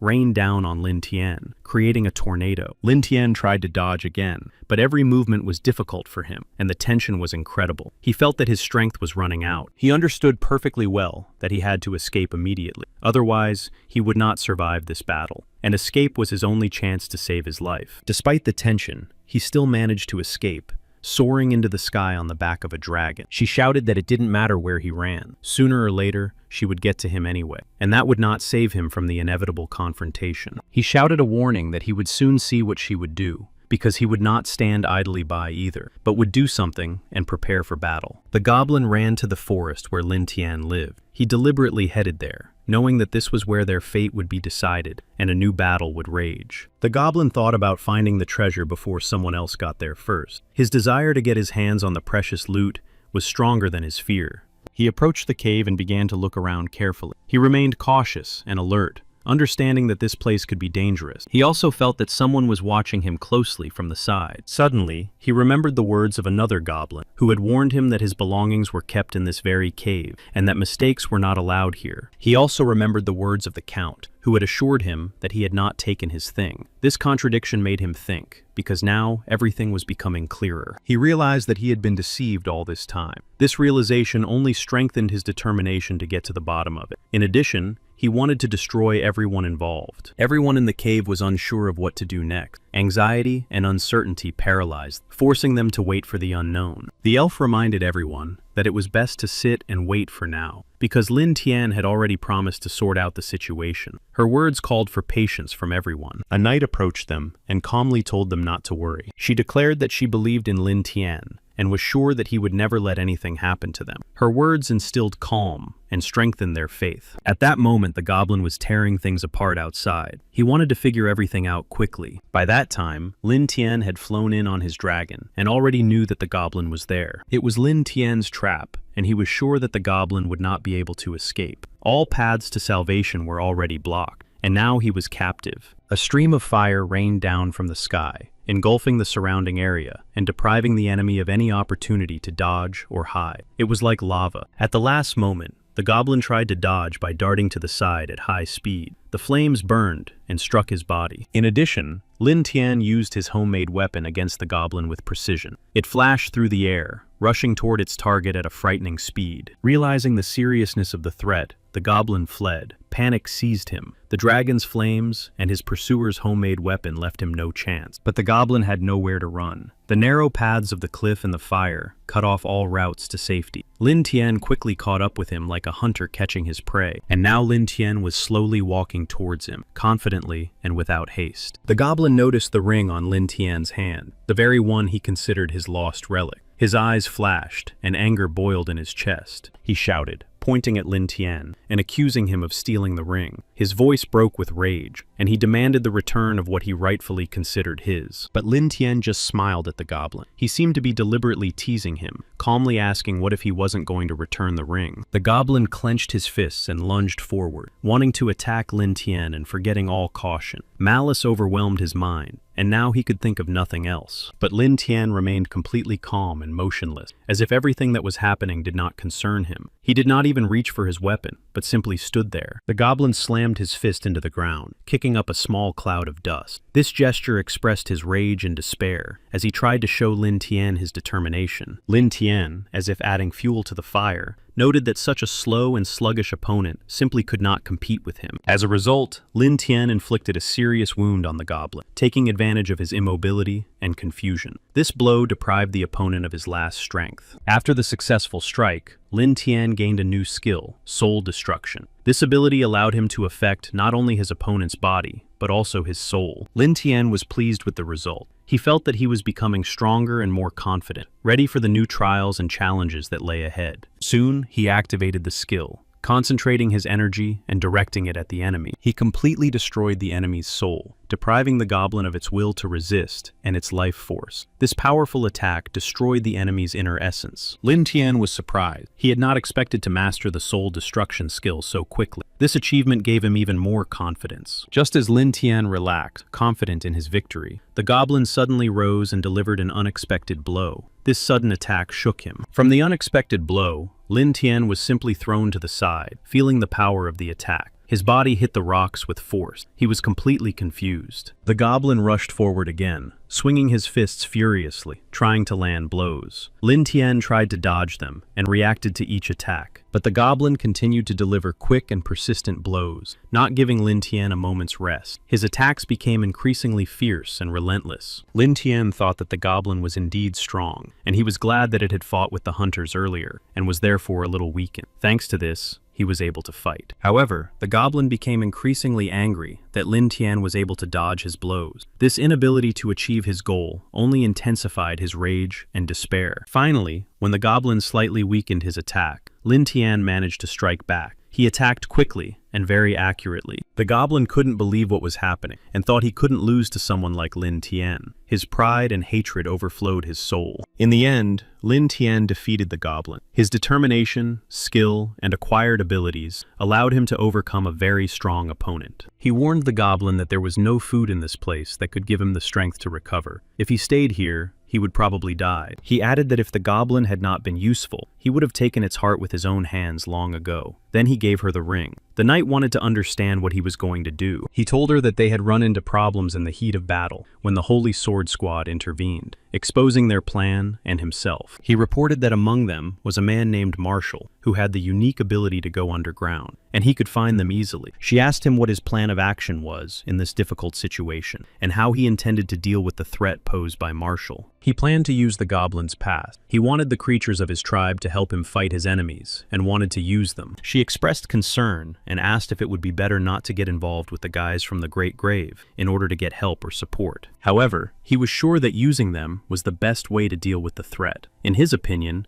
using this power would give everyone the maximum effect. He ordered her to make sure that he reported everything to all the creatures from the living grave and brought them the demon's ring so that they could take revenge on their enemies. She could not object to him and fully agreed with his order. She performed the ritual and instilled in the goblin everything necessary to accomplish his task. Thanks to her magic and power of suggestion, the goblin received his instructions. When the goblin stood up, he contemptuously told her that she was only a slave and had no right to speak to him as an equal. His words reflected cruelty and arrogance. All this time, Lin Tian was immersed in the system, intently tracking his progress. It turned out that he had gained 300 points of experience and strength. Lin Tian could have summoned a demon to help him defend himself, but he soon realized that this was unnecessary, and that the goblin was also 6th rank and capable of handling the task. He also knew that even 3 fierce goblins would not be able to defeat the Holy Swordswoman's squad. He also knew that the right strategy would be needed to succeed. He could also use the special effect of the Blood of Destruction. This effect neutralizes the enemy's abilities and weakens all characteristics. He decided that Dark Synthesis did not seem very powerful, but if combined with his ability to absorb genes, it would become more powerful, making him invincible. For example,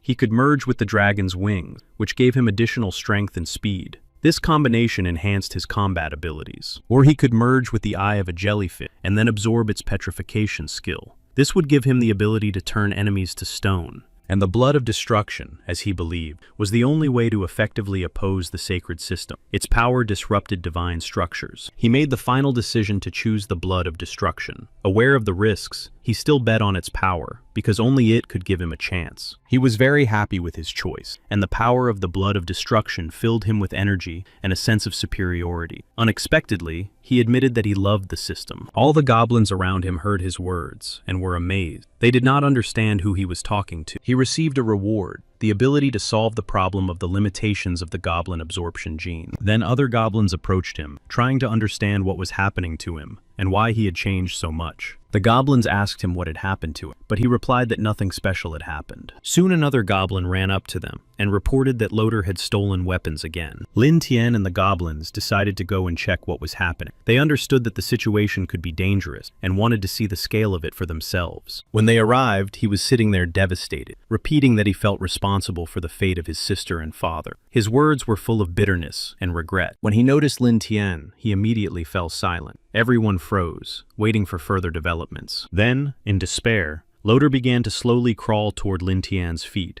repeating his name. This gesture was both a plea and a manifestation of madness. Clinging to Lin Tian's feet and repeating his name, Loader sought an answer to the most painful question for him. Were his loved ones still alive? Lin Tian told Loader that his father had been killed by the goblin overlord, and his sister had been defiled by the same enemies. The cruel truth broke his heart. Upon hearing this sad news, Loader completely lost his ability to speak. Loader admitted that he shouldn't have behaved that way and shouldn't have acted like a smart aleck. His words reflected his guilt and regret for his mistakes. He was happy that Freya was alive and hoped that she could be saved. This hope gave him faith in the best, despite all the difficult trials. Then, as if trying to harm himself, he ran and hit his head against the wall. Lin Tian stood and watched him silently, observing his actions closely. Lin Tian also noticed that Loader was emotionally exhausted and reproached him for being too focused on others while forgetting about himself. Lin Tian said that a lot of time had passed, and now his hatred for him had cooled. He also said that it was time to ease his his suffering. At that moment, the Beast Lord Goblin came to Lord Bull New in the great forest of Graves. He shouted and called out to him, trying to figure out if he was in the cave. He also introduced himself, stating his name and title. This was necessary to show the seriousness of his intentions to Lord New in the Forest of Graves. Lord Bull New came out to meet him, and the goblin told him that he wanted to get back his stolen item, but his enemies had treacherously destroyed his goblins. Then the goblin handed him the ring and asked for help, hoping for Mr. Bull New's support. He was looking for an ally who could help him regain his authority. Mr. New took the ring and asked what exactly the goblin needed, wanting to understand his request and determine how he could help in the current situation. The ring glowed with an unusual light and looked truly amazing. The goblin begged Mr. New to destroy all those who had harmed him and treated his kin so cruelly. His mind was filled with revenge and a thirst for justice. Mr. New replied that he had an agreement with the church and that they could not invade human territory. Such actions could have consequences. Despite the warning, he decided to allow the goblin to look at the territory to better understand the situation and assess the scale of the problem.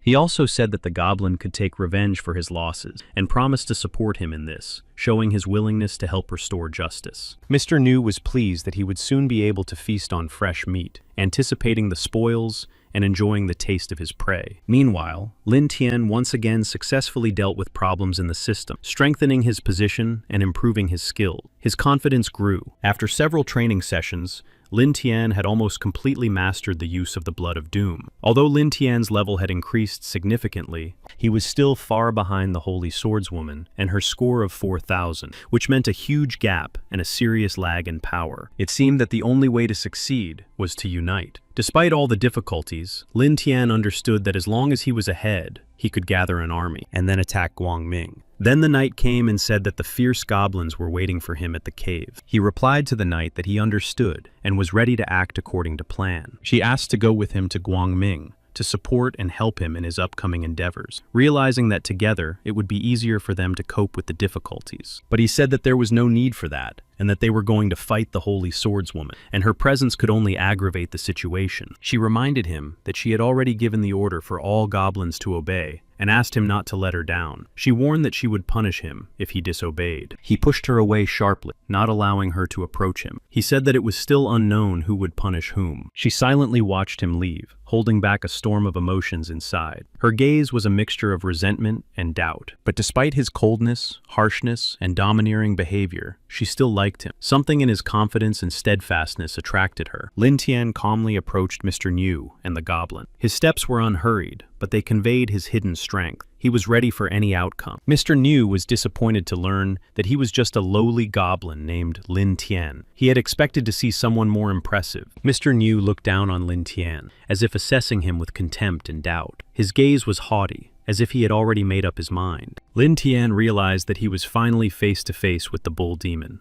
a creature he had heard a lot about but had never met in person. The demon expressed disappointment that he was facing a low-ranking goblin, and not someone of at least the 6th level. He had expected to meet someone powerful. He turned to leave, but the goblin stopped him, assuring him that Lin Tian was not weak at all and deserved respect. This made Neo think for a moment. After that, Mr. New once again doubted Lin Tian. Despite the goblin's words, he did not immediately believe in his strength and continued to have doubts. Soon they all arrived in the city of Guangming. The goblin warned that there were dreamer girls inside the city who should not be underestimated. Despite the goblin's warning about the presence of dream girls in Guangming, Mr. New remained confident in his abilities and had no doubts. Mr. New was about to release his beast, and the knights inside the city of Guangming mistook it for an earthquake. They were overcome with fear, and the ground shook beneath their feet. The demon bull, together with the goblins, began the siege of the city. They attacked swiftly, sowing chaos and panic among the inhabitants, forcing the defenders to prepare for battle. The knights were terrified when they saw the demon bull and the advancing horde of goblins. Their hearts were filled with fear of the unimaginable power of the enemy that threatened them. In Lin Tian's opinion, a clever goblin like himself was much more dangerous than a huge demon bull. He believed that intelligence and cunning were better than strength and bulk. Lin Tian was confident that the city of Guangming would belong to him. He believed that his mind and cunning would soon make him the true master of this place. The bull Niu was delighted with the fresh meat, anticipating the upcoming prey. His power inspired fear in everyone around him, and his hunger only increased his animalistic excitement. He grabbed one of the men, leaving him no chance of escape. His paws squeezed his victim, causing terror and panic among the witnesses to this event. Suddenly, an unexpected attack fell upon the demon bull. He did not understand who it was. He dropped the man he was holding to the ground. This caught him off guard and created chaos. It turned out that the attackers were the holy swordswoman and the hunters. Now he knew who he was fighting. He was ready and wanted to get some food. The hunter was stunned, not understanding where so many bull demons had come from. Their sudden appearance caused him anxiety and doubt about the outcome of the battle. Everyone immediately realized that these demon bulls had come from the graves. They had left their place of residence, but people did not understand why they had come here. The saint realized that she had made a mistake by letting the goblin go last time. Now he had returned, and his appearance promised new threats and trials for all people. This time, she decided to personally correct her mistake and not let the goblin cause harm again.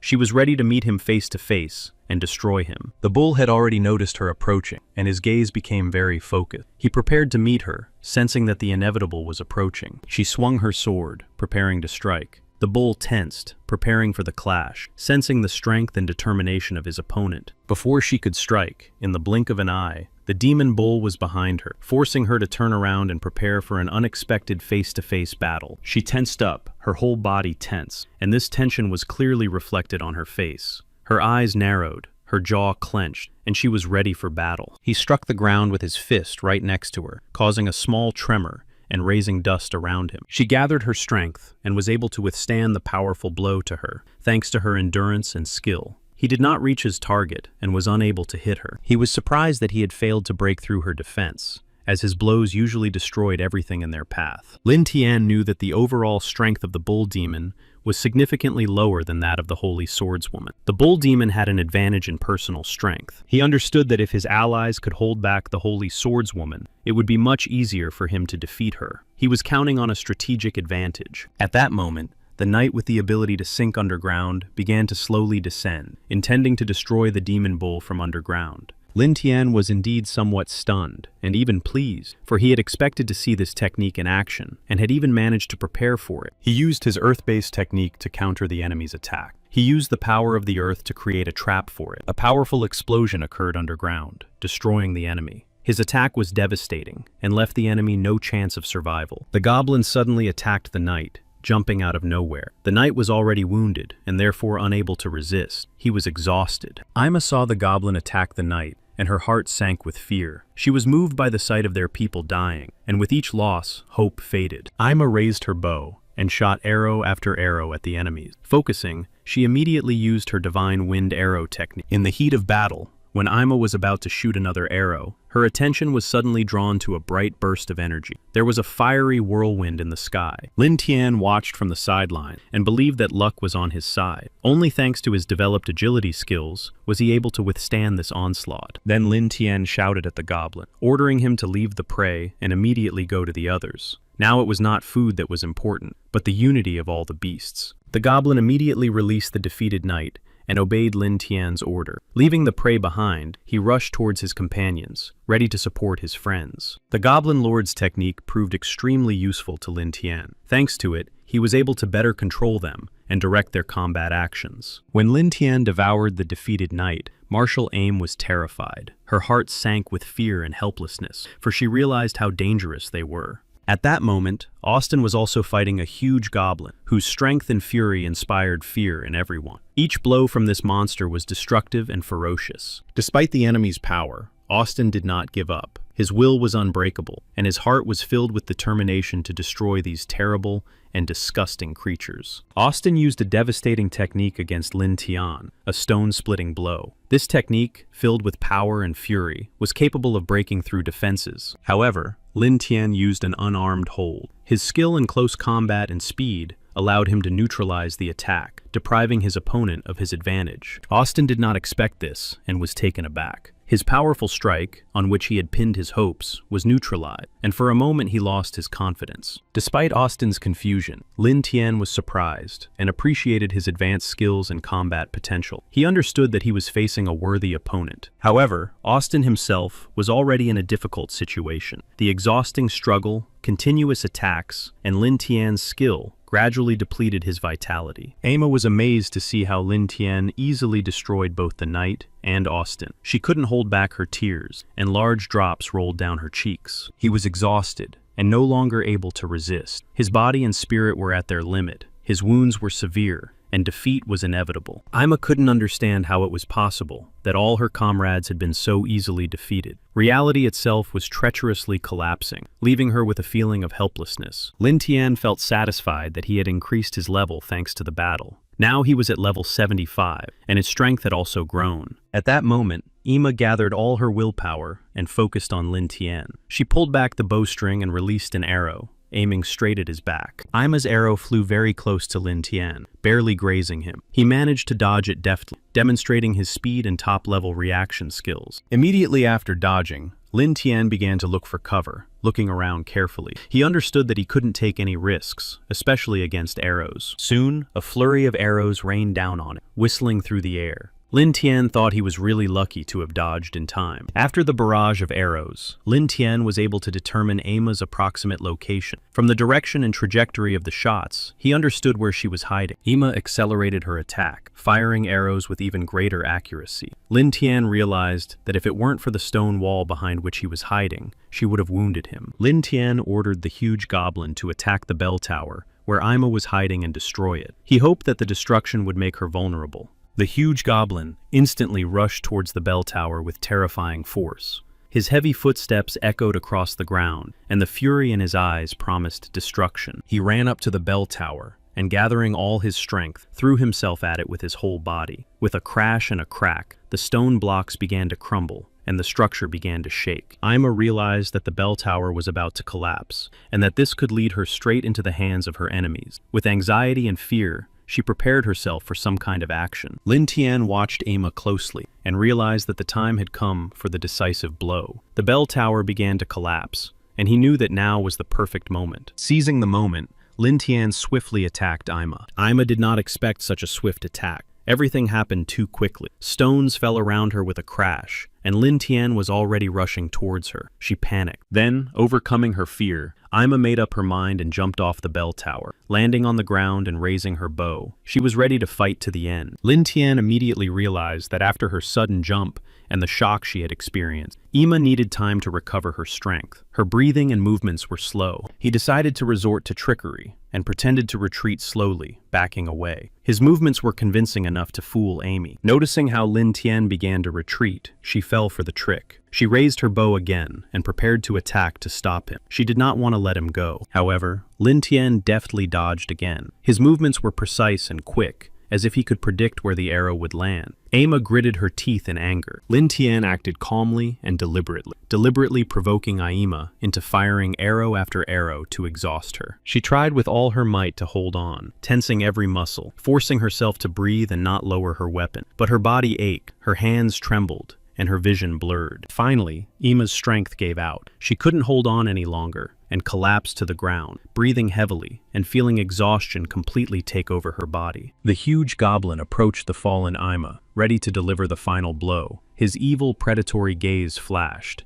and it seemed that there was no escape for her. Then, the goblin moved even closer to deliver the final blow and devour her. But Lin Tian appeared. Now she was facing two powerful enemies. The next minute, Lin Tian easily pushed the huge goblin back, forcing him to retreat. In a confident voice, he declared that Ima now belonged to him. Lin Tian understood that Ima was a powerful elf, whose strength and spirit were too great to simply take and devour. He decided to do something with her. Lin Tian carefully picked Ima up and carried her away from the battlefield. Ima was exhausted, and her strength was leaving her faster with every passing second. Uncertainty and defenselessness oppressed her, forcing her to think that the outcome of the battle could be worse, and hope for salvation was hardly possible. She noticed Lin Tian standing over her, his figure towering above her, his gaze very suspicious. This sight evoked mixed feelings and fear in her. Ima tried to get up, but quickly realized that she was being held down. She was tied up and couldn't free herself. Her bound hands and feet gave her no chance. She did not understand what Lin Tian had in mind or what his intentions were. She was overcome with horror, unable to predict what he would do next. Meanwhile, the Holy Swordswoman engaged in a fierce battle with the demon bull. Her blade flashed in the air, and she herself showed incredible bravery. The demon bull could not withstand the power and determination of the Holy Swordswoman. His attacks became clumsy and weak, and in the end,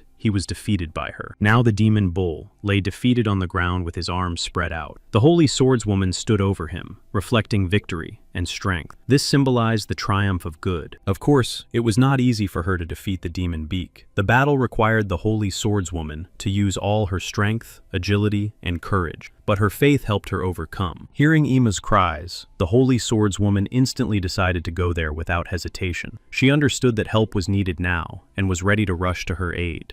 When the Holy Swordswoman arrived at the scene, she saw Ima sitting on the ground with a sword in her hand. The girl looked depressed and was about to harm herself. The Holy Swordswoman shouted loudly, trying to get Ima's attention and stop her. She tried to convey to her that life is precious, but Ima did not listen to her. When the Holy Swordswoman ran up to Ima, she was already lying unconscious on the ground. She grabbed her and knew how serious the wound was and how important her support was. The Holy Swordswoman did not want her friend to die. Despite the complexity of the situation, she tried with all her might to do something and save her. Amy couldn't survive the loss of all her friends. Grief and loneliness deeply wounded her soul. This heavy loss left an emptiness in her heart. After Lin Tian defiled Ama, she did not want to even think about having a child with a goblin. This trauma left a mark, intensifying her disgust. Ima wanted the Holy Swordswoman to avenge all their fallen comrades. At that moment, the goblins approached them and began to argue over who would devour Ima. The Holy Swordswoman was furious, and anger spread through her veins as she gripped the hilt of her sword tightly. Raising her weapon, she was ready to fight. The Holy Swordswoman burned with the desire to destroy all monsters, and she was ready to fight to the last drop of blood,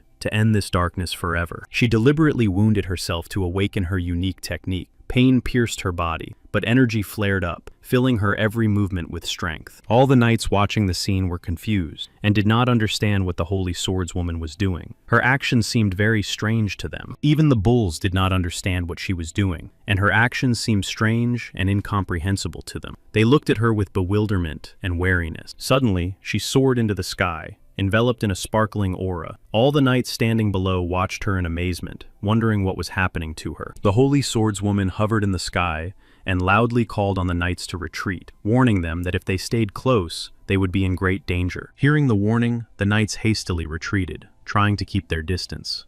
They witnessed her like this for the first time. This was her true power. Lin Tian did not immediately understand what was happening. The bright burst of energy and the swift movements of the Holy Swordswoman took him by surprise and greatly surprised him. He clearly understood that what was happening did not bode well. The power of the Holy Swordswoman was dangerous and unpredictable, and he was well aware of this. The Holy Swordswoman was ready to destroy all her enemies at once. Her power had reached its peak, and her eyes burned with an unyielding desire to end the darkness forever. Lin Tian understood that such behavior on the part of the Holy Swordswoman was an extremely dangerous sign. Her determination to destroy all enemies could lead to widespread destruction. The bulls were also confused and did not know where to run, how to defend themselves, or what to do at all. They needed to take cover from the Holy Swordswoman's attack. As a result, the power unleashed by the Holy Swordswoman struck all enemies indiscriminately. A bright flash of light and a wave of destructive energy swept through. She used her highest sword technique, an ancient and powerful move passed down only to the chosen one. Her body was enveloped in a shining light, and the sword became an extension of her. At that moment,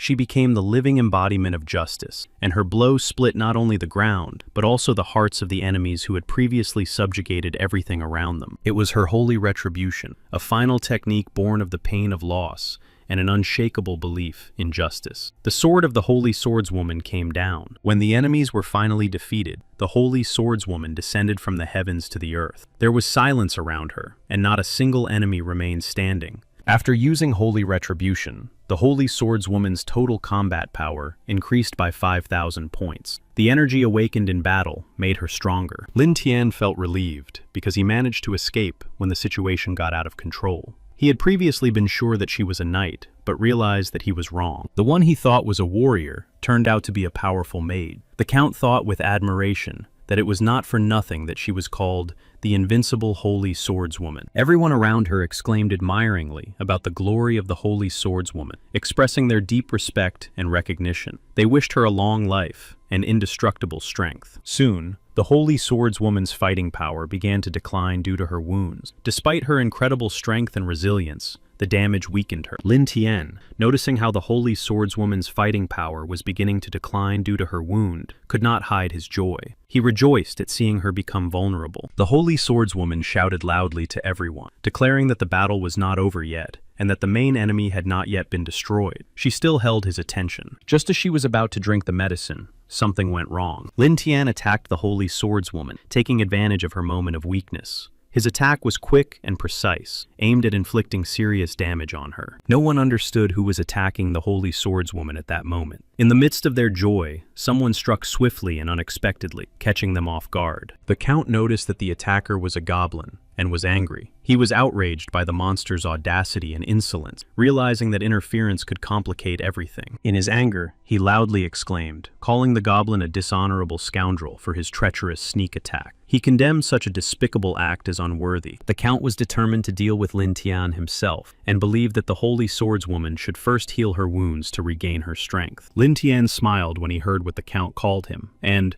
without hiding his irony, asked again, as if challenging him to a fight. He did not take the Count's threats seriously. The Count called Lin Tian shameless and despicable, and immediately rushed at him with his sword in his hands. His fury and determination to fight face to face were obvious. However, Lin Tian proved to be stronger. Despite the Count's fury and determination, he easily defeated his opponent, showing him his superiority in this battle. Lin Tian treated the Count's attempts to lecture him with obvious contempt. He considered himself far from a simple goblin, and had no intention of accepting instruction. The knights did not retreat despite the situation. They were ready to avenge the Count's fall and death, and also continue the fight against Lin Tian. However, Lin Tian felt no pity for them, and destroyed all the knights who tried to avenge the Count. His composure proved stronger than all the rest. The remaining knights did not want to retreat, and sought to buy time for the holy swordswoman. Despite the danger, they continued to fight. One of the knights, full of courage and bravery, even shouted loudly that they were giving their hearts and lives for the holy swordswoman. His words inspired others. Lin Tian looked at the knight, and instantly cut out his heart, taking his life. This cruel and ruthless act showed all his power and cruelty. Lin Tian agreed with the knight, saying that he was right, and that everyone should give him their hearts. His words sounded like a challenge and a threat, emphasizing his intention. When the holy swordswoman saw the death of her knights, rage flared in her heart. Unable to contain her emotions, she rushed into the attack, ready to fight him. She was on the verge of madness, grief and rage overwhelming her, turning her into an unstoppable force. Her determination became completely unbridled, and she was ready to go all the way. However, in her rage, she missed her target, and her attack fell short. This mistake only increased her despair, but did not break her determination to continue the fight. Lin Tian instantly took advantage of her mistake and rushed towards her, eager to end the fight. His quick steps left her no time at all. She had to kick sharply to stop Lin Tian's rapid lunge. This unexpected move helped her gain precious seconds. However, Lin Tian was fast enough and managed to dodge her blow. He took a few steps back, carefully assessing her condition, and then went on the attack again. His movements were fast, and he tried not to give her a second. It was very difficult for him to deal with her, even though her power had diminished. Every exchange of blows was difficult, and her resistance was fierce. Realizing that ordinary attacks were not enough, Lin Tian activated his supreme sorcery technique.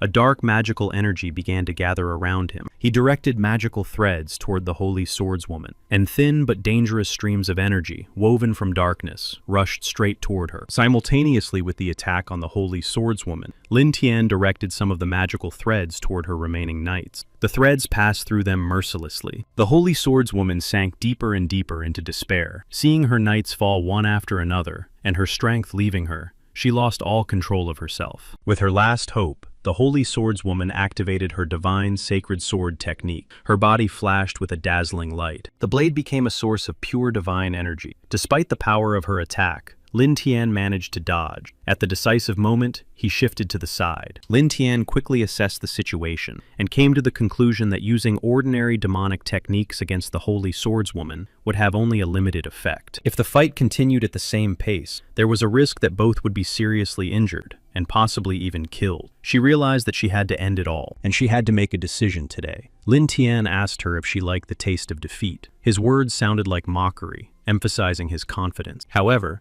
the Holy Swordswoman, unwilling to listen to his mockery, shouted loudly for him to shut up and rushed back into the attack. She was unyielding and fought on. In a fit of rage, she struck the ground with her sword, destroying it beneath her feet and causing a split. This cruel move broke the ground, showing all her power. The Holy Swordswoman sought to end the battle as quickly as possible. She wanted to put an end to this bloody battle and not lose any more knights and friends. At that moment, the surviving knights gathered to support the Holy Swordswoman and help her. Despite their fatigue and wounds, they were ready to join forces. However, Lin Tian easily threw the surviving knights one by one, as if they were dolls. His strength and agility exceeded their expectations and abilities. The Holy Swordswoman tried her best to help her people by fighting alongside them and protecting them from Lin Tian's attacks. She did not allow them to fall without a fight. Despite all the efforts of the Holy Swordswoman, her knights fell one after another. She was powerless, and each new blow from Lin Tian took away another warrior. She wanted Lin Tian to stop using her knights as a shield and stop retreating. She demanded an open and honest duel with him. Lin Tian, realizing his clear superiority over the Holy Swordswoman and understanding that he could outrun her, continued to flee, skillfully using the knights as a living shield. The Holy Swordswoman ran after Lin Tian, shouting at him not to run away and hide behind her knights. She condemned his behavior, calling it vile and despicable. He believed that as long as he could gradually weaken her strength and destroy her faith, victory would be his. He understood that by undermining her spirit, he could achieve success. An hour later, the battle was still raging, and most of the knights were already lying defeated. Others lay on the ground, begging for revenge for their comrades and for themselves. Lin Tian threatened the Holy Swordswoman with the lives of her knights, declaring that it would all end today and now, and that she too would pay a very high price for it. But the Holy Swordswoman demanded that Lin Tian not run away and fight her fairly, face to face. She rejected his threats and cowardice, wanting to put an end to it. He continued to hide behind his knights, using them as a shield to avoid direct confrontation. In her attempts to reach him, she accidentally wounded her own people. They fell one after another, dying, while Lin Tian remained unharmed, skillfully hiding. His ruthless tactics left her and her people no chance. He knew he was close to achieving his goal, and could see that the Holy Swordswoman would soon be overcome by madness from the loss of her loved ones and her failures in battle. Soon her spirit would be broken. Lin Tian believed that what was happening was just one more step towards his victory. He laughed at how the saint, trying to strike him, accidentally wounded her own people. In the end, the Holy Swordswoman did not realize how many of her own people had died because of her. In despair and rage, she continued to fight, unaware. When the Holy Swordswoman finally realized what had happened, she clutched her head and cried out in despair that she had destroyed those she was supposed to protect. At that moment, Lin Tian realized that this was his chance and threw his blade, striking her right in the heart. The Holy Swordswoman fell to the ground and, gathering all her strength, turned to God in prayer. At that moment, her heart was filled with faith and hope. Sitting on the ground, she cried out to God, asking for forgiveness and asserting that she was not guilty because she had spent her whole life protecting others and sacrificing herself for their salvation. She did not understand why God had turned away from her and abandoned her at the most difficult moment, despite all her sacrifices and protection of others. Confusion arose in her soul. After long, agonizing deliberations and feeling rejected by God, the holy warrior lost consciousness and fell to the ground, plunging into the darkness of oblivion. She was defiled by the blood of defeat, weakened and deprived of her former strength, as if fate itself had turned away from her, leaving wounds that could not heal. She was a strong person, with weaknesses that few could see or understand. Despite her inner suffering, she continued to move forward. He urged her to join the Goblin army and overthrow the religious fanatics who controlled the world. He wanted her to become one of them. Thunder rumbled in the sky, and lightning flashed, illuminating the dark clouds and intensifying the tense atmosphere around them. The storm reflected the impending changes. Soon, the monsters noticed the people from the church, and, in fear, ran away to escape the inevitable confrontation with them. Lin Tian realized it was time to leave. He did not expect to meet people from the church here, and their appearance came as a complete surprise to him and changed all his plans. Now he had to think everything through. He did not have time to comprehend everything when the people from the church were already behind him, instantly closing the distance and making him feel an unexpected threat. The bishop, the sacred guardian of the church, suddenly appeared, possessing not only spiritual authority, but also the determination to defend the faith. He embodied unshakable strength. Lin Tian was frightened and ran away, trying to get as far away from the impending danger as possible. His heart was beating fast, and he was looking for a way out of the city. Those who arrived saw that their sacred swordswoman had met a sad fate. Her wounded body lay on the ground, and tragedy was palpable in the air. The bishop did not expect such misfortune to befall her. For him, she was a symbol of unshakable faith and strength. Now she had been defiled by a vile goblin. He realized that the goblin only seemed weak at first glance. Behind his clumsy exterior lay danger and cunning, strength, and of course, determination. In fact, he was like a demon himself, with an ominous fire burning in his eyes, moving quickly and fiercely, and a frightening aura surrounding him. He gave the order to attack, believing that their actions would serve a greater purpose. In their hearts burned the desire to contribute to the prosperity of the world. All the warriors cried out in unison, "Hallelujah!" raising their weapons to the sky. Their hearts were filled with a holy determination to drive out all demons and cleanse the earth of evil. Lin Tian did not expect such determination and strength from his opponents. Their sudden burst of unified cries and fury took him by surprise, destroying his confidence. They rushed into the attack as one, driven by righteous anger. Their footsteps shook the earth, and they wanted to catch and destroy him as quickly as possible. Lin Tian did not understand how the bishop could move so fast, despite his heavy armor. His movements were swift and very precise. The total combat power of the guards was 3,000 units, a force capable of crushing an entire army. Each of them seemed to be trained to perfection. For Lin Tian, this was completely incomprehensible, and he was clearly confused. He did not expect to encounter such power and unity, and now his confidence was leaving him. These guys turned out to be much stronger than Lin Tian had expected. Their power and coordination exceeded all his expectations, forcing him to realize the problem. In the end, Lin Tian came to the conclusion that none of this mattered much. Regardless of the strength of his opponents, he was determined to move forward. He splashed his blood on the face of one of the warriors.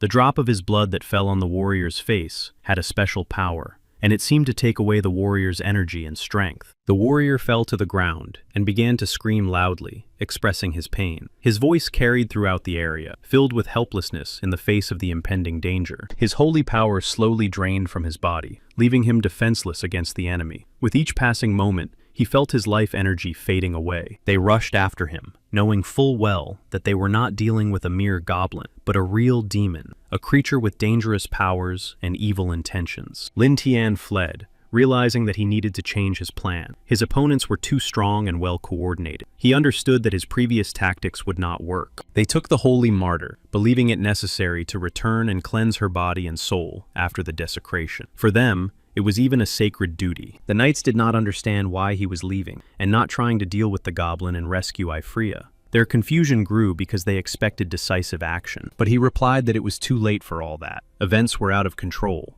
and attempts to change the past or intervene now could only make things worse. In addition, the archbishop declared that the deity had chosen a new priestess, and that Ifria was no longer needed. This decision meant a final break with the past. When they left, Lin Tian was still watching them go. Then he went to the cemetery, where he needed something. He decided to eat the minotaur, seeing it as a way to gain enormous strength and endurance. For him, it was a necessary step to become even stronger. When Lin Tian returned, everyone was eagerly waiting to find out how it had gone. Their eyes were full of anticipation and curiosity, hoping to hear the details. He told them that the holy swordswoman had become his. He intended to use her to achieve his goals and overcome the trials ahead. They couldn't believe that the holy swordswoman had lost to him. This unexpected victory shocked everyone, destroying their previous beliefs about her invincibility. He said that the holy church itself had taken the holy swordswoman away from him. This was a serious loss for him, and caused him sadness and a feeling of defeat. At that moment, the knight threw herself into his arms and hugged him. She said that she had always known that he was the strongest. Her eyes burned with admiration, and her every gesture expressed admiration and confidence in his abilities. He said that this time they had won a major victory and gained time for the tribe to develop. Now they needed to move to a new location. He said that it should be a place where people from the Holy Church would not dare to go without permission. It should be a territory shrouded in power. They moved to the Holy Grave, a place filled with ancient power and significance for their tribe. There they could strengthen their position, develop, and be at peace. The Holy Grave had previously made a deal with the Holy Church to mutually refrain from attacking each other. This agreement ensured relative peace. Their main goal became the prosperity of the tribe and the birth of new children. They sought to strengthen their culture, increase their numbers, and build a society. He told his goblins to remember that their main goal was not to destroy people, but to subjugate them, and those who resisted could be dealt with at their discretion. In just a few days, passing through a little more than a dozen villages, they captured more than 230 women. This was an important step in their plan. Capturing more than 10,000 people was not a particular problem for them. Thanks to their numbers, strength, and surprise attacks, they acted quickly. Ahead of them lay a small town, quiet at first glance, unremarkable, but strategically important. Capturing this place would be useful to them now. It was the city of Cursella, and they intended to act quickly and decisively. Their goal was to capture it without unnecessary noise. One of the townspeople tried to calm the mayor, assuring him that there was nothing to worry about and that these goblins were not so dangerous. He said that the rumors were exaggerated. The residents of Cursella were not afraid of a pack of goblins. They were confident in their abilities, believing that they could easily destroy any threat. However, other residents warned that they should not be so careless. These goblins were not ordinary savages from the forest, but an organized and dangerous force. But the bravest among them just smiled and said that there was no need to worry about their size, implying that they could easily deal with the goblins. It was Ace, the bravest of the residents, who confidently declared that he would smash even the chief goblin to smithereens. He inspired the townspeople and their belief in victory. Everyone knew that the goblins would soon be upon them, and the anticipation of the impending threat filled everyone with anxiety. The city was preparing for the upcoming clash. Soon, the guards shouted that the goblins were very close. Their alarming voices echoed throughout the city, instantly rousing all the brave men to their feet. Ace loudly told his comrades that when the time came, they would see who had destroyed the most goblins, and the loser would treat everyone to drinks. And he would do so for a month. When his comrades said that he was taking on too much,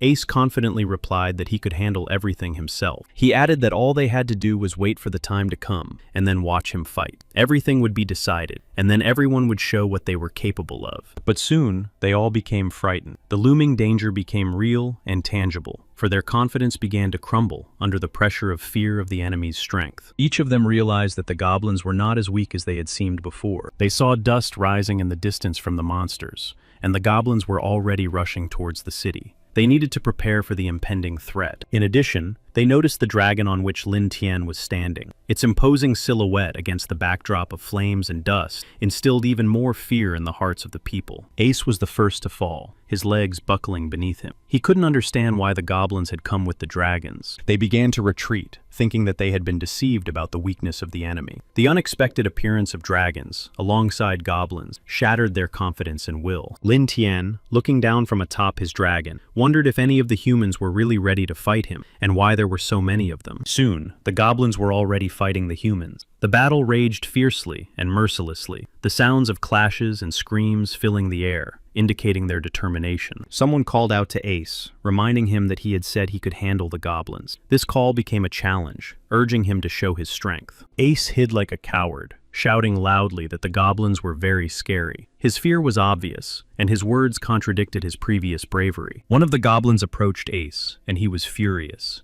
His eyes burned with anger, and his movements were swift, as if he intended to punish the coward. That goblin was surprised by what was happening, and thought it would be much more fun here. He expected a difficult victory, but encountered an unexpectedly easy fight. Then all the monsters left the city. One by one, they disappeared into the shadows of the forests, leaving behind a void. The city was plunged into a strange calm. One of the monsters, resembling a huge hawk, found himself in this gloomy place, and said that the smell of human blood would attract demons from all over the area. He also asked if this was Lin Tian's first time here. Lin Tian said that due to intensive production, people were sweating profusely, and the smell was very strong. Even the smell of goblins could not overpower it. Now it became clear why people were so afraid of the forest grave, because there were demons here. Lin Tian thanked the hawk-like creature for its help. Then he said he agreed to accept the offer for some kind of work. The creature, in turn, was surprised. In fact, he was surprised. He did not expect to see so many people in this forgotten place. He discovered a strange cluster in the place where Lin Tian lived. They were goblin breeding tools. He realized the truth with horror. Then the hawk asked if he knew about the agreement between Forest Grave and the church. The very fact of such an alliance seemed unthinkable and dangerous. Lin Tian calmly replied that there was no need to worry, and that these people had been captured by them before they arrived here. Their presence had nothing to do with the agreement. He nodded in response and said that if any problems arose, they could turn to him. He promised to guarantee their safety and allowed them to continue their mission. Lin Tian thanked him for his support and assured him that he could always come at any time. Such trust strengthened their alliance and gave them confidence. He replied that in that case, he would not stand on ceremony and would immediately inform the elders of the situation so that they too would be aware of all the events. After the hawk flew away, Lin Tian breathed a sigh of relief. He realized that now he could calmly continue to develop the tribe and settle down. He wanted to know how many goblins had been registered this month in order to assess the scale of the situation and plan further actions for the tribe. Yu replied that about 3,000 goblins had been registered this month, but none of the hybrid offspring and dominant species had survived. He realized that further production of hybrids and dominant species was unlikely to be possible. All signs pointed to a critical deterioration of the situation. He realized that even this was enough. Now the plan was to catch demonic animals and increase the number of remaining goblins. He thought about using a simulation system to significantly speed up the process. It was no longer necessary to catch the demons themselves. After countless difficulties, he finally managed to stabilize the situation and ensure conditions for long-term development. Now, he needed to gain a foothold in new territory. This decision was the first step towards the next phase of domination. He also needed to go hunting. On the first day of the expedition, Lin Tian's army would encounter many 4th and 5th level demons. All of them were either destroyed or captured. Additionally, about 500 first-level demons would be captured, including such creatures as Rabbit Flesh and Weeping Monkey. The spoils would be good. On the way back, Lin Tian would have managed to capture a 7th-level demon known as Mother Bear. It was a tool for improving the resources of the race. However, despite the successful development, Lin Tian learned that something could happen. At any moment, their tribe could be attacked by humans. Lin Tian was genuinely surprised. He did not expect humans to dare to enter the forest grave. For most, this place was forbidden and even cursed. He would have been forced to fight. Lin Tian would have been defeated. With only a small number of survivors, he would have been able to retreat deep into the forest tomb. The old methods no longer worked, and the world was changing faster than he had expected. He needed to take decisive action urgently and prepare himself. Lin Tian came out of his tent. He approached one of the predators standing guard and asked him directly if he knew where their chief lived. The predator nodded briefly and said that he and his tribe lived in the old high forest that stretched out in the surrounding area. This place was covered with trees. Lin Tian decided that this time he had to use every opportunity to break through to the Lionheart Empire and also to the Holy Church. A month later, Lin Tian met with the eagle again and informed him that the people were preparing for an attack. The eagle asked in surprise where he had gotten this information. The hawk was sure that the people would not break the treaty with the forest tomb and would not dare to attack. He believed that this old alliance would reliably maintain the balance. Lin Tian said that he had seen the approaching army with his own eyes, and that it was moving quickly and preparing to attack, determined to avenge its past defeats. He assured Lin Tian that he would not allow the people to wreak havoc within the forest tomb. He was determined to protect this place and was confident in himself. After these words, the hawk soared into the sky, confidently declaring that he would return at the exact moment when he had reported everything. He was sure that everything would go according to plan. Meanwhile, the people had already approached, and their commander addressed the fighters. He reminded them of the importance of the upcoming battle and said that they would destroy the goblins. At the most interesting moment, Lin Tian flew in on a dragon to the gathering place of the troops. His appearance was unexpected. The dragon's shadow covered the ground and was enormous. The captain quickly realized that the intelligence was correct, and that Lin Tian was indeed standing before them, possessing the strength and power that matched all the rumors. However, to confirm his suspicions, the captain asked Lin Tian directly if he was indeed the one who had destroyed dozens of villages. Lin Tian reminded them not to forget the agreement between the forest tomb and the church, and asked if they were really challenging them. The captain addressed his soldiers, calling the goblins rats and claiming that they were only hiding there. He believed that there was no need to abide by the agreement. He called on the soldiers to simply destroy them. He shouted loudly that behind him stood 10,000 lions, a powerful army ready to tear the goblins to pieces. Lin Tian smiled and calmly said that the saint was very pleasant to the taste. His words sounded mocking and haughty,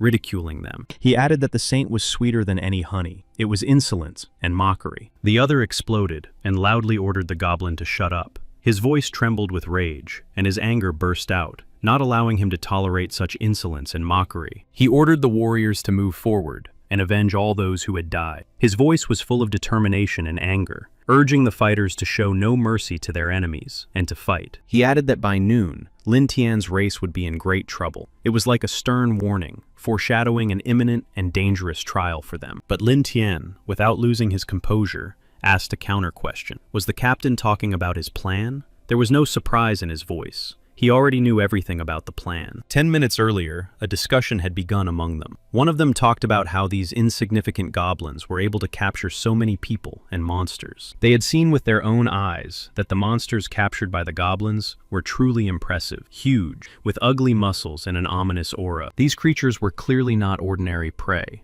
Their appearance was alarming, and made the soldiers wonder if the enemy was really as weak as it seemed at first. The captain then gave the decisive order. He demanded that his soldiers not wait a second and attack immediately with fury and destroy the goblin. The goblins, who until recently had been considered insignificant creatures, now appeared before him as an organized and dangerous group, capable of more than just catching people. Then, before the battle began, the captain asked Lin Tian with a contemptuous smirk if he was afraid of his soldiers. He added that now Lin Tian would find out what happens when you anger a lion. He promised to personally break all of his enemies' bones and erase his name from history. Suddenly, a hawk appeared and addressed the captain, questioning his intention and asking if he really intended to do so. The captain instantly understood the threat. He immediately warned his soldiers that this hawk was no ordinary creature, but an ancient and extremely dangerous entity. The hawk reminded the captain of an earlier agreement binding the parties and obliging them to respect the boundaries of the forest tomb. His words sounded like a warning. Despite the hawk's warning, the warriors loudly declared that they were acting on the orders of their leader and that the hawk had no right to negotiate with them. The hawk replied that as soon as their leader was dead, he would personally destroy them without mercy. His words sounded decisive, like a sentence. For now, he could not fight. The captain told him not to worry about the future, and that he had come here on the Pope's orders to exterminate the goblin. If he tried to change his plans,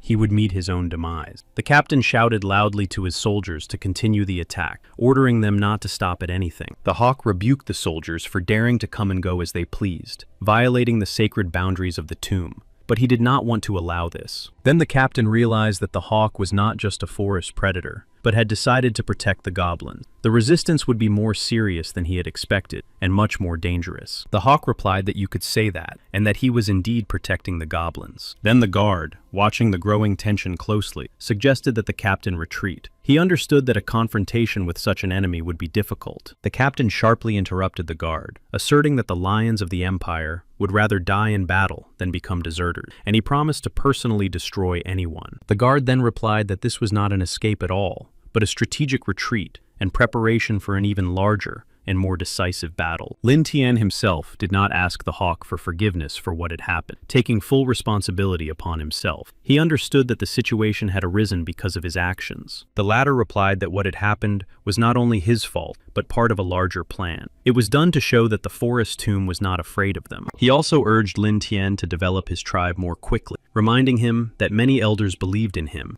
and had high hopes for his leadership. He added that if Lin Tian managed to become the king of the goblins, he would earn the right to enter the real Great Tomb. This made Lin Tian very happy. The townspeople could not accept that the holy swordswoman had given birth to and was raising a goblin. They believed that she had lost the right to hold a sword in her hands. The townspeople considered this disgusting and unfair. For them, the idea that a saint could raise a goblin seemed shameful and unacceptable. The king himself felt the weight of all the problems that were falling on him, one after another. He understood that the conflict with the goblins had not yet been resolved, and now this. Despite his inner doubts and tension, the king came to Alice and opened the door to her room without knocking. He wanted to talk to her directly. When the king entered, he saw Alice sitting in her room, playing with the goblin. She, a saint devoted to service, was now spending time with the child of the enemy. He thought about her and couldn't believe that she could change so much because of a single goblin. If he had known that she would change so much, he would have destroyed the goblin immediately. The king, overcome with anger, wanted to destroy the goblin's child and loudly ordered Alice to step aside, warning her so that he would not accidentally hurt her. He thought this would help. However,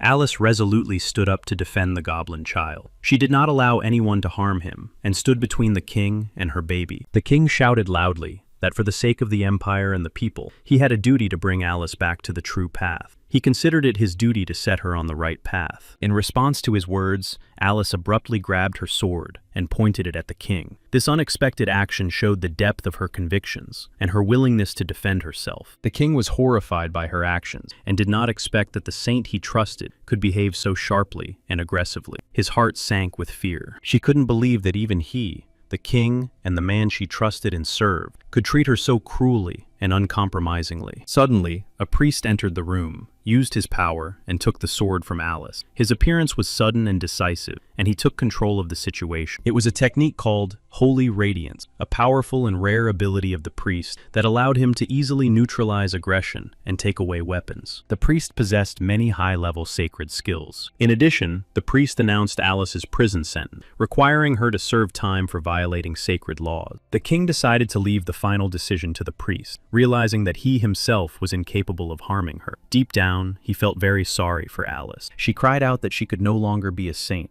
and that she no longer had any sacred power. It was a cry of despair, and an admission that her faith and power had dried up. The priest replied that God had not abandoned her, but that she herself had renounced her faith. His words were stern, and he tried to restore her inner light. Then the priest asked her to let him take the goblin from her. The priest performed some mysterious sacred ritual, and Alice was overcome with horror. She couldn't believe what was happening to the goblin. Soon, the king brought the lifeless body of the goblin before the assembled people. The people rejoiced at its death, considering it a victory and a deliverance from the threat. The people demanded that he destroy the saint, accusing her of treason. However, the king threw down the lifeless body of the goblin and declared that he had fulfilled their demand. He condemned those who dared to insult the holy swordswoman. He also warned everyone that if anyone insulted her, they would be punished for such behavior. The people felt the full wrath of the king and were frightened by his protest. His fury silenced them for a moment and caused them to retreat slightly. The next day, the king was informed that Alice had disappeared.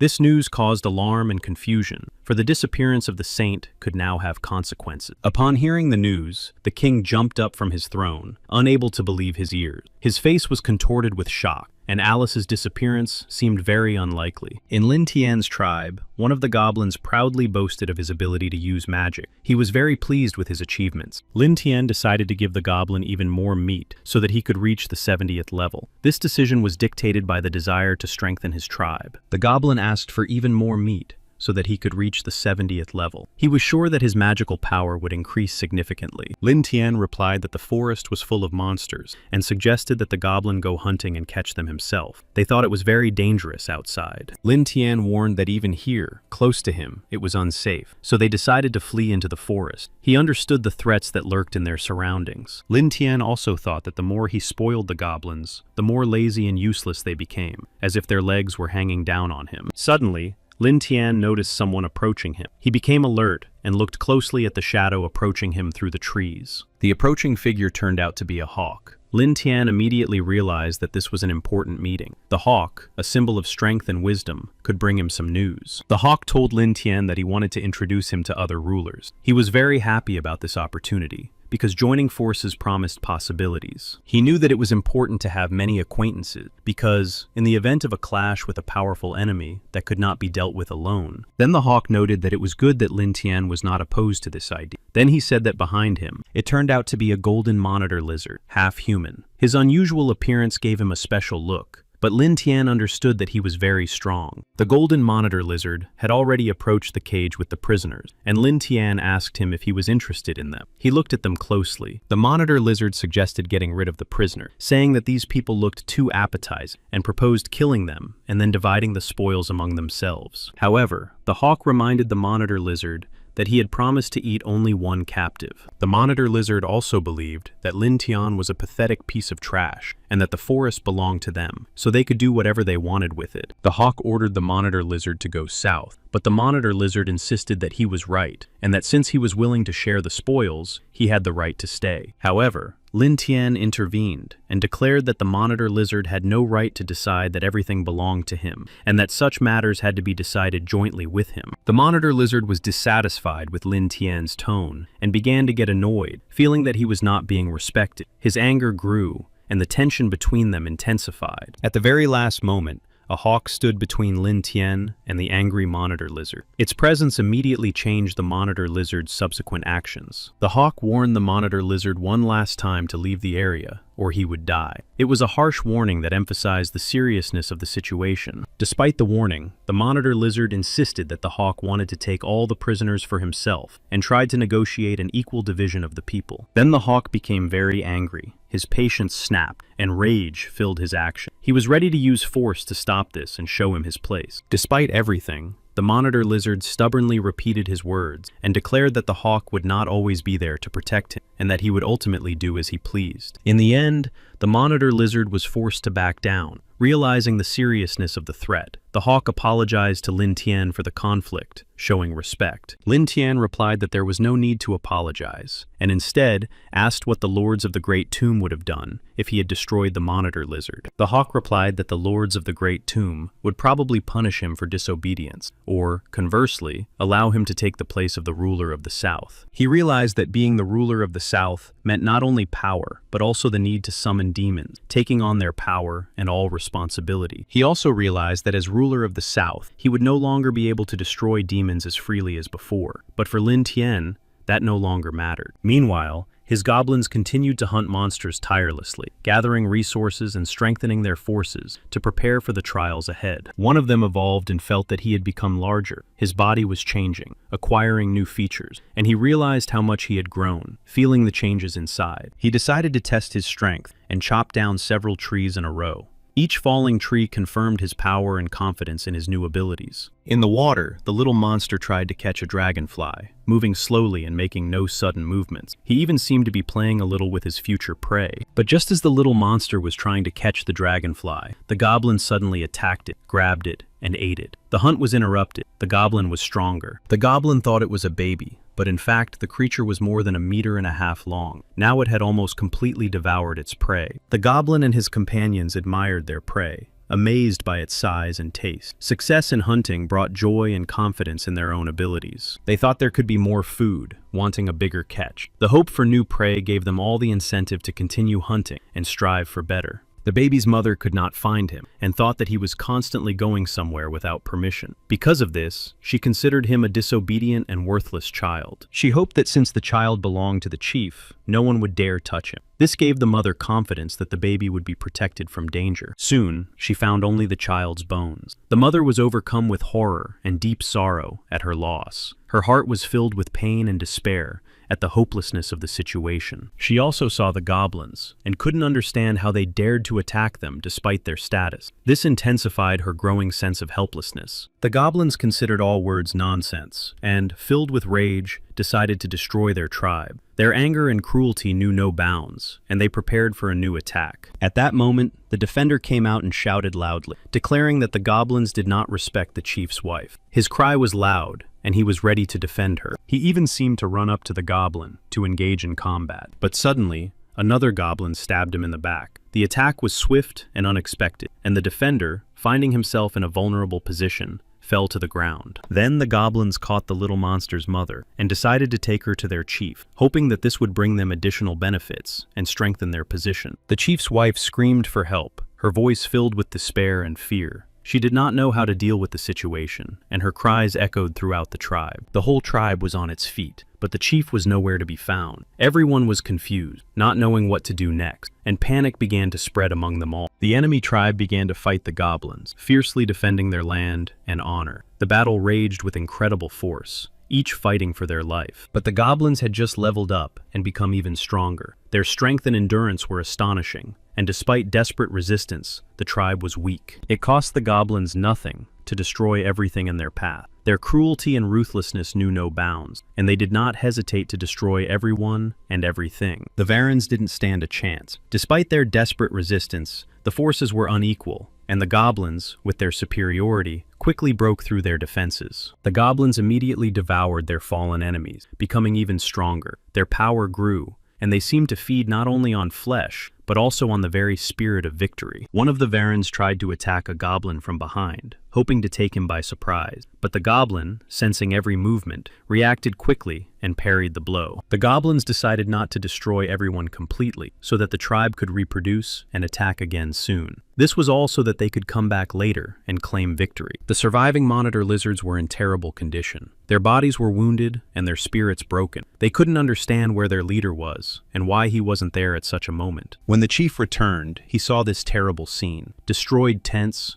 wounded relatives, and traces of a fierce battle. Everything around was in chaos and disorder. He was furious and couldn't understand why this had happened to his tribe. Questions tormented him. Who dared to attack them? Who destroyed their home? One of the Varens ran up to him, breathing heavily, and reported that goblins had stolen his wife and daughter. Now his goal was clear: to bring back his loved ones. He had just returned from the village and was shocked by what he saw. They couldn't have taken revenge so quickly. He was still sure that the goblins wouldn't dare to attack. Then he smelled the goblins and was overcome with rage. Their foul scent fueled his anger, and unable to contain himself, he began to prepare. He rushed into the goblin tribe, determined to take revenge. Every step filled him with rage, and thoughts of revenge drove him forward. He was ready for anything. Meanwhile, the goblins arrived and told Liang Tian that they had brought him their prey. They looked confident, expecting praise, as if they knew he would be pleased. Lin Tian immediately noticed that his goblins had evolved. Their strength and appearance had changed, becoming more formidable and dangerous. He sensed their aura. They had reached level 71, and their stats were impressive. They had become stronger and more resilient, and their ability to adapt was frightening. He did not expect that the strength of a furious goblin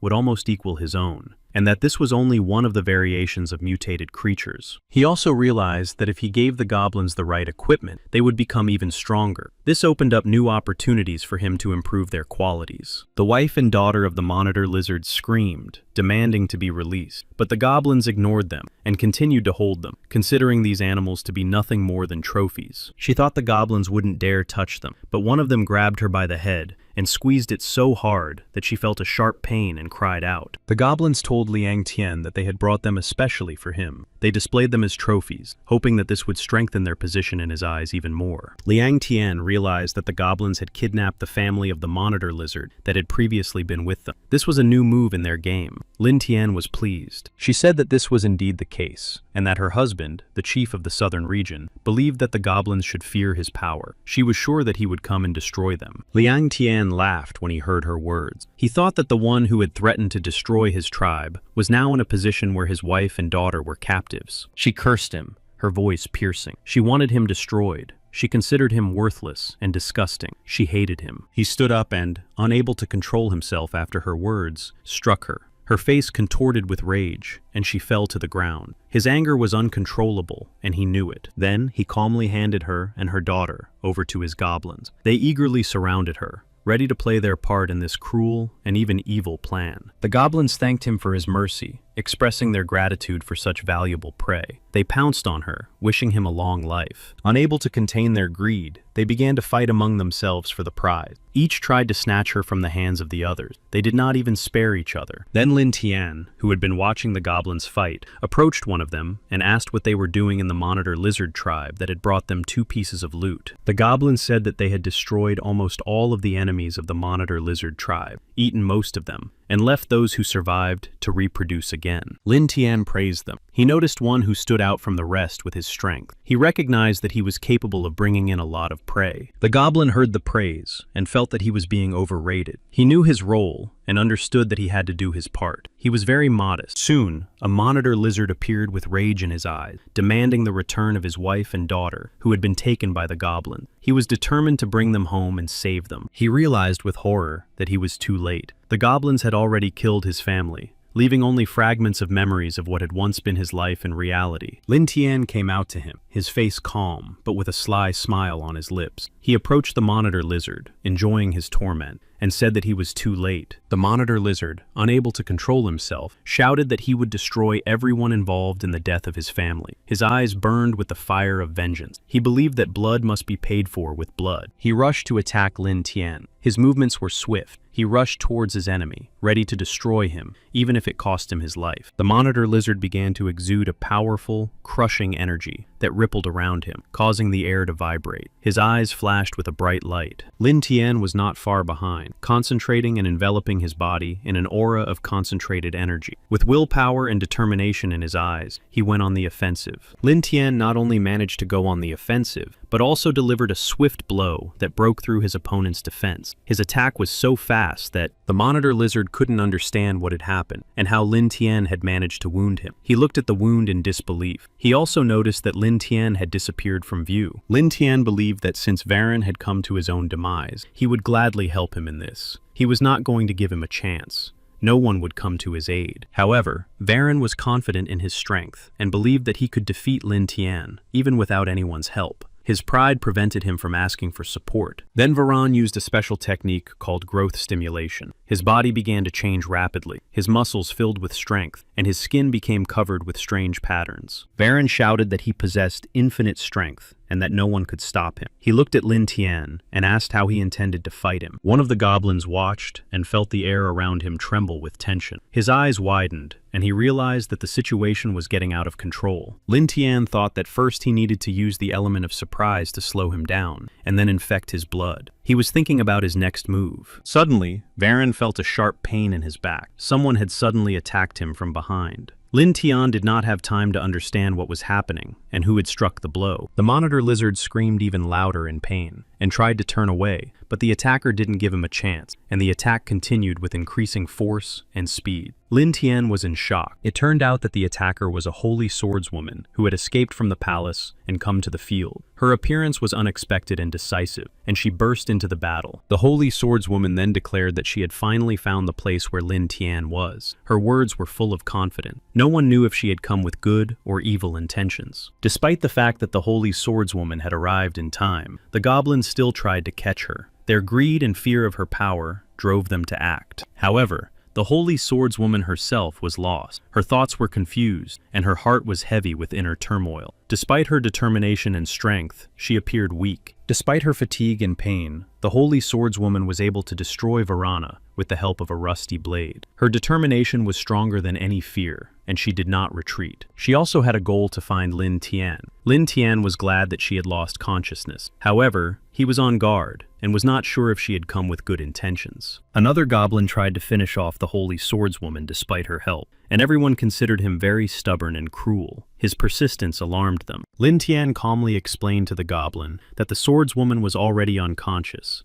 and that it was pointless to harm her. He tried to stop him by showing and explaining everything. Lin Tian also explained to the goblin that they needed the swordswoman alive, and that her life was very valuable. Lin Tian gave the order to tie up the holy swordswoman, to keep her alive and protect themselves. He understood that her strength and knowledge could be a decisive factor. Yue looked at the holy swordswoman and thought she was very beautiful, like an elegant doll. Her grandeur and fragile appearance contrasted with her strength and bravery. When the holy swordswoman slowly opened her eyes, Lin Tian leaned toward her and, holding back his emotions, said that they hadn't seen each other in a long time. It was like a mockery. The holy swordswoman barely opened her eyes and jumped up. She shouted loudly, pointing ahead, that she had finally found the goblin. Her voice echoed through the cave. The goblin looked at the holy swordswoman, smiled, and said that she shouldn't fuss. According to him, she was too weak to cause even the slightest harm. But the holy swordswoman, as if mad, continued to scream the same word, goblin. Her voice grew louder and louder, filled with pain, rage, and obsession. He watched her in bewilderment, unable to understand what was happening to her. Her hysterical screams, her expression of complete madness and obsession confused him. Not understanding what was happening and sensing danger, the goblin irritably gave the order to pin her to the ground and tie her up immediately. He didn't want to risk them. However,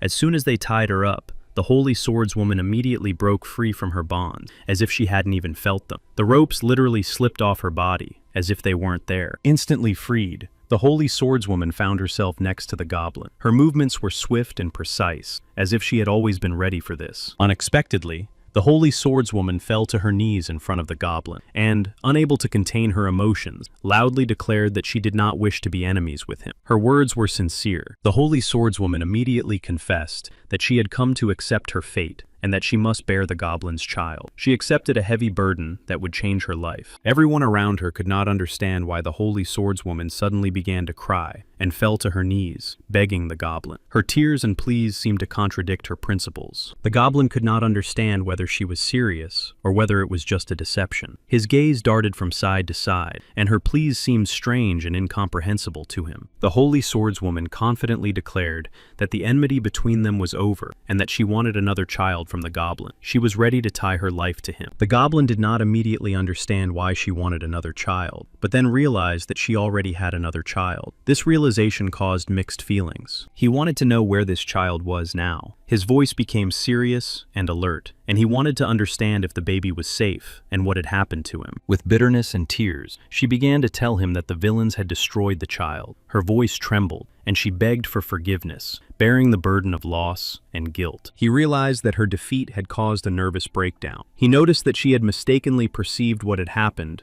as punishment from God, but did not want to admit her mistakes. He told her that God was punishing her for the death of her subject. Then he added that if she really wanted to atone for her guilt, he was ready to help her, but only on one condition, and she agreed to everything. Then he warned the holy warrior that she must obey him, at least during the period of atonement. She agreed to all the conditions without hesitation, considering her situation to be a punishment sent by God. Her eyes showed humility and determination to accept this. He was pleased and surprised by his good fortune, for such a strong woman had come to him of her own accord and agreed to submit. For him, it was a chance to strengthen his power. He then ordered everyone to leave the room and personally escorted the holy warrior to her chambers. There, in silence and solitude, he planned to discuss all the terms with her. He was ready to help and support her if she truly repented and agreed to cooperate. His intention was to give her a chance at a new life. The dragon could not believe that the strongest of all holy swordswomen had come to him and begged for help. For her, it was incredible and very unexpected. Then, to make sure it was really her, the dragon carefully examined the holy swordswoman. She entered her room and carefully examined her as she slept. Realizing that it was indeed her, the dragon could not believe that such a strong and proud woman could do such a thing and come begging for help. The knight understood that if this news reached the empire, it was impossible to know what turmoil and consequences it might cause. The situation was very ambiguous. Lin Tian himself sat in the garden, deep in thought. His thoughts raced between the past and the future,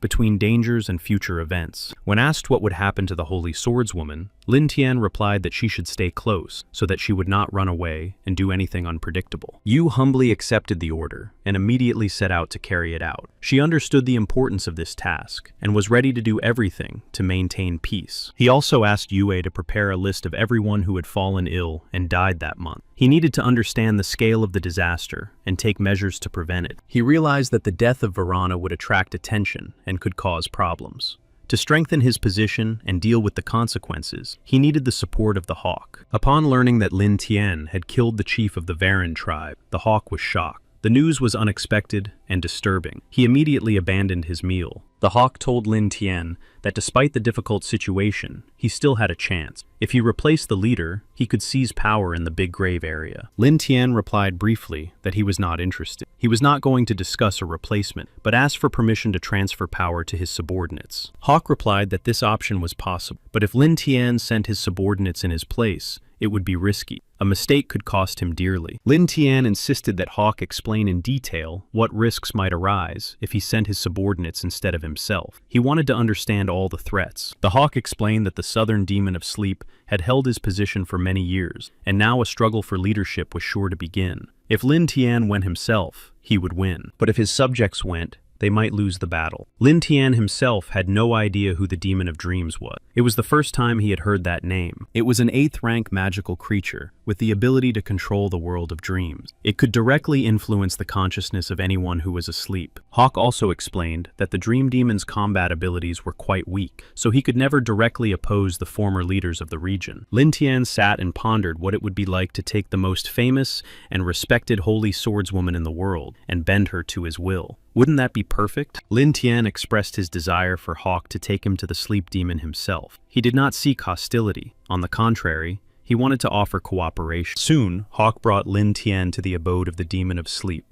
It was a gloomy and mysterious place, shrouded in a thin veil of illusions and silence. Then, from the depths of the forest, the dream demon himself emerged. His appearance was unclear, as if woven from smoke and dreams. He looked at them and asked why they had come. The Demon of Sleep asked if anyone present wanted to fall into a sweet sleep. His question sounded mysterious and ominous, as if hinting at the danger that lay there. He asked Hawk suspiciously why he had brought the goblin with him. He was wary, as if he suspected hidden motives and wanted to understand them all. Lin Tian declared that he wanted to cooperate with him. He promised to make the Demon of Sleep the leader of the Monitor Lizard tribe, in exchange for help in controlling other people's dreams. He found it amusing that some goblin would allow him to become the ruler of the South. The idea seemed incredible and too unlikely. He considered him weak. However, Hawk said that this goblin had single-handedly destroyed the Monitor Lizard tribe. His strength and skill were so great that few could match him. Then the demon asked whose dreams he wanted to control. Lin Tian replied that he wanted to control only the dreams of one person, emphasizing the importance of this goal. Hawk looked at Lin Tian, and hesitating slightly, said that he was going to speak before the Great Tomb.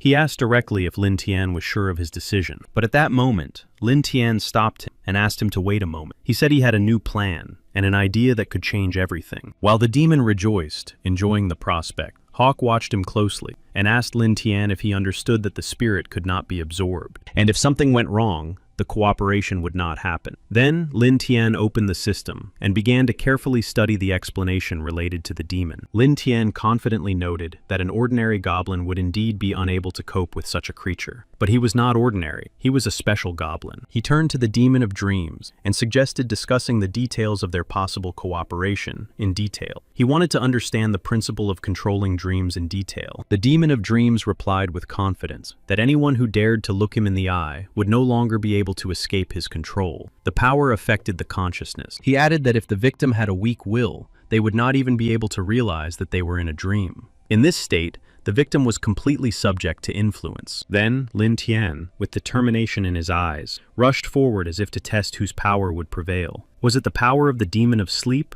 or his own sharp blade? The hawk cried out, warning Lin Tian not to look the demon in the eyes under any circumstances. There was alarm in his voice, and he knew how dangerous it was. Despite the warnings, Lin Tian had already looked the demon in the eye. This fleeting contact had an instant effect, as if threads had begun to entangle him. Lin Tian was under the demon's influence. His mind began to cloud over. The boundaries between dream and reality blurred, and the demon's control penetrated his thoughts. Soon, he lost consciousness and collapsed to the ground. His body was weakened by the influence of control, and his mind struggled against the obsessive shadows of dreams. Hawk realized that Lin Tian had greatly overestimated his strength. Now he understood that it was the end for Lin Tian. His fall was inevitable. Lin Tian was completely under the demon's control and immersed in an illusion. His mind was captured by a dream where reality and fantasy merged together. In his illusion, Lin Tian felt as if hot lava was slowly flowing towards him. This agonizing sensation seemed to draw him deeper and deeper into the captivity of his dreams. Soon, Lin Tian was completely submerged in lava, which enveloped his body, restricting his movements and consuming him. This sensation intensified his feeling of hopelessness. The demon shouted sharply at Lin Tian that his dreams would never come true and wished him a quick death. His words sounded like a sentence, igniting anger in Lin Tian's soul. The demon was sure that Lin Tian would never defeat him. He despised him and believed that Lin Tian's will was too weak to resist his power. But soon the demon noticed with surprise that Lin Tian had managed to break free from his illusions. He could not understand how this was possible or how it had happened. Lin Tian replied to the demon that he only controlled people while they were asleep. But as soon as a person believed his words and the demon's power, they would perish. Lin Tian believed that this was just a trick of the demon and believed that he could not deceive him. He was confident in his willpower and did not allow himself to succumb. However, the demon was sure that Lin Tian had come to his senses too late, that his willpower had already been undermined, and that it was now impossible to regain control of himself. However,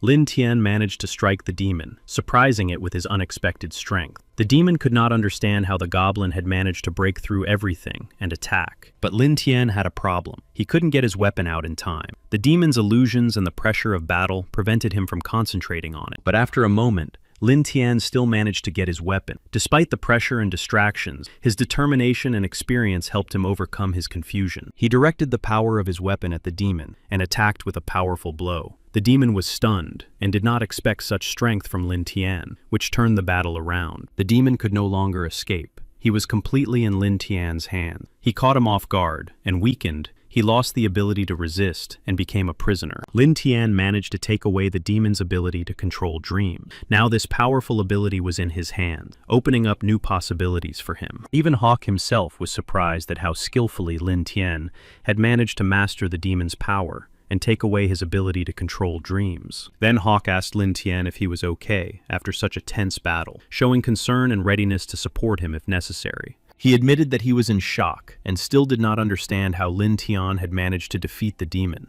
To him, it seemed impossible to defeat the spirit of dreams. Now it was time to decide who would rule the lands left after the demon's fall. Hawk reassured Lin Tian, saying that he would personally put in a good word for him. At that time, Alice was still sleeping in her room, unaware of what had happened. Her breathing was calm and her face serene, as if the outside world did not affect her at all. Lin Tian, having gained power, entered Alice's dream. He appeared before her like a shadow in the soft light of her dream. His presence was felt, and she was under his control. He appeared to her suddenly, as if out of nowhere. In an instant, Lin Tian appeared before Alice, surrounded by the light haze of a dream. His appearance was mystical. Suddenly, everything changed, and they both found themselves in her hometown. Narrow streets, familiar buildings, and the warm light of street lamps enveloped them, as if time had turned back. Alice found herself in a crowd in her dream. People shouted angrily that she must destroy the goblins, that she was a disgrace to the church. Their words sounded like a sentence. Lin Tian saw what terrible nightmares tormented Alice. Before his eyes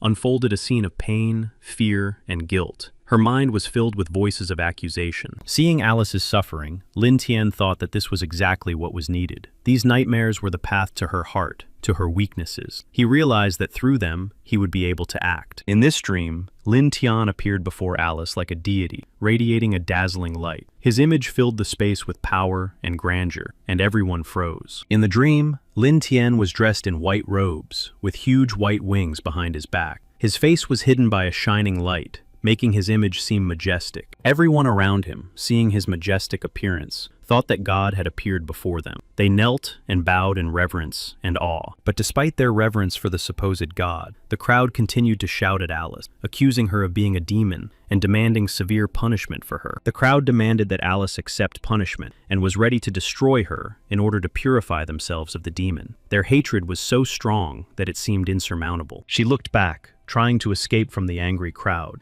and suddenly saw a deep abyss in front of her. With no way out, and in fear, she stopped at the edge. She fell to her knees at the edge of the abyss, and begged God to protect her, save her from danger, and forgive all her sins. At that moment, her heart was filled with despair. Suddenly, as if God himself had reached out from the sky, ready to pull her out of the abyss. This unexpected help instilled a spark of hope in Alice, as if fate had not abandoned her. Then he asked her if she was aware of her sin. This question became a test for Alice, and a moment of sincere repentance and acknowledgement of her weakness. She replied that she had caused pain and destroyed those she was supposed to protect. These words reflected her deep remorse and guilt for her past mistakes. He told her that the death of the soldiers was only a small part of her sins. To atone for her guilt, she would have to give birth to a goblin child and accept her fate and punishment. Then she wanted to understand what her main sin was. God replied that her main sin was that she had defended demons and egoists, those who sow evil and destruction. He explained that demons and egoists are immersed in vice and thirst for power, and that she had defended them. This realization further emphasized the need to change. He said that this was a sin that could not be forgiven. These words shook her to the core, leaving her with a heavy feeling of hopelessness and inner struggle. She realized that the people she considered innocent and defended were actually demons. This realization shook her inner world and her soul.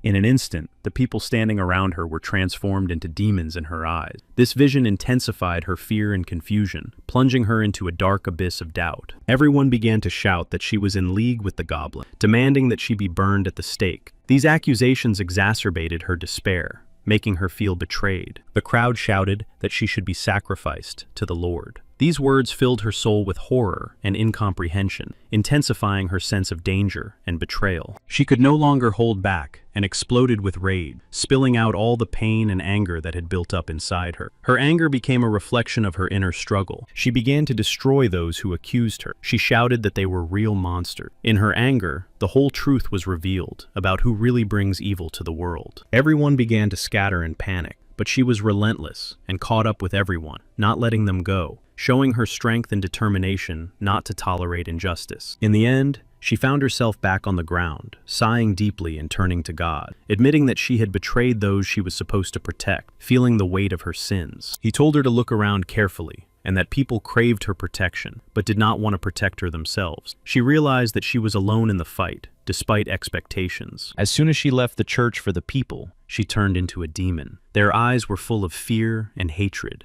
and she was left alone, rejected and abandoned. She looked up at the sky and said that she understood everything and realized her destiny and the price of loneliness and was ready to accept the trials that lay ahead. He took her by the hand and helped her up from the ground, showing care and support. At that moment, she felt that she was not alone, that there was someone nearby who would help her. He told her to destroy demons, that is, people, but she did not know how to use her lost power. She felt confused and weak now. Then he told her to wait until all the demons in the world were destroyed. He also promised to help her and send a messenger to support her in difficult times. After he left, she promised herself not to forget his words. Deep in her heart, she kept them as a guiding star so that she would never stray. Then she woke up, slowly opening her eyes as if returning from a deep sleep filled with revelations, fears, and a new understanding of her destiny. Lin Tian had no idea that he would be so tired, not physically, but mentally. Everything that had happened had taken a lot of strength, and now he felt a heavy weight not only on his shoulders. He told her that from now on, she was no longer a holy swordswoman. This title, once a symbol of honor and strength, had lost its meaning. Now a new role and destiny awaited her. He told her to eat and regain her strength, for they still had to fulfill the Lord's will. She looked at him in surprise, not understanding how he knew everything. She realized that he was the one sent by the Lord. This realization shook her to the core. Everything fell into place, and his words made sense. But he told her to be quiet, reminding her that the Lord's will must remain a secret. She still couldn't quite believe that the Lord's messenger was a goblin. Doubt and faith fought in her heart, for he was the one she had previously considered her enemy. Then, with anxiety in her voice, she asked him what they should do next, but he calmly replied that everything would be revealed when the time came. Then he came to Freya, who was already at level 60. She bowed her head and promised that she would do her best to increase her rank. He asked how long she had been studying magic. She replied that it had only been a year, during which time she had traveled with her mentor to gain experience. He realized that even though she had only been studying for a year, she was not weak. During that time, she had gained considerable experience and knowledge, which spoke to her talent. Lin Tian wanted her to study hard and not waste her gift. He understood that her development was important and wanted to see her become a true master. A few hundred miles from the Great Tomb was the city of Klinberg. Lin Tian turned to the goblin and asked if they wanted to get the treasure. The goblins loudly expressed their desire for treasure, weapons, and women. Hearing this, Lin Tian said to prepare for battle, and that the fight would begin soon. He told Freya that the ruler of Klinberg was a mage and had many magic books, and asked her to go with him to deliver them to her. He wanted to prepare Freya. She was very grateful to him for his help and support, and was ready to make every effort to justify his trust and use her knowledge for good. By this time, Alice had approached and overheard the conversation about Lin Tian's plan for Klinberg, which aroused mixed feelings and interest in her at the same time. She had fully recovered her strength and was dressed in her gear and ready for the challenges ahead. She listened carefully to the discussion of the plan for Klinberg. He confirmed that they would go and destroy the city. Then he asked Alice if she was feeling impatient about the upcoming battle and if she was ready to fight. She replied that if God had sent her on this mission, she was always ready to carry it out at any cost, without fear of any trials or difficulties. She spoke about how demons had destroyed her life for 10 years. Now she was determined to repay all her debts and end their influence forever. He took the dragon and went on a reconnaissance mission. His goal was to gather information about the enemies and prepare for the upcoming battle. The flight was very fast. Another goblin noticed that there were many people there and asked what they were going to do next. Lin Tian noticed and told him that some kind of celebration was taking place. Lin Tian ordered the goblin to return to camp to report on the situation,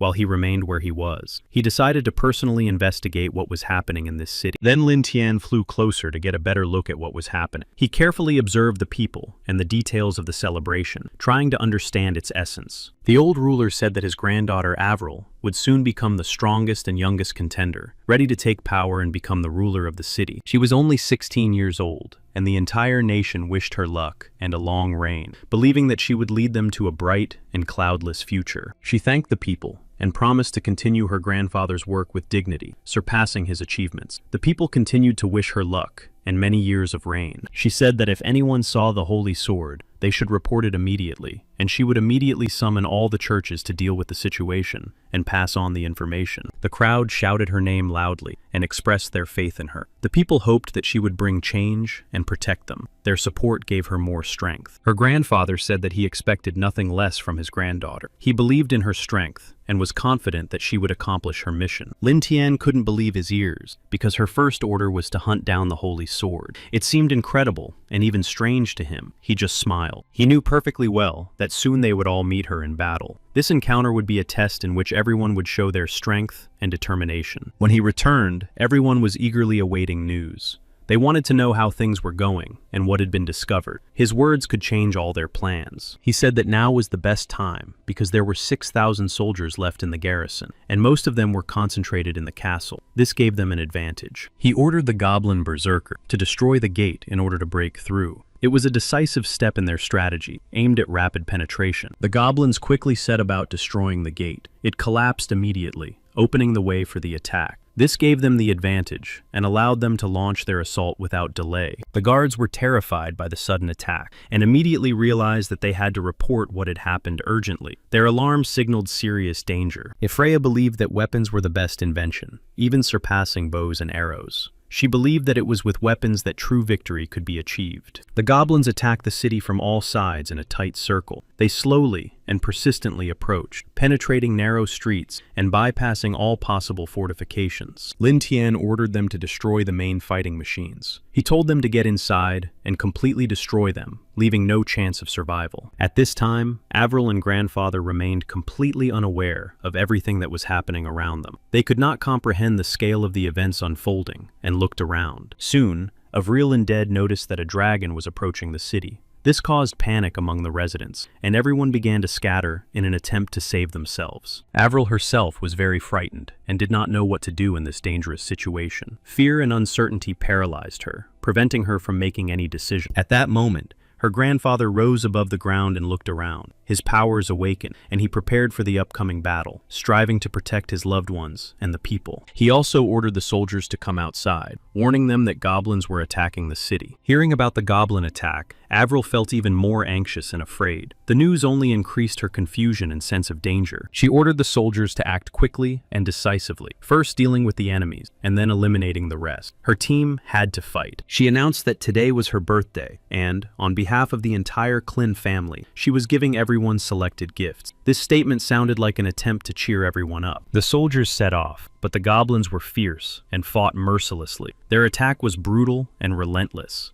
and they advanced with unbridled fury. No matter how hard the soldiers tried, they could not overcome the goblins' strength. Despite everything, the goblins possessed irresistible power and unbearable cruelty. For the goblins, this battle was a real celebration and a moment of triumph and unbridled fury. They rejoiced in the chaos and destruction of everything and everyone. The former head of the city, Grandfather Avril, noticed Lin Tian and immediately realized that he was the goblin who had defiled the holy swordswoman and protector Alice. Lin Tian replied with a smirk that he did not expect his fame to reach such distant places. His words were filled with arrogance and even a hidden threat. Grandfather Avril could no longer restrain himself and began to attack Lin Tian. His rage took over, and he sought to punish the one who had attacked his city. He declared menacingly to Lin Tian that he would die here and now. It was like an irreversible sentence, filled with all his determination and all his strength. He aimed a meteorite at Lin Tian, sending a devastating blow with incredible force and speed. This powerful move was supposed to instantly destroy the enemy. Lin Tian, trying to avoid the blow,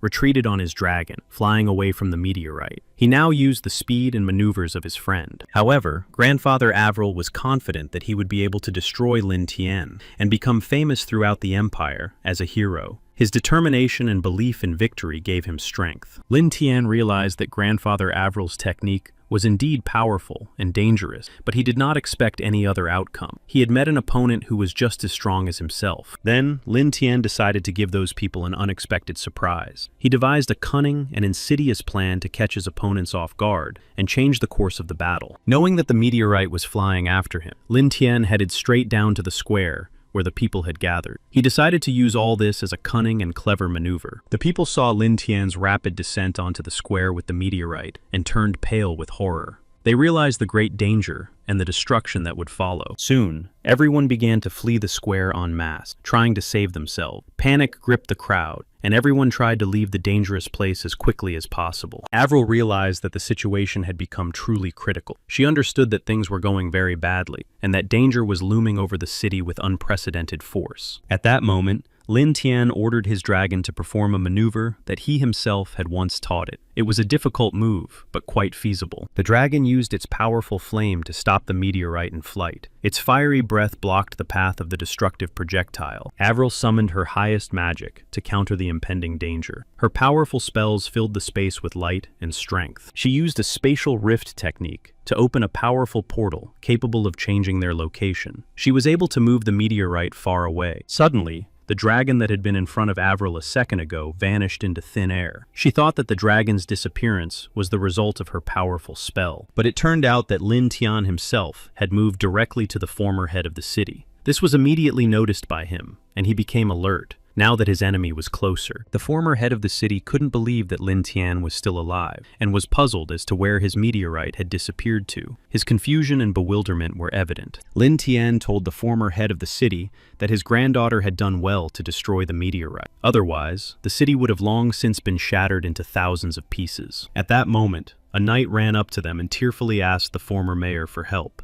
saying that the defenders were no longer able to hold back the goblins. Seeing that the knight's arm was wounded, she immediately began to heal him with magic. Her healing spells filled the wound with light and healing power. Lin Tian suddenly attacked, but the knight shouted at him to fight fairly. His words sounded like a call for an honest battle, without treachery or meanness. However, the goblin replied that there was no point in emphasizing moral qualities, because goblins simply did not have them. He ignored any concepts of honor and justice. The former head of the city thought to himself that this guy was very good at hiding, and in this situation, they would soon wipe out his entire army and capture his city. He gave the order for all the knights to retreat and return to the fortress immediately. He believed that further resistance was pointless and preferred to save them. Everyone hurried and ran, trying to take shelter in the fortress. Panic seized the defenders and the people who sought safety behind the mighty walls. Finally, the fortress door slammed shut, and at that moment, everyone realized the terrible truth. 3,000 soldiers had died in battle.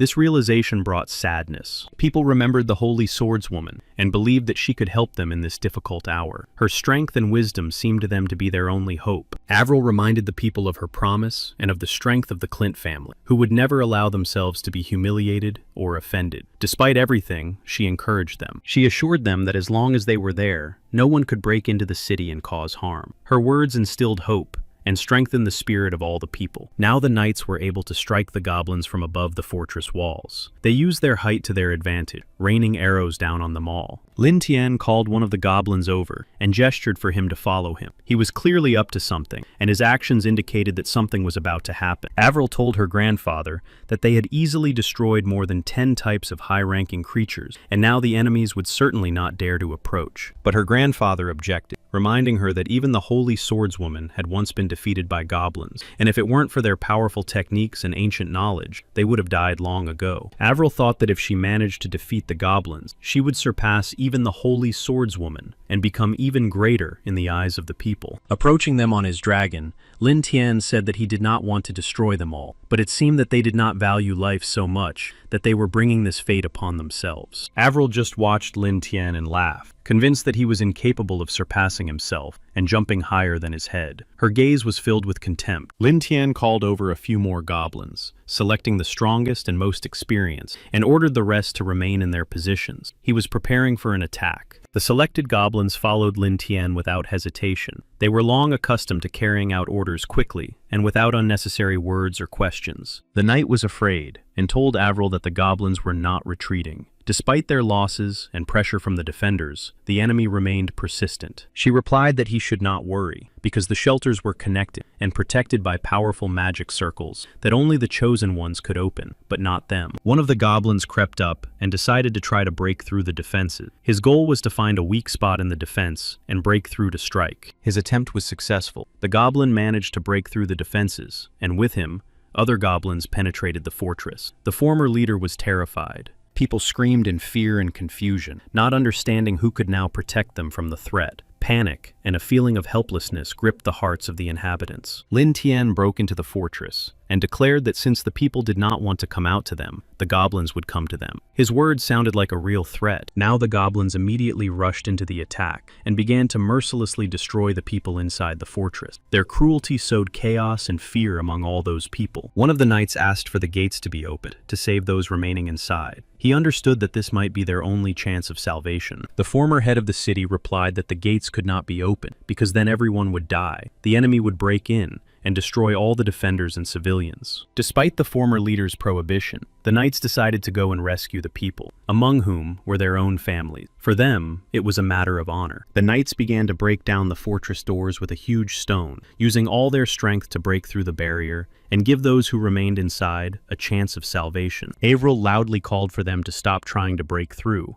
and promised to protect everyone. She sought to inspire confidence so that they would believe in her promise to protect them. Suddenly, Avril turned around and immediately saw that everyone around her had already died. This terrible moment filled her heart with pain and despair. It was the elves who were brutally destroying everyone around them. Their merciless attacks sowed chaos and destruction, turning the battle into a real nightmare. For them, what was happening was pure entertainment. With slight smiles and mockery, they watched the suffering of humans, enjoying their power and impunity. Avril asked her grandfather why the elves were siding with the goblin, but he couldn't give her an answer. This mysterious collaboration remained a mystery. At that time, the elves were talking among themselves, laughing at the people, and discussing their fellow elves who were being rounded up and sold as slaves and merchandise. The elves wanted to teach humans a lesson for their past actions and mistakes. Their cruelty was dictated by their desire to punish those who, in their opinion, had betrayed them. The former head of the city summoned all his power and used the highest magic against his enemies. His powerful spells filled the air with light and energy. The former leader shouted loudly at Avril, urging her to flee as quickly as possible and warning her that the heavenly gates would not hold for long. He wanted to save her and keep her safe. Avril decided to stay and continue the fight, despite the warning. Soon, news came that even the highest barrier, the heavenly gates, had also been destroyed. People did not understand why Avril could not defeat the enemies, and could not believe that anyone could protect them at all. Their hearts were filled with fear. Suddenly, a man appeared in the sky, and people were filled with hope that he had come to save them. His figure against the backdrop of the clouds inspired faith in the possibility of salvation. People saw the holy swordswoman in the sky, and immediately believed that salvation was near. Her appearance instilled in them great hope and confidence. People spoke with enthusiasm that the holy swordswoman had finally arrived. They felt that with her appearance, the fate of the battle could now change. The holy swordswoman used the highest technique of swordplay, an exquisite and powerful move, capable of striking down enemies with a single swing. She was against all of them. People began to fall in mass and die instantly, as if an invisible force had descended upon them with incredible cruelty. Now everyone was in complete despair. The former head of the city realized that the holy swordswoman was against them and tried to resist. Despite his knowledge and strength, he faced an unexpected threat. He fell from the tower and shouted at the holy swordswoman, demanding explanations and asking what she was doing. His voice was full of horror and despair because he could not understand anything. However, she remained silent, her gaze glassy and emotionless. This indifference only intensified his horror, and he now saw something alien and frightening in her. The former leader warned Avril that something was wrong with the holy swordswoman and urged her to go into hiding in the barrier as soon as possible. Avril ran away, and people shouted after her, accusing her of failing to protect them. Their voices were filled with pain and even disappointment. At that moment, Lin Tian was talking to the holy swordswoman, claiming that she was nothing but a demon to the people. He also incited her, saying that they had been mocking her. The people turned to the holy swordswoman, begging her not to believe the goblin's words. They said that they had not done such a thing, and asked her to understand their pain and despair. With tears in their eyes, they told the holy swordswoman that Avril had asked them to hunt her, but they did not want to harm her. They begged her for mercy. But in the eyes of the holy swordswoman, everything was different. She believed that she was not looking at people, but demons in human form. She wanted to get rid of them as quickly as possible. The people panicked and ran away, begging the Holy Swordswoman for mercy. Their cries echoed through the ruined city, filled with fear and despair. The Holy Swordswoman was as if possessed, her movements becoming even more violent, her gaze remaining glassy and empty. She spared none of them. Lin Tian believed that her story was somewhat reminiscent of the fate of Jesus, betrayed by those she protected, rejected by the people for whom she sacrificed, even herself. But unlike Jesus, Alice, the Holy Swordswoman, did not possess such unwavering mercy. Her heart, wounded by betrayal, could not forgive them. Instead of sacrifice, Alice chose to watch the destruction of others. She rejected the path of forgiveness and self-sacrifice, preferring to watch the whole world collapse. Avril watched in shock, unable to believe that the saint once considered a savior was now destroying innocent people. As soon as she became the great archmage, everything would change. Then she would fall, not as a saint, but as a traitor, at her own hands. Inside the young girl was hatred. Then Avril noticed a little goblin hiding among the rooms. His eyes reflected fear and uncertainty, completely different from the others. The little goblin was crying, his tears running down his dirty face, expressing despair and fear. He quietly begged to be let go, wanting only to escape violence and death. Avril looked at the goblin and decided to let him go,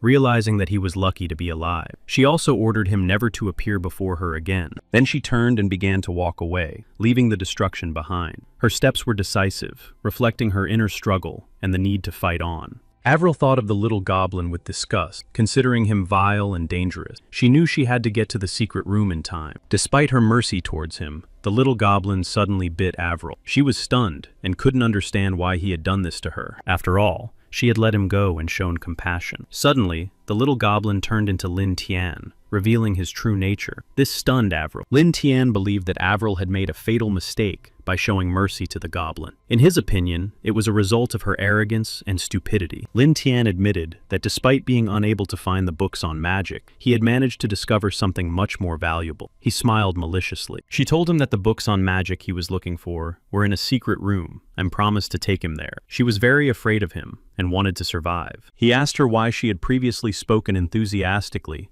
about finding the holy sword and about wiping the goblin race off the face of the earth. She explained that she had done everything for the sake of the people, trying to protect them from destruction. In response, he remarked doubtfully that she was changing her mind too quickly. She looked at him in horror, feeling a fire burning inside her. His words seemed to undermine her confidence, causing her to doubt herself and everything else. He grabbed her and said that she was lucky not to have become the ruler of the city. Otherwise, the price of her mistakes would have been too high. He saw her as a foolish girl. He warned her that many of her decisions could lead to disaster, and hinted that her weaknesses had already harmed many people. She just remained silent. Suddenly, she screamed, frightened and confused, trying to understand his intentions toward her. Her voice trembled with fear, and her heart beat faster and faster. She begged him not to touch her. He ignored her pleas and dishonored her, causing her deep emotional and physical pain. She was terrified. He thought that capturing the fortress and the city was too easy. At that moment, Avril's grandfather ran up and tried to protect his granddaughter by engaging in combat with Lin Tian. As expected, Lin Tian was the first to attack,